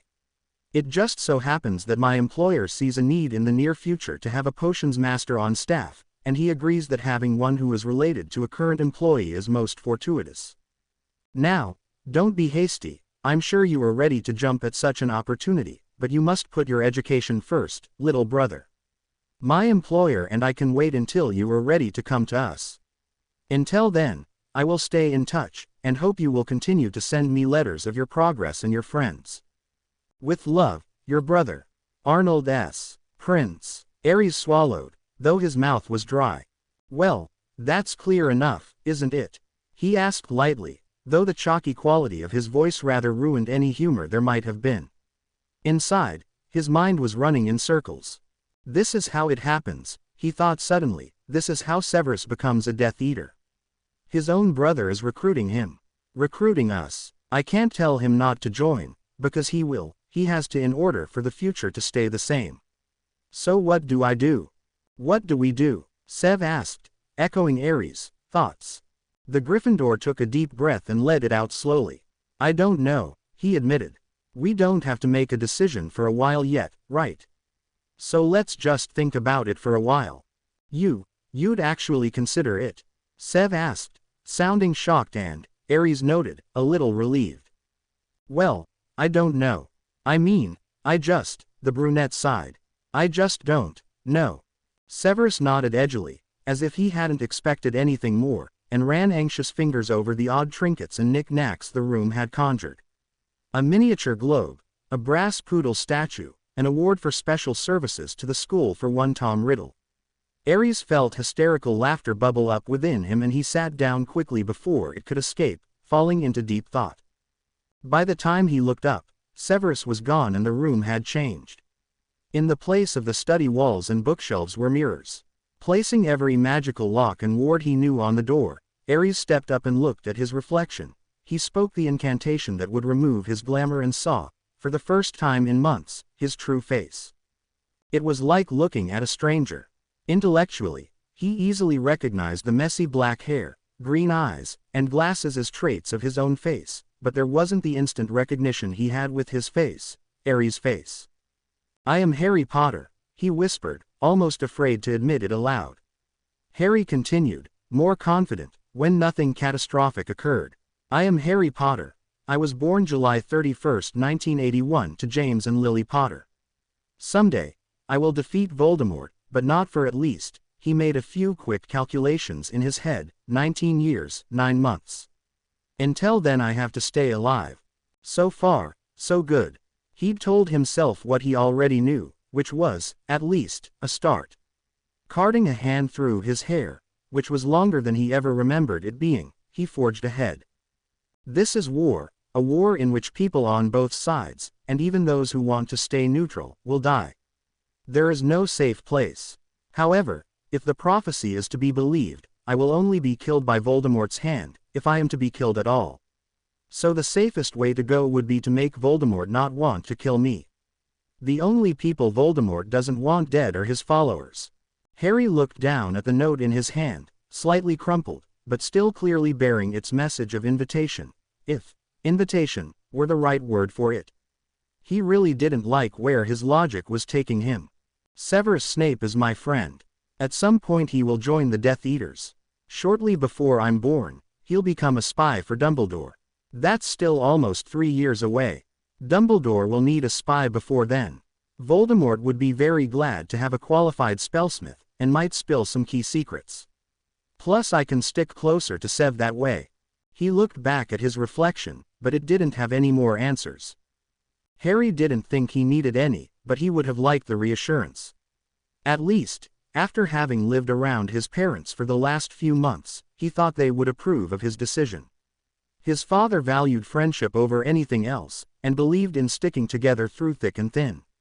His mother saw the shades of gray in the world, and would understand having to accept a lesser evil in exchange for the eventual destruction of the greater. With a little bit more certainty in his life than when he'd entered the room, Harry reapplied his glamour and left. He would have to be discreet in talking to Sev about it, and he was absolutely positive Charles would scream at him because of it, but he had made his decision. Ares Hisakazo would join the Death Eaters. The first stop Ares had to make was with Dumbledore. There were likely dozens of official documents that the Ministry was supposed to have for each member of the Wizarding world, and Dumbledore was the only man Ares knew who would be able to forge those documents and slip them into their proper places. The last thing he needed was a Death Eater or figuring out that he wasn't who he said he was. That could easily put him in danger on all sides, and possibly, by association, they had both arrived at the same time, Charles. Of course, he would not be telling the headmaster that the reason he wanted all this documentation taken care of now was because he didn't want Voldemort to suddenly become curious about a potential recruit with no paper background. Dumbledore would naturally attempt to talk him out of it, and though Ares respected the man greatly, he really didn't want to have Dumbledore overly curious either. True, as a time traveler he could always refrain from answering a question that would reveal too much, but just the knowledge of which questions couldn't be answered would be far more information than was healthy for the space-time continuum. Not knowing the password, he had to wait at the gargoyle for Dumbledore to let him in, but it was only a small delay, and soon he was up in the circular office, beeping on a drop. "Now, my dear boy, as I know you have no shortage of sweets, may I ask why you have come to visit me?" Dumbledore inquired kindly. "I'm afraid this isn't a social call, Headmaster," said Ares. "I have some business to take care of." He relaxed back into the chair, making sure his expression revealed nothing of how anxious he was inside. "Ah," Dumbledore sighed, "you know you can ask for anything, and if it is within my power," Ares nodded distractedly. "Don't worry, Headmaster, it's nothing terrible," he lied. "I just wondered what documentation has been done for Charles and me, and what needs to be done. I'd like to take care of that as soon as possible." Dumbledore leaned back in his chair, resting his hands in front of his snowy beard. "That is quite a bit of business, young Ares," the old professor said, twinkling. "There are a good many documents that would be expected for a wizard of your background, not nearly so many for Charles, as he is fortunate enough to be both a transfer student and the son of Squibs. As there is no documentation whatsoever for Squibs, and only a general school history with the most recent grades required for transfer students, I have already taken care of Charles's paper trail." "And for myself, sir?" Ares demanded. "For a wizard born to magical parents, there is a great deal more required," Dumbledore admitted. "I created a temporary birth certificate with the names of your parents and your birthday, which I gleaned from your and Charles's most interesting duels during the summer. It is enough for casual perusal, but any true searching would reveal it as false, as a valid birth certificate uses a small amount of the baby's blood. Also, we would need a proof of citizenship for your father, owl and newt records for both mother and father, your own owl records, mother's proof of magic certificate." "What?" Ares interrupted. He'd never heard of that last one. "A proof of magic certificate," Dumbledore repeated easily. "It is given to Muggle-born wizards and witches when the Ministry first notices accidental magic, and must be shown to Ollivander before they can receive their first wand. It is meant to serve as a Muggle-born's first introduction into the wizarding world, but," the headmaster shook his head sadly, "it has come to be just another way to persecute Muggle-borns. Some employers require a proof of magic certificate from Muggle-borns who wish to be hired. In any case, we would need one for your mother, as a copy is kept in Ministry records. Also, a medical scan from just before your entry to Hogwarts, that can either be forged completely, or done now and altered slightly to cover the time difference." Ares thought of his famous scar, and the time he'd had all the bones in his right arm regrown, and the time a basilisk had bitten him, and all the other hundreds of suspicious injuries that might show up. "It would probably be best if we make that from scratch," he admitted. Severus had watched Ares' face as he read the letter from his brother with bated breath. The offer was so tempting already, despite all he knew to the contrary. After all, Ares' own mother was Muggle-born, and there was nothing wrong with him. And Charles, his parents were descendants of Squibs, Americans at that, and he still acted like a proper wizard. Perhaps magic itself had something to do with it. Maybe Muggle-borns weren't bad in and of themselves, they were just too close to the Muggles, Muggles, of course, being the real problem. They were hardly even human, non-magical and uncivilized brutes who wanted to crush anything they didn't understand. VVV flashback, VVV. Dad, Dad. Arnold rushed excitedly into the parlor. 10-year-old Severus scowled at his book. With his brother home, their father would never notice him again that summer. "Dad, Slytherin won the House Cup in Quidditch," Arnold exclaimed, holding up a shiny-looking medal. "I caught the quaffle almost every time, 2. Quidditch. That's your kind sport, right? Their father asked, squinting in thought. Arnold nodded excitedly. Ah, I always knew you'd be great at sports, Arnie. You always make me so proud. You'll be a great man if you can keep up that winning attitude. Arnold smiled proudly, then caught sight of Severus. How are you doing, kid? He asked, sitting on the couch next to him. Mum said you made a flawless shrinking solution last week. Good job. I didn't get that one right until my 3rd year, and you're not even in Hogwarts yet. Severus felt a small flicker of pride before their father slapped him on the side of the head, sending him to the floor. Potions. Bah, the old man sneered disdainfully. That's just like cooking. It's woman's work, I tell you. In this house your mother cooks. Arnie and I play sports like men. Do you really want to be a woman that bad, Severus? The child didn't answer, knowing it was better to just keep his head down and his eyes on the floor while his father laughed. Just a few seconds later, he heard Arnold storm from the room, and their father left soon after. The end flashback. The. That scene had been just one of 100 others like it during his childhood. It just wasn't right. Why did his mother have to marry a muggle? Everyone knew they weren't anything like wizard kind, they just couldn't understand properly. The idea of helping to force all muggle influence out of the wizarding world, while being appreciated for his skills, was not something he wanted to pass up out of hand. So, when Ares sighed in frustration and said they should think about it, Sev's hopes rose. He had been so sure that the brunette would be angry, would denounce him then and there if he had expressed any interest in the idea. Afterward, when Ares had sunk down into his chair, deep in thought, Sev was only marginally worried. His friend, he had noted, had a tendency to lose himself when he was concentrating. If anything, it was reassuring to know that Ares was, indeed, thinking about it. Severus left him alone then. He had an apprenticeship to prepare for. Ares did, too, as a matter of fact. The Slytherin thought about snapping him out of it so he could get ready, but decided that Ares would likely finish his thoughts on his own before time came to leave. After all, Ares wasn't fool enough to be late for an apprenticeship. A good while later, Ares emerged from the spiral staircase quite satisfied. He now had an authentic birth certificate containing 3 drops of his own blood, as well as several other very official-looking documents, to back up his fake identity. Ares Hisakazo wasn't just a name anymore. No, he was now a licensed citizen of Wizarding Britain, a person with a past and a future, a person who was late for his apprentice lesson.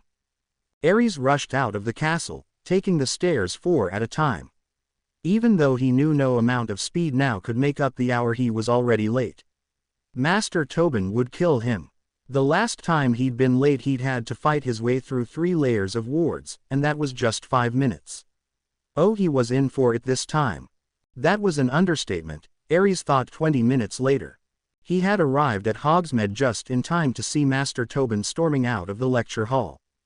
The disgruntled man happened to see him standing there and made a beeline for him, coming so quickly that Ares wondered if it might be smarter to run.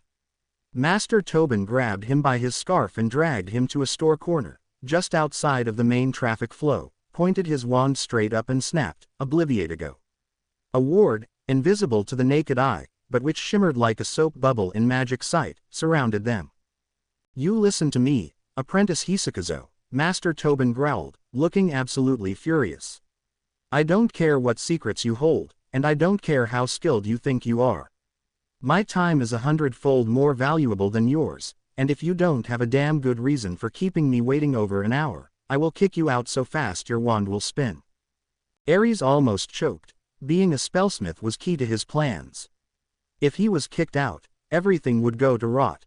"Master Tobin, please," he exclaimed. "I can explain." The man leaned against the wall of the store, regarding him coolly. "Get on with it then," he said finally, impatiently. "And no lies." "Right, no lies," Ares agreed, relieved. He could at least do that much, with Master Tobin already knowing he was a fraud. "I was with Dumbledore, taking care of my documentation under this name." Master Tobin scowled. Apparently, this wasn't good enough. "Why did you feel the need to do this today, when you knew you were expected elsewhere, rather than on a free day?" he demanded. Aries stammered. How much of this could he tell? He really didn't want anyone, even Master Tobin, guessing what he was planning. Well, he'd have to give up a little bit of it, or he'd find himself scrounging to find another job that would keep Voldemort interested. I got a letter today, which led me to believe that the Death Eaters may be interested in Ares Hisakazo. I didn't want them knowing that I don't exist, so I had to go to Dumbledore. Master Tobin's expression didn't change, not at the mention of Death Eaters, nor at the admission of fraud. Ares tried not to fidget as the man stared at him for almost a full minute. Who are you? Master Tobin asked suddenly. What? Ares blinked. Who are you? The spellsmith repeated, enunciating carefully. Why are you pretending to be someone who doesn't exist? Why all the secrets? I've been patient enough with my apprentice, I want answers. Severus slowly stirred his potion. He had set a Tempest alarm on his wand, so he was free to let his mind wander. As happened more frequently these days, it wandered to Ares. He hadn't seen his fellow apprentice since leaving him to his thoughts in the room. Not in the castle, not on the road to Hogsmeade, and not in the village itself. From what Ares had said of his interactions with his master, the spellsmith wasn't one to take tardiness lightly. Not like Master Magsup, although he would never be late himself, Severus was relatively certain that he could easily excuse himself from a lesson with something as simple as a sniffle. The man walked in as Severus was thinking and peeked over the edge of the apprentice's cauldron, examining the potion bubbling within. With each stir, it was slowly turning from a thick forest green to a thinner, apparently blue color. He could only hope that was the desired result, as Master Magsup had removed all progress markers from the instructions, leaving only the bare ingredients and stirring directions. Severus' challenge was to determine what the potion would do by the time he finished. Everything going all right, Severus? The potion's master asked pleasantly. He was a generally pleasant man, really, not as tall as Severus, but not short either, with a body that more thick than thin, but by no means fat. Thinning curls of light auburn hair topped off a slightly round head and completed the friendly image. I believe so, master, Severus answered blandly.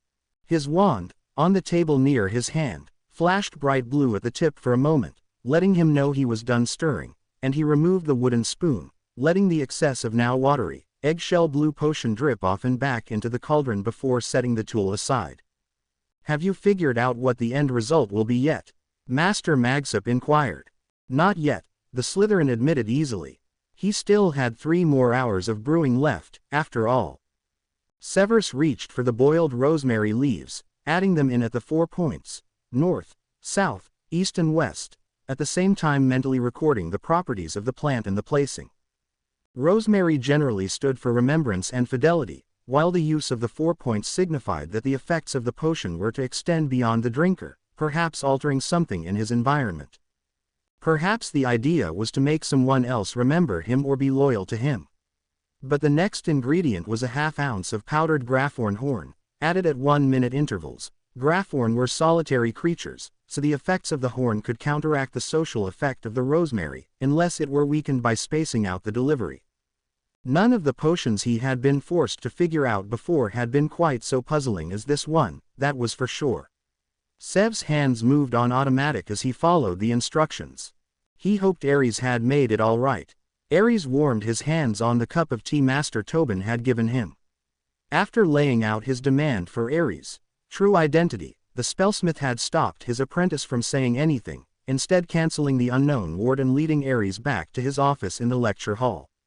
More traditional wards were set and a house elf was called before the brunette was allowed to talk. What was that ward you used out there? He asked, blowing over the hot liquid. That was my journeyman piece, Master Tobin grunted. It's called a forgetfulness ward. Anything anyone sees or hears inside is forgotten when they pass through the ward threads. Now stop stalling. Tell me your real name and why you're hiding behind a fake identity, or resign from being my apprentice. Ares took a sip of the tea to calm his nerves. Why did this have to happen now? Couldn't his life just be normal for more than a week at a time? He snorted. If that ever happened he'd probably die of boredom. Very well, Ares sighed.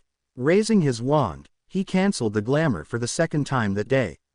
My name is Harry Potter. Lie. Master Tobin countered wearily. When I realized your resemblance to James Potter, I looked through every record of the Potter family. The last, Harry Potter, died in the Muggle witch hunts. Harry blinked at this unexpected revelation. He would have to sort through that information later, though. It isn't a lie, but it's true, you won't find any record of me yet, he admitted. After all, I won't be born until 1980. Master Tobin immediately fell silent, staring at Harry in that odd way he had, not quite like a Legilimens, but still disconcerting. Somehow he got the impression that the man was looking at him through magic sight, but why?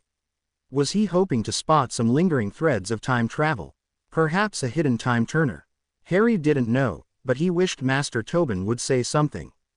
The awkward silence stretched on for several more minutes, during which Harry acquainted himself quite thoroughly with the titles of the books in Master Tobin's bookshelf. Then, quite suddenly, the older man stood up and walked to that very same bookshelf, reached inside one of the books, Head and Hammer by Gerald Meagran, and pulled out a bottle of expensive-looking gin. Not that Harry was an expert on what expensive alcohol looked like, but it was decorated similarly to the bottles Uncle Vernon only broke into for Aunt Marge. It's far too early in the year for something like this, Master Tobin muttered, conjuring a shot glass. Harry watched, bemused, as his master casually downed enough alcohol to knock out Hagrid. So, he began hesitantly, but Master Tobin cut him off. For Merlin's sake, put your glamour back on, Hisakazo. Now get out your spell diagrams, and for the love of the space-time continuum be quiet, while I endeavor to forget everything you just told me through Muggle means. Ares did as he was told. Pulling out his rough sketch of a spell diagram, he set about refining it and turning it into something he could present to Master Tobin. Once the man was sober again, that is. Amazingly enough, calm returned for the next several days. Ares penned a noncommittal reply to Sev's brother, worked daily on variations of his spell diagram, which Master Tobin had dismissed as uninspired, and, during his spare time, did his homework for his non-spellsmith classes. However, the calm came just before the storm, which broke on the evening of February 14th. Ares was doing arithmancy on his bed in the dorm. All four marauders were, unsurprisingly, absent, when Charles came storming up the stairs, shouting, "Ares, Ares, Ares, what?" the brunette asked, raising an eyebrow. "It's burning," Charles exclaimed. Ares blinked uncomprehendingly, until he noticed that Charles was gripping his left arm like his life depended on it. "It's burning," the frantic redhead repeated grimly, "and I need it to stop. When we first got here it itched once in a while, then it got worse, and now it's outright burning." "What do you want me to do about it?" Ares demanded, eyes wide. "You're a spellsmith," growled Charles. "Pull it out." Ares swallowed. Master Tobin had told him during one of their lunchtime conversations that, even when new spells aren't in demand, a spellsmith is never poor. People would come from miles around to see their local spellsmith if they even suspected they were under a curse or spell, because spellsmithing gave its practitioners such an intuitive grasp of magic that they were able to rip out an unfriendly spell, whether or not they knew the counter to it. "I'm just an apprentice," Ares cried. "I don't know how to pull spells yet. Especially not spells as complicated as the Dark Mark." "Well, consider this a good chance to learn," Charles shouted back, thrusting his arm under Ares' nose. Though the glamour made the boy's arm look blank, Ares could still feel Voldemort's magic pulsing beneath. The scent of it made him nauseous and he turned away in the pretense of putting silencing and locking wards on the door. "You'll have to take off the glamour first," he said quietly.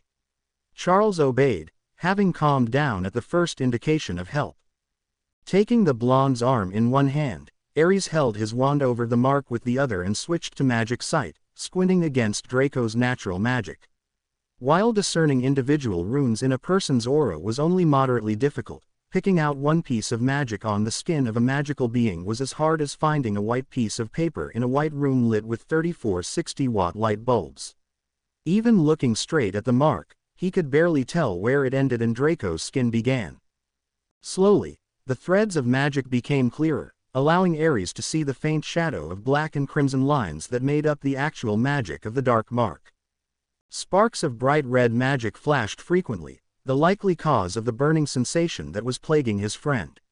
Bringing his wand closer to Draco's arm, Ares concentrated hard, willing the magic to leave the boy and attach itself to his wand so he could dispose of it.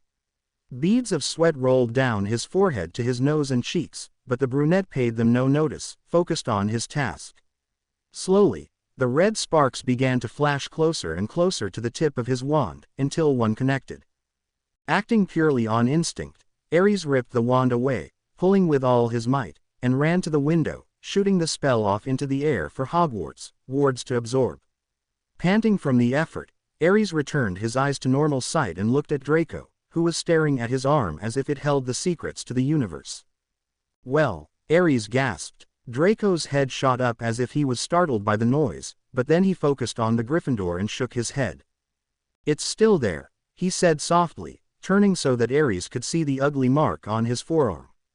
"But you stopped the burning at least." Ares sighed deeply in disappointment. He had hoped, when he'd pulled out the spark of pain magic, that the rest of the mark had come with it. However, he would not give up. "I'll find a way to take it out," he promised. "As soon as I'm done with the disguise spell, I'll ask Master Tobin to teach me how to pull spells, and I'll learn how to pull the dark mark." He ran a hand through his hair and added in a mutter, "After all, I'll need to do it to myself eventually." "What?" Charles demanded, having put his glamour back on. "Did you just say what I think you said?" Ares cringed. He'd been putting this off for weeks, but it couldn't be put off any longer. "See, I got this letter the other day." "You what?" Charles screamed, making Ares very glad he'd put up silencing wards. "How on earth could you come to a stupid conclusion like that? Have you lost your mind? You must have lost your mind. No sane person would ever, in a million years, come to the conclusion you did. Do you have any idea what you're in for?"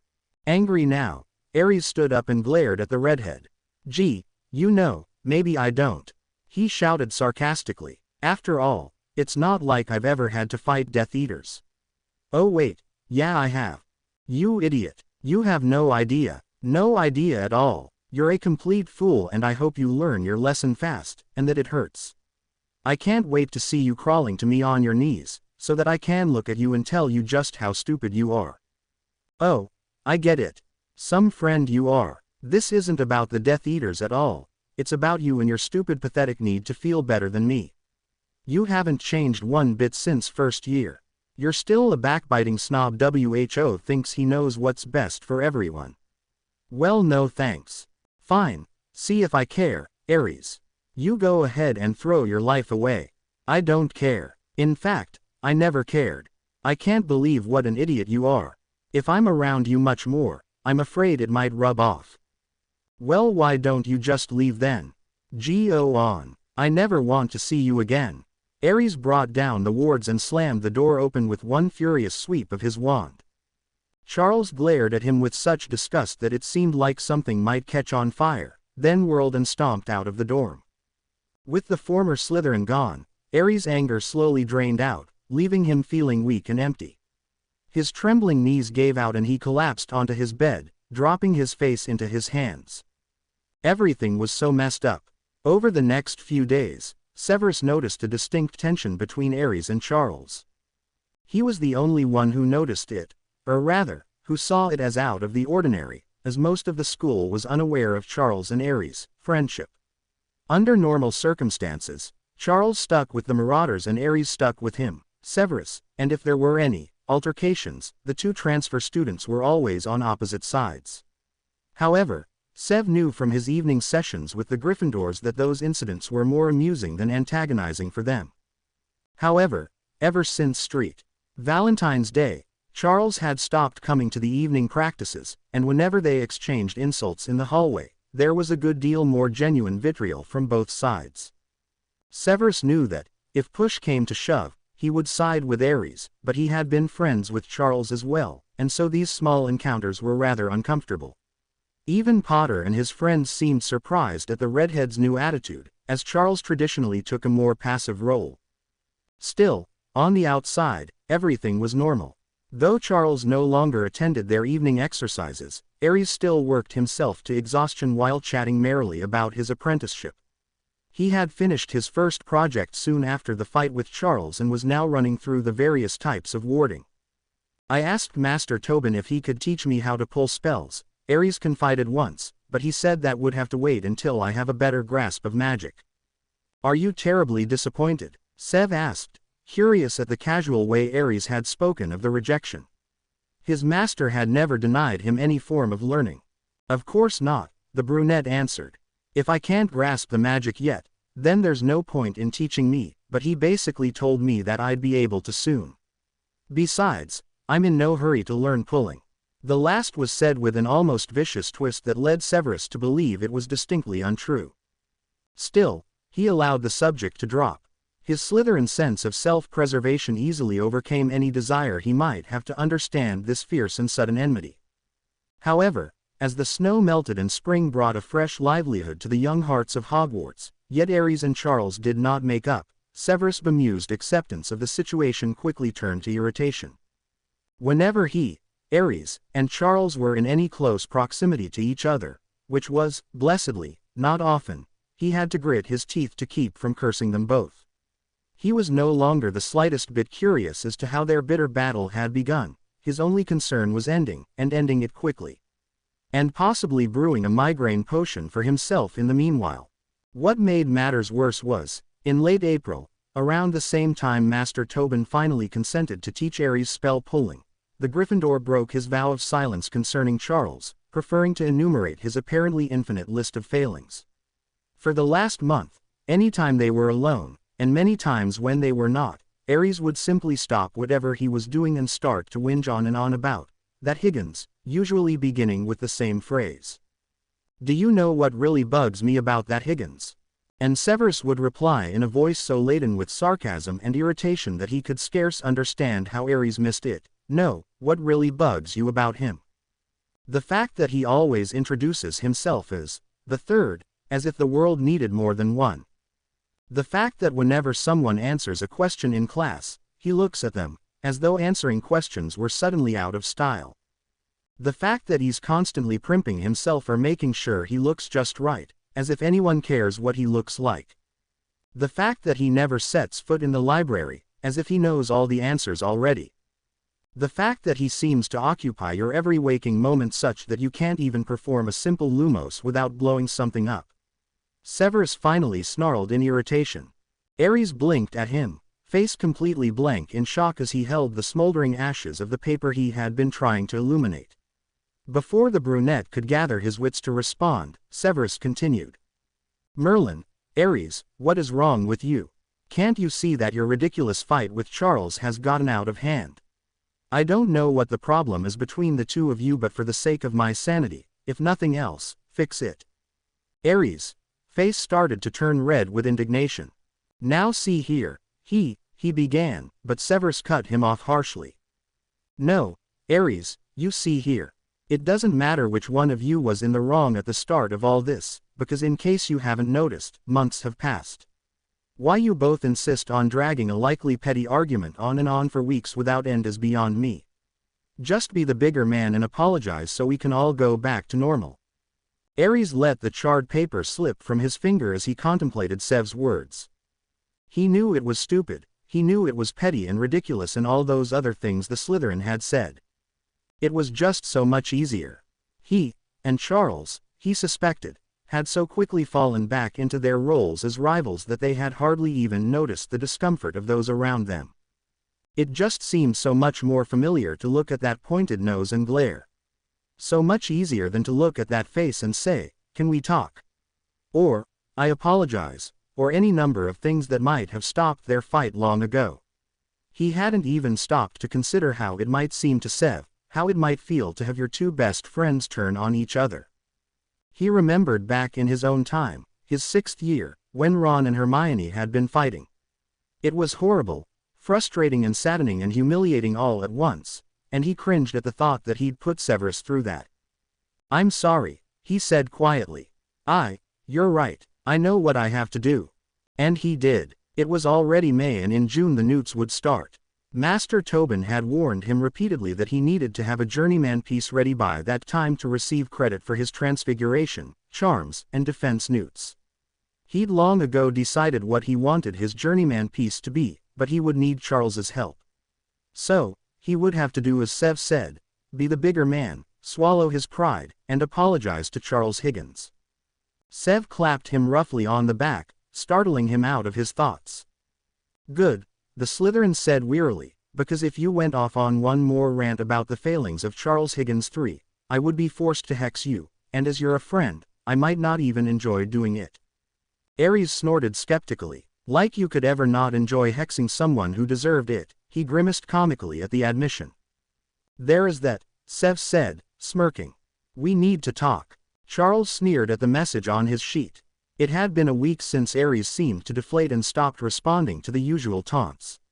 A week when the school breathed a collective sigh of relief that the ever-present tension was beginning to ease. The rivalry between the Marauders and Snape was bad enough without adding the Potter-Malfoy rivalry. 1 week of relative peace. And now this. Though as Charles saw it, there were only 2 possible responses. The first, and easiest, would be to shout in some crowded corridor for Ares to stop invading his bed, thus humiliating the boy at the same time as delivering a negative reply. The second would be to show up that evening at the room and hear the get out. Decisions. On the one hand, Ares was a prat, as evidenced by his moronic plan. Charles still had difficulty believing that anyone with Ares' past would voluntarily decide to become a Death Eater. On the other hand, insane or not, it was Ares' decision. And the past few months without his friendship had been infinitely more stressful than the time before. True, it had been fun at first, going back to the person he'd been long ago, before the Dark Lord came into his life and muddled everything. But having to keep a secret like that alone, without the companionship of someone else who knew, it was just too hard. The redhead sighed and erased the message. Sitting on the, now clean, bed, he pulled out his homework. He wanted to get his herbology essay done before dinner, and he'd only just finished the requisite research. Remus came up a while later and noticed him hunched over the sheet of parchment. Hey Charles, the boy greeted him, searching through his trunk. Charles grunted in response. You're already doing your homework. You're usually playing Snap with James and Sirius until after dinner. Don't tell me you're becoming a bookworm like me. Charles sighed and vanished a spelling mistake. No worries Remus, he said casually, I'm still a slacker.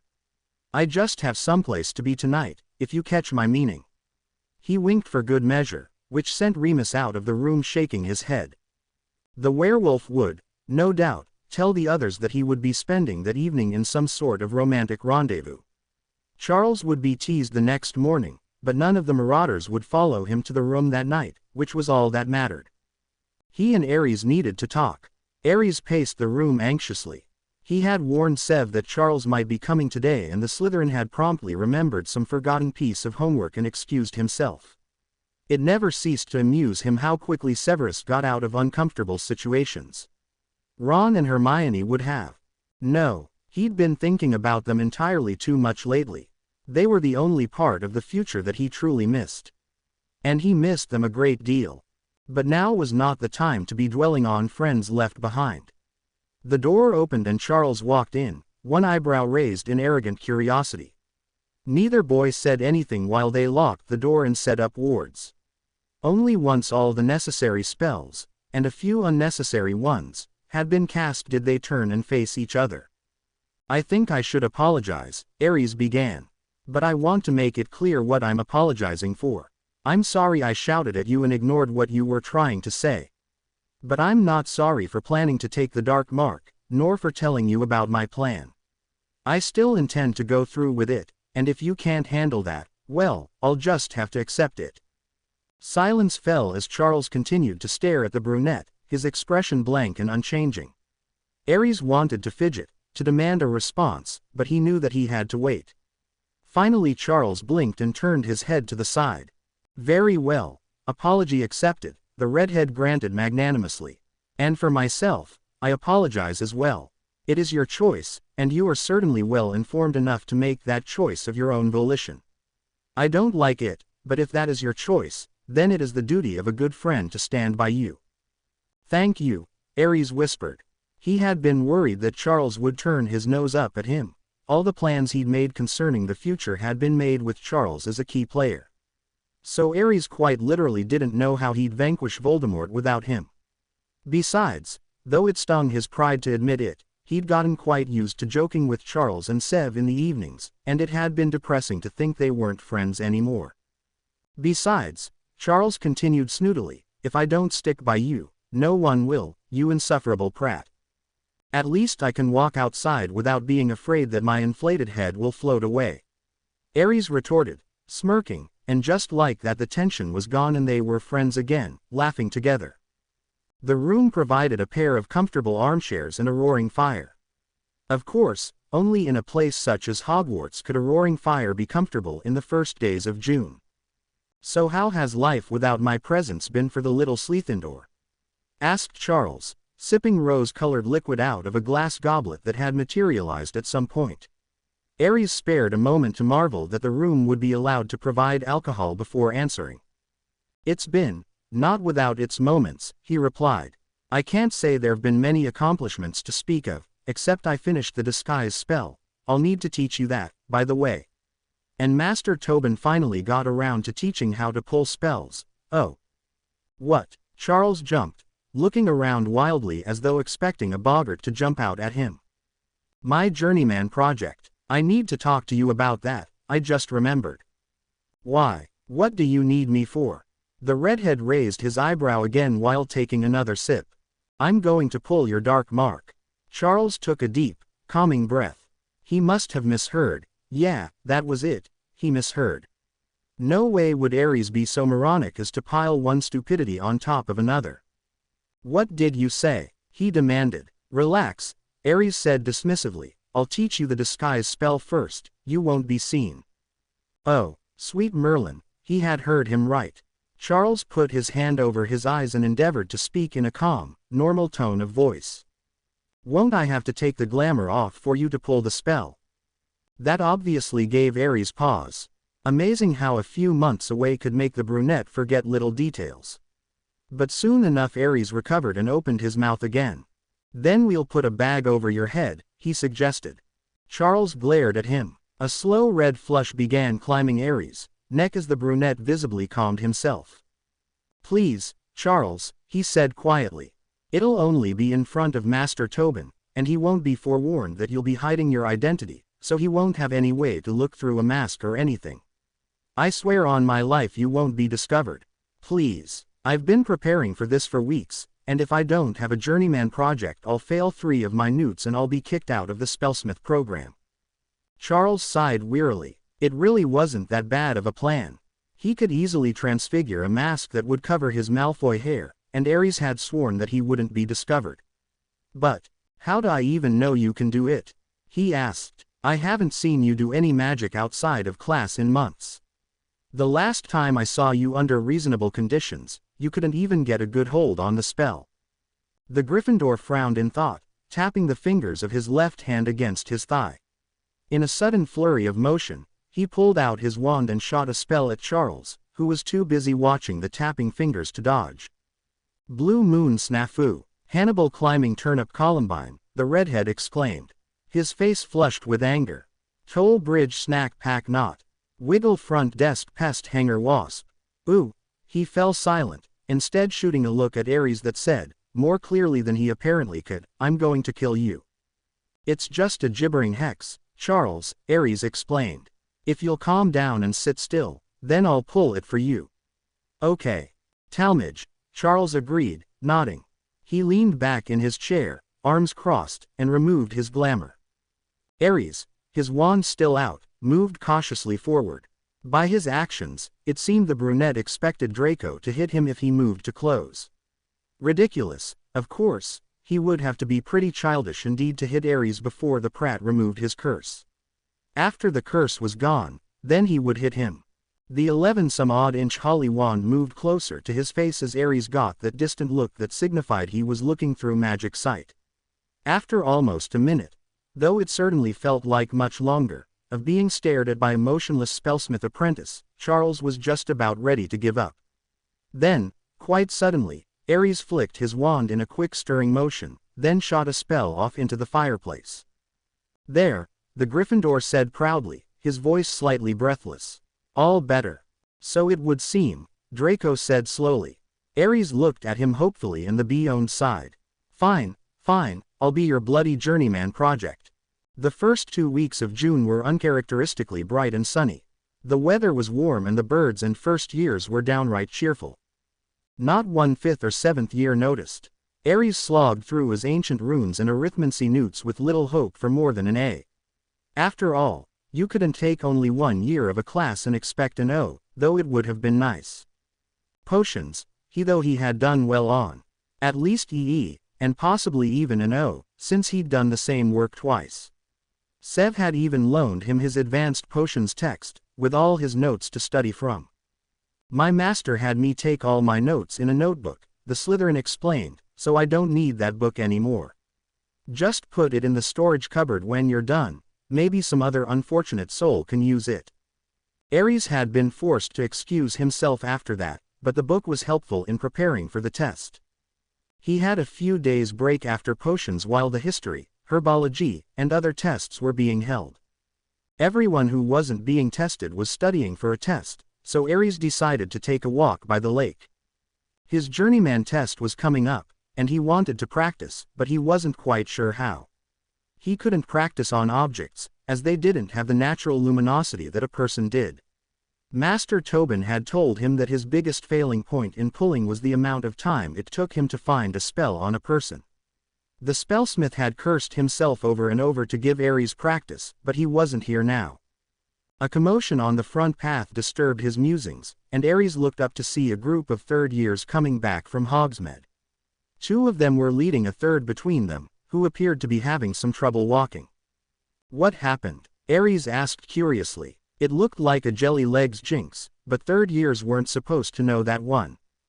He accidentally tripped over a studying 5th year, one of the boys explained. Aries cringed in sympathy. Studious owl students were notoriously unforgiving. He raised his wand to counter the curse, when he got an idea. Tell you what, he said. I'll get that curse off him, if you 3 will do me a favor.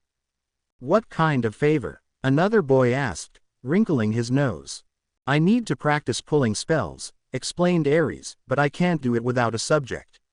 So if you 3 will agree to spend an hour cursing each other and then letting me pull the curses, I'll pull that jelly legs for your friend. The 2 uncursed boys hesitated, but the one between them spoke up, agreeing quickly. With a satisfied smile, Aries switched to magic sight and looked for the jinx. It was easier outside, he decided, as the sun seemed to lessen the glare of the boy's magic, and Aries quickly found the green strands infecting his legs. With a flick of his wand, he pulled the spell out and shot it off into the air. Cool, one of the boys exclaimed, awestruck eyes flicking back and forth between Aries and his friend, who was taking a few experimental steps on his freshly stable legs. Thanks, Aries said with a smirk. My name's Aries Hisakazo, what are your names? I'm Andrew, said the formerly cursed boy, then pointed to each of his friends in turn, and this is Gregor and EPI. EPI. Aries raised an eyebrow at the nickname, and the named boy blushed hotly. His real name, said Gregor with a wicked grin, is Epaphroditos, but he'll curse anyone but his mum who calls him by it.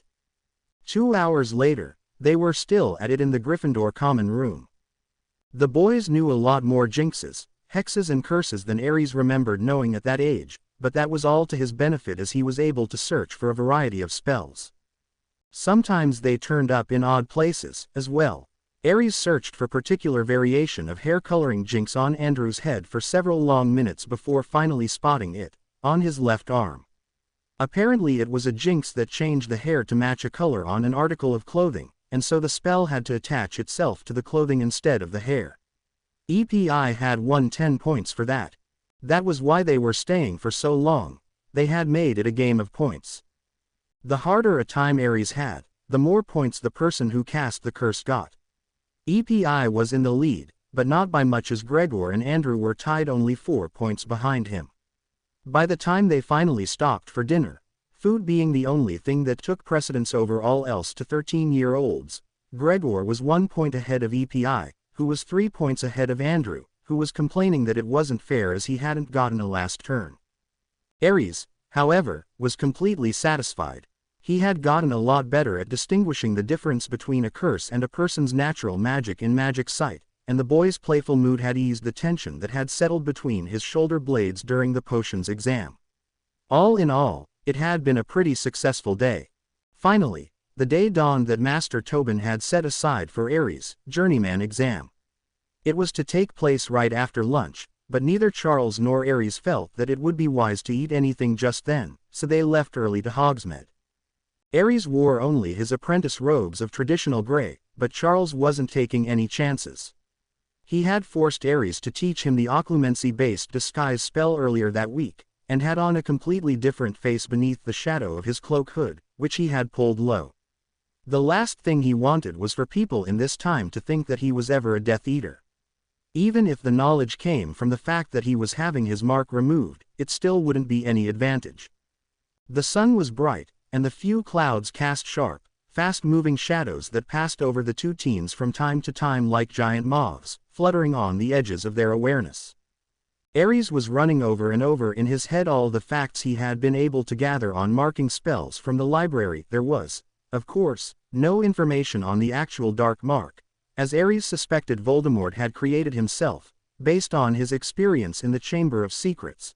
There was nothing subtle about a snake coming out of the mouth of a dead man, be it a skull or a statue of the long-dead Salazar Slytherin. Human marking spells in general came in two forms, surface or deep. Surface marking spells were quite simple both to cast in the first place and to remove. Usually all it took was a piece of parchment with the desired image and a charm to transfer the image from page to person. However, the deep type was different. For one, he could only find reference to it in the restricted section. For another, it used dark magic. Not dark magic as defined by the Ministry, namely any spell, creature, or object that causes direct harm, but dark magic. Dark magic is magic that uses one or more of four sources of power. Say asterisk, death, blood, and pain. Hence why Harry's mother's protection of him was dark magic, not dark magic, while the killing curse is dark magic, but not dark magic. Deep marking spells use the pain of a branding to bind the magic of the caster onto the body of the victim through an image. This is what gave the dark mark its shadowy cast when viewed in magic sight. Dark magic is called such because the power sources tint the magic a darker color. The problem with dark magic spells, however, was that they were immeasurably harder than simple hexes to remove. Ares would have to get a very firm grip on the magic and pull very hard. It might even cause Charles some pain, but it would have to be done. Not just for his own journeyman peace, but also for Charles's future. Having a distinguishing mark like that, especially one that couldn't be explained, could cause serious problems that neither wanted to face. "We're here," Charles said suddenly, bringing Ares sharply back to the real world. The brunette looked up to see the impressive double doors of the lecture hall. "Are you ready?" Ares snorted in amusement. "Are you?" he asked, raising one eyebrow. Charles's disguised face smirked and gestured for Ares to open the door. The apprentice did so with a small roll of his eye, bowing extravagantly as Charles walked haughtily past. Ares led his cloaked friend through the winding halls, knowing he'd never find his way on his own. Through the left-hand hall, down a flight of stairs, two more lefts and a right, through a door marked Owls Only, up a flight of stairs onto the backstage area of the main auditorium, then behind the green curtain to the men's dressing room and, finally, through the door at the back to where Master Tobin waited. Charles slipped on his mask and undid his glamour just before Ares opened the door and stopped short. The apprentice had never seen the spellsmith like this. Normally, Master Tobin dressed in simple work robes and disdained any show of ceremony, even to the point of forbidding Ares to shorten his title to a simple Master. "It's either Master Tobin or Sir," he had said sternly. "You're an apprentice, not a South * Avenue." Today, however, the man seemed to have spared no formality. He wore dress robes of traditional master blue with the Spellsmith Guild insignia embroidered in silver on the right east. Around his neck hung the many awards he had earned in his field, awards Ares didn't even know the name of, awards he couldn't yet dream of earning. "My apprentice has arrived," Master Tobin intoned. Ares bowed low, resting on one knee. He had researched the proper rituals for the occasion, even if he hadn't expected Master Tobin to follow them at once. He understood why people would ever bow to each other. It was a sign of respect. For once, the idea of such submission didn't gall him, as it was a sign of the very deep respect he had for the man before him. "Master," he said, eyes low, "I come for a test. You believe you are ready for a higher station. That is for my master to decide. I wish for nothing more than to show you the profit of the knowledge you have given me." The words of the ritual fell easily from his lips, with a sincerity that surprised him. "Tell me, apprentice." Ares took a deep breath and stood. Those words were the signal to begin the verbal part of his presentation, where he had to be the most careful, so that he didn't reveal anything about Draco. "This," he started, waving a hand behind him at where he hoped Draco was standing, "is a person I know who wishes to remain anonymous. A little less than 2 years ago, he took Voldemort's mark. Several months ago, he decided to abandon the Death Eaters forever. Today, I will use the skills my master has given me, and pull out his dark mark." Master Tobin beeped in a sharp breath of air, then let it out slowly, evidently shaken by the claim. The man studied Ares, who waited patiently. Finally, the spellsmith spoke. "Show me, apprentice." Ares nodded, bowed once more, and drew his wand. First, he conjured a chair for Draco, who sat in it gracefully, bearing his left arm in the same motion. The mark glared into the room like a silent intruder, making the isolated room suddenly seem very exposed. Suppressing a shudder, Ares crouched down on the floor beside his friend and switched fully into magic sight. Immediately the room darkened, the walls turning almost black. The overhead light that had before illuminated the entire area, now barely glowed at all with the weak yellow light of Lumos. Instead, the main sources of light came from Draco and Master Tobin, who were both white masses, vaguely shaped like people. Focusing, Ares stared at the left forearm, squinting slightly so he could see the details better. At first it was just a pale shadow, but slowly the shape cleared up into the familiar skull and snake, woven with threads of black and crimson. Ares felt more than saw his wand drawing nearer to the mark, focused as he was. He dare not actually touch the mark with the wand, as he didn't want to activate it and have Death Eaters popping in unannounced, but he got as close as physically possible without touching and moved his wand back and forth, almost stroking the mark. Slowly the dormant magic started to move, awakened by a spellsmith's wand, and a low hissing filled the room. It started out too low for even Ares to understand, but as the mark grew more active, the hissing grew louder, and eventually he could hear one word, repeating over and over in Parseltongue. "Mors Mordra, Mors Mordra, Mors Mordra." Ares hesitated. He knew the key to pulling was luring the magic, making it extend a bit out of the person it was attached to, so that you could get a grip on it and, well, pull. This was magic spoken in the snake's tongue, and he had a feeling that it would respond best to the snake's tongue. But Master Tobin was completely unaware that he was a Parselmouth, and he had rather hoped to keep it that way. Still, all it would take was a single word. Maybe if he whispered it. "Rise," he hissed, speaking to the snake image on the tattoo. It certainly wasn't difficult to make himself believe it was alive, as the magic underneath writhed and slithered in a very serpentine way. The magic seemed to pause as it listened. Then, like a snake poking its head out of a hole, a single strand of magic lifted off the mark. In a flash, Ares caught it with his wand, twisted like it was spaghetti on a fork, and pulled. He heard Charles scream and Master Tobin gasp, but he paid them no mind as the magic came loose with a last great wrench. Ares whipped out a piece of parchment he'd prepared with a containment spell just for this and shot the spell at it, watching breathlessly as it turned the paper to ash. Tobin waited, arms crossed, as his apprentice caught his breath and returned from magic sight to normal. Though he hated to admit it, removing a dark mark was a very impressive journeyman piece. Not that he'd ever tell the boy that, of course, but it was certainly not something anyone else had done. As far as he knew, not even the other masters had managed to get their hands on a live Death Eater who wanted his mark gone. It was rather satisfying to be so thoroughly impressed by his apprentice. Eventually the moment passed and Ares turned to face him again, ready to accept his judgment on the matter.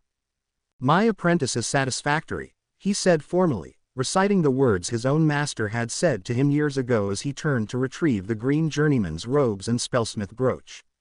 You have proven yourself ready to walk in the world as a representative of my craft. Wear your robes proudly, journeyman Ares. I will, Master Tobin, Ares promised, taking the clothes from him. With a last bow to each other, the ceremony was over. Your friend is dismissed, Tobin ordered. The cloaked and masked young man, whoever he was, nodded and left before Ares could object, shutting the door politely behind him. The boy sat in the chair he had conjured and made a show of examining his new pin, leaving Tobin to conjure a chair for himself. Brat. You, Tobin said pointedly, watching in satisfaction as Ares fell very still. You never told me you were a parselmouth. It's not exactly something I like to flaunt, the boy stuttered. Tobin rolled his eyes. Stop acting so tormented, he snapped tiredly. It's not like you're the first one in Britain. Now, are there any other surprises I should know about before you go off on your own? He could see the wheels turning in the boy's head and wondered what else there might be. How many other shocks was he thinking about and tossing out now? Honestly, Tobin was quite looking forward to learning about this Harry Potter someday. Never mind, he said brusquely, just as Ares opened his mouth. I'm sure I'll find out someday. Likely in the worst possible moment. The boy smirked in amusement and started toying with his brooch again. Tobin had the feeling he was searching for words of gratitude or some such nonsense. He couldn't allow that. What are you still doing here? He demanded. Ares looked up, eyes wide in surprise. I am not supposed to see you for 6 months. You're a journeyman, go. Journey. He flicked his wand and banished the conjured chair, watching in amusement as Ares fell flat on his rear. The boy was up again in a moment and, with a last chuckle, ran out the door. Yes, Tobin thought, watching him go with satisfaction, he'll be just fine. To be continued. I hope you enjoyed this story. Also remember to subscribe and like this video. See you in the next video.